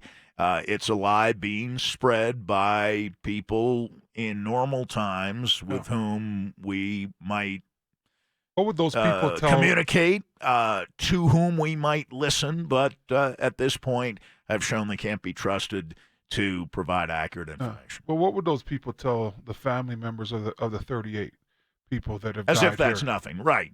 And what listen, could you really say? I've heard higher numbers than that. But I mean, even this morning, I'm just higher talking numbers. about so much higher numbers. But can you really now go to those families and still say that you're in denial? Or do you have elderly people in your lives? Because anybody that has the grandma, the grandpa, or the mother, the father, they're taking this serious because those are the people that it really affects. That this virus can be fatal, affecting. So yes, and it is much more dangerous when an older person is infected. Yeah, and I heard someone say, it might have been one of the governors, I think it was yesterday, and it might have been a little harsh, but he was asked, hey, why should, I think he's the governor of Washington, in fact, where they've been hit very hard by COVID-19. And he was asked about family gatherings and so on, and what he would have to say. And he said, well, you might be saving the life of your grandfather or your grandmother. Yeah. Michigan. By avoiding putting them in situations in which there are lots of people around. Yeah, Michigan football just canceled their pro day tomorrow as well. Yeah, and there have been spring practice games canceled. Yeah. I think in some cases around the country with some of the Power 5 schools. So, and some of those games are scheduled for this month. And I think in a lot of cases, we're at the very least, hearing from people who make these decisions saying, at least for the remainder of the month, we're going to cease what would be considered normal activity. I got a quick question for you, Sandy, because when you don't know something, you don't know it. So you got to ask. And I just made a list of people that, I feel bad for. And one of the texters wrote in from the 303 and asked, well, how about the healthcare workers that are going to have to go take care of those people? What do you know what the precaution is for that? Would they be, what is it, just like the mask thing that you see people flying around with, or you see people walking around with, and just gloves and again, from what I've read and heard, the testing is the most critical issue. That's what we have to ramp up. But I'm assuming that healthcare professionals would be extremely sensitive to this and would take every possible precaution. My daughter works kind of generally in this field. I haven't had a chance to talk to her specifically about this yet. And it's good. I'm looking at text just as you are. This is from the 303. Let's not forget about the kids who get their meals at school. Yeah. That's the only thing I'm worried about, he says. And I agree with that. Yeah. That's very true. Some kids who get their meals at school, that's the only kind of meal they take. And shutting down kids who depend on those meals. Hey, I was one of those kids at one point in my life where I couldn't wait for free lunch at my high school. So I truly get it too. I like Cole, a texter here on the RamosLaw.com text line. I work in the oil and gas industry. We're not only preparing to work remotely, but also talking layoffs.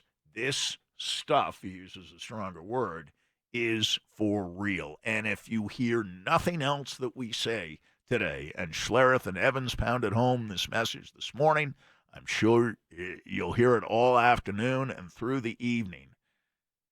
Don't dismiss what you're hearing from credible sources just because it makes you uncomfortable to hear it. And believe that this is serious, it is real, it is going to have an impact on everybody, and the president acknowledged that last night, that we're all in this together. And on that general point, I would agree with him. And hopefully the folks in Washington who are paralyzed at the moment on so many levels because of,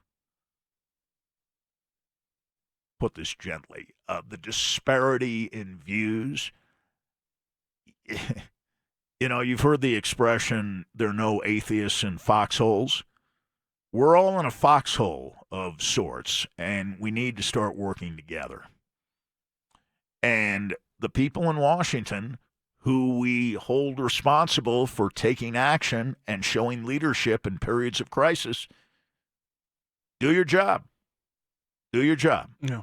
Regardless of your political affiliation. Do your job. Take care of people.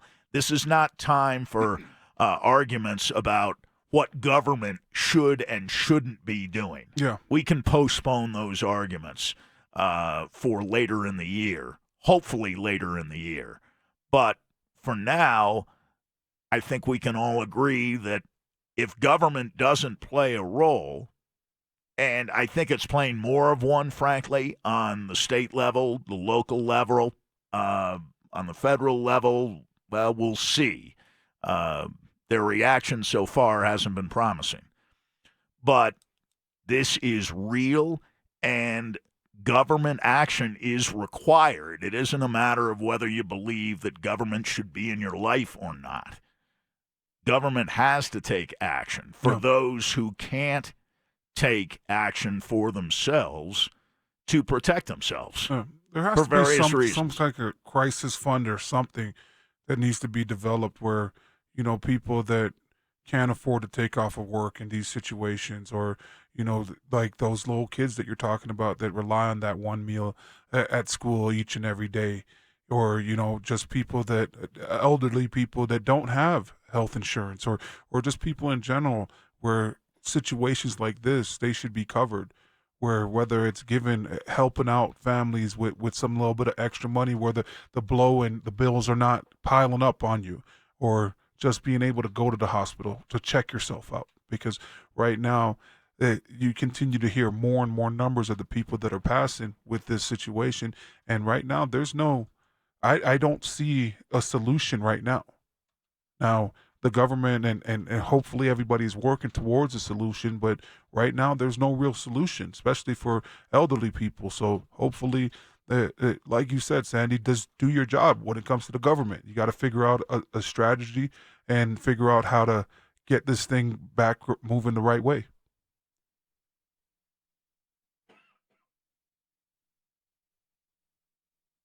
This is a bit of good news. I want to pass on some good news when we can.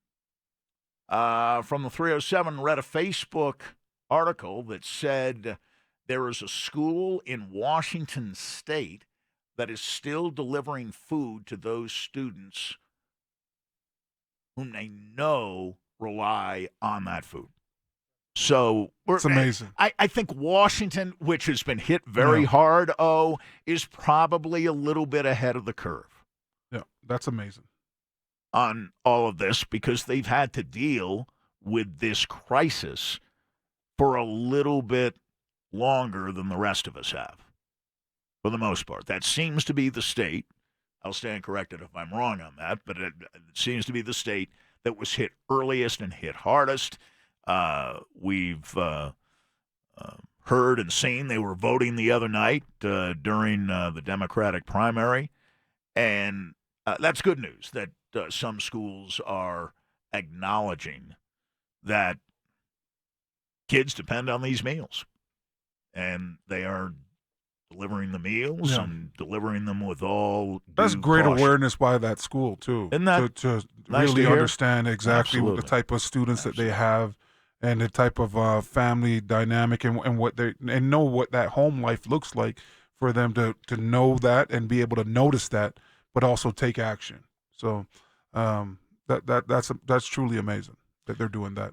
And hopefully other schools follow suit. I mean, we're seeing it, right? It's becoming a snowball effect where you're seeing these different major league play programs that are suspending play right now. So hopefully some schools will take that into consideration as well. Well, the big news this morning, and we won't go over all the college basketball and hockey tournaments that have been canceled, but virtually all of them have been canceled today. No further word on any action pertaining to the NCAA basketball tournament or the National Hockey Tournament as to whether those games will be played at all. Now, we know that there won't be fans at those sites. We have no further word on whether games will be canceled.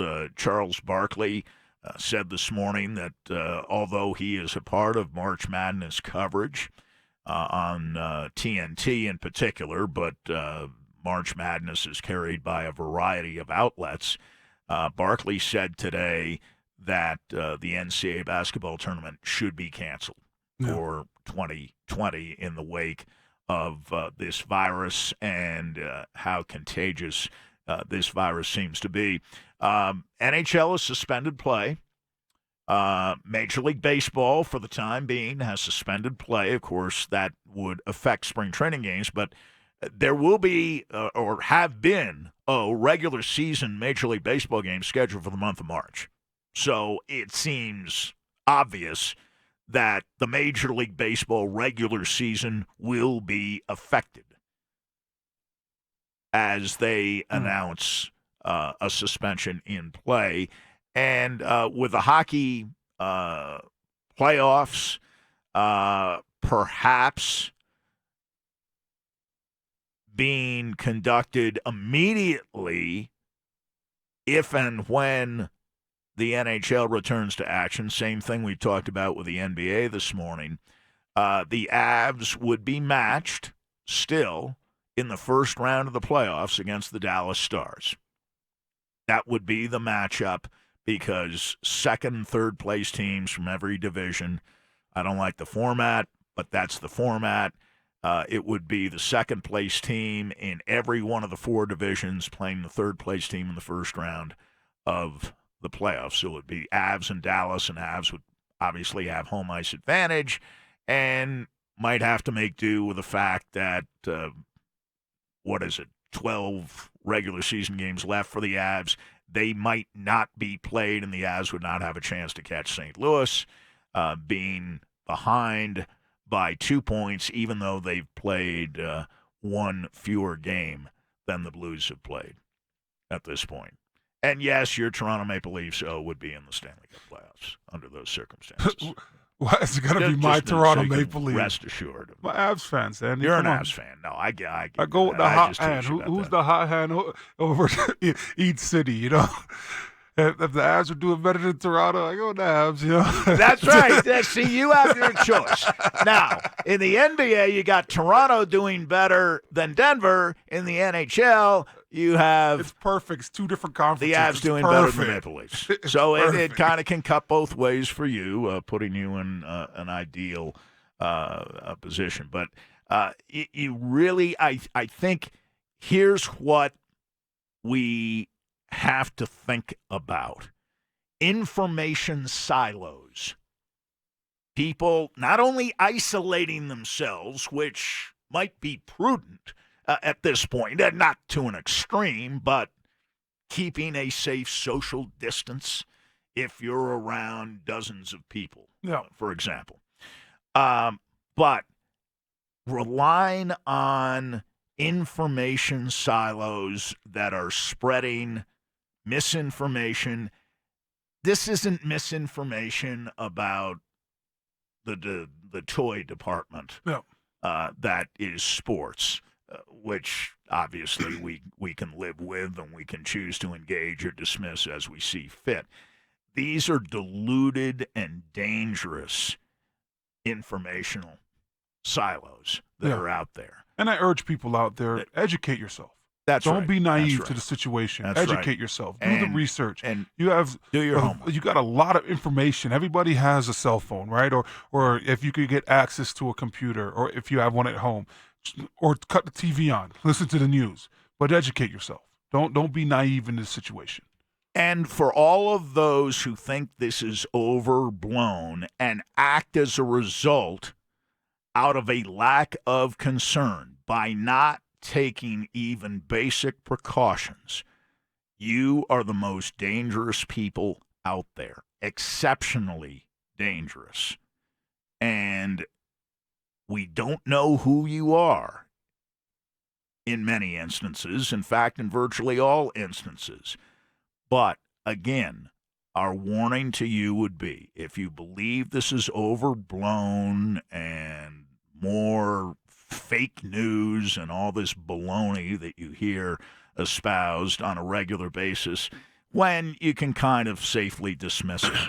Can't be safely dismissed here because these people are not taking precautions. They're acting irresponsibly. We started the program talking about Rudy Gobert, who acted the fool, apparently, according to his own teammates, over the last week to 10 days, not just touching microphones after post-game press conferences were done, but touching clothing, being around other players, joking about it.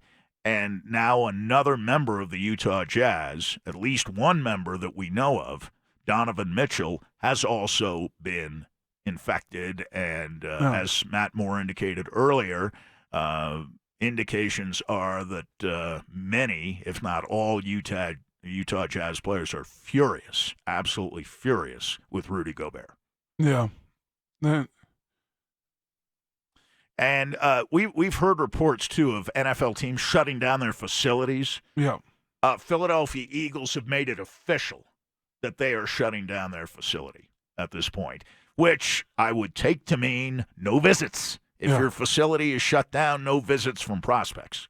I hope they have a plan in place for the people that do rely on that job each and every day. You know, I just hope that the owner out there could find a way to give them something, you know, as far as their work is. You know, we used to have, when we were here with the Broncos, we used to do like a little Christmas fund.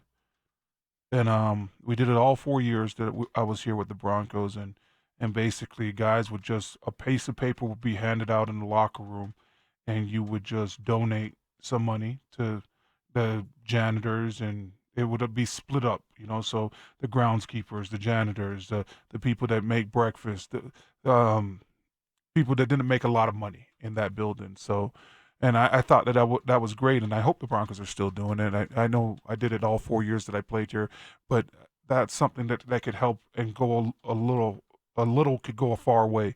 So I hope the Philadelphia Eagles now, with them deciding to shut down their facility, that there is a plan in place to help out the people that do rely on that paycheck and might be living every 2 weeks to 2 weeks. Sandy, what about NASCAR, though? On a lighter note, they're going to race this week at Atlanta and Miami without fans. Yeah. You know, I guess I'll be watching some NASCAR this week. Maybe. Might make a NASCAR fan out of you. Who knows? Got to check it out for sure. But, yes, you know, we operate most times in the sports realm. But as we said at the top of the show, in times like these, we have to operate with the welfare of the community in mind and get information out there. And yes, this is an important time for all of us because we are all together as citizens, and we have a responsibility to our listeners and to this community, a responsibility we've always taken seriously, whether it's Columbine, 9/11, the Aurora Theater shootings, all kinds of major crises that have developed through the years, tragedies, crises that we have not ignored, even though we are a sports station, quote unquote. We are a community service station first and foremost. This story, without question, as you've heard this morning, we've been hearing of information even since we came on the air that we suspected we might be receiving, but we don't or didn't have at the beginning of the program. This is dominating the sports landscape. You can't go to a sports-related website and not see this as the top story. So for all the people who think we're overreacting, if we are all overreacting, that's better than all of us underreacting. it is always better to err on the side of caution. And when the experts say this will get worse, they mean it. And when leagues are suspending play, and now it's everybody, and even the National Football League in its off season is starting to close down offices, starting with word on the Philadelphia Eagles that came across just a few moments ago. Stokley and Zach are next. Thank you for listening. Keep doing so on Denver Sports Station, Sports Radio 104.3 The Fan.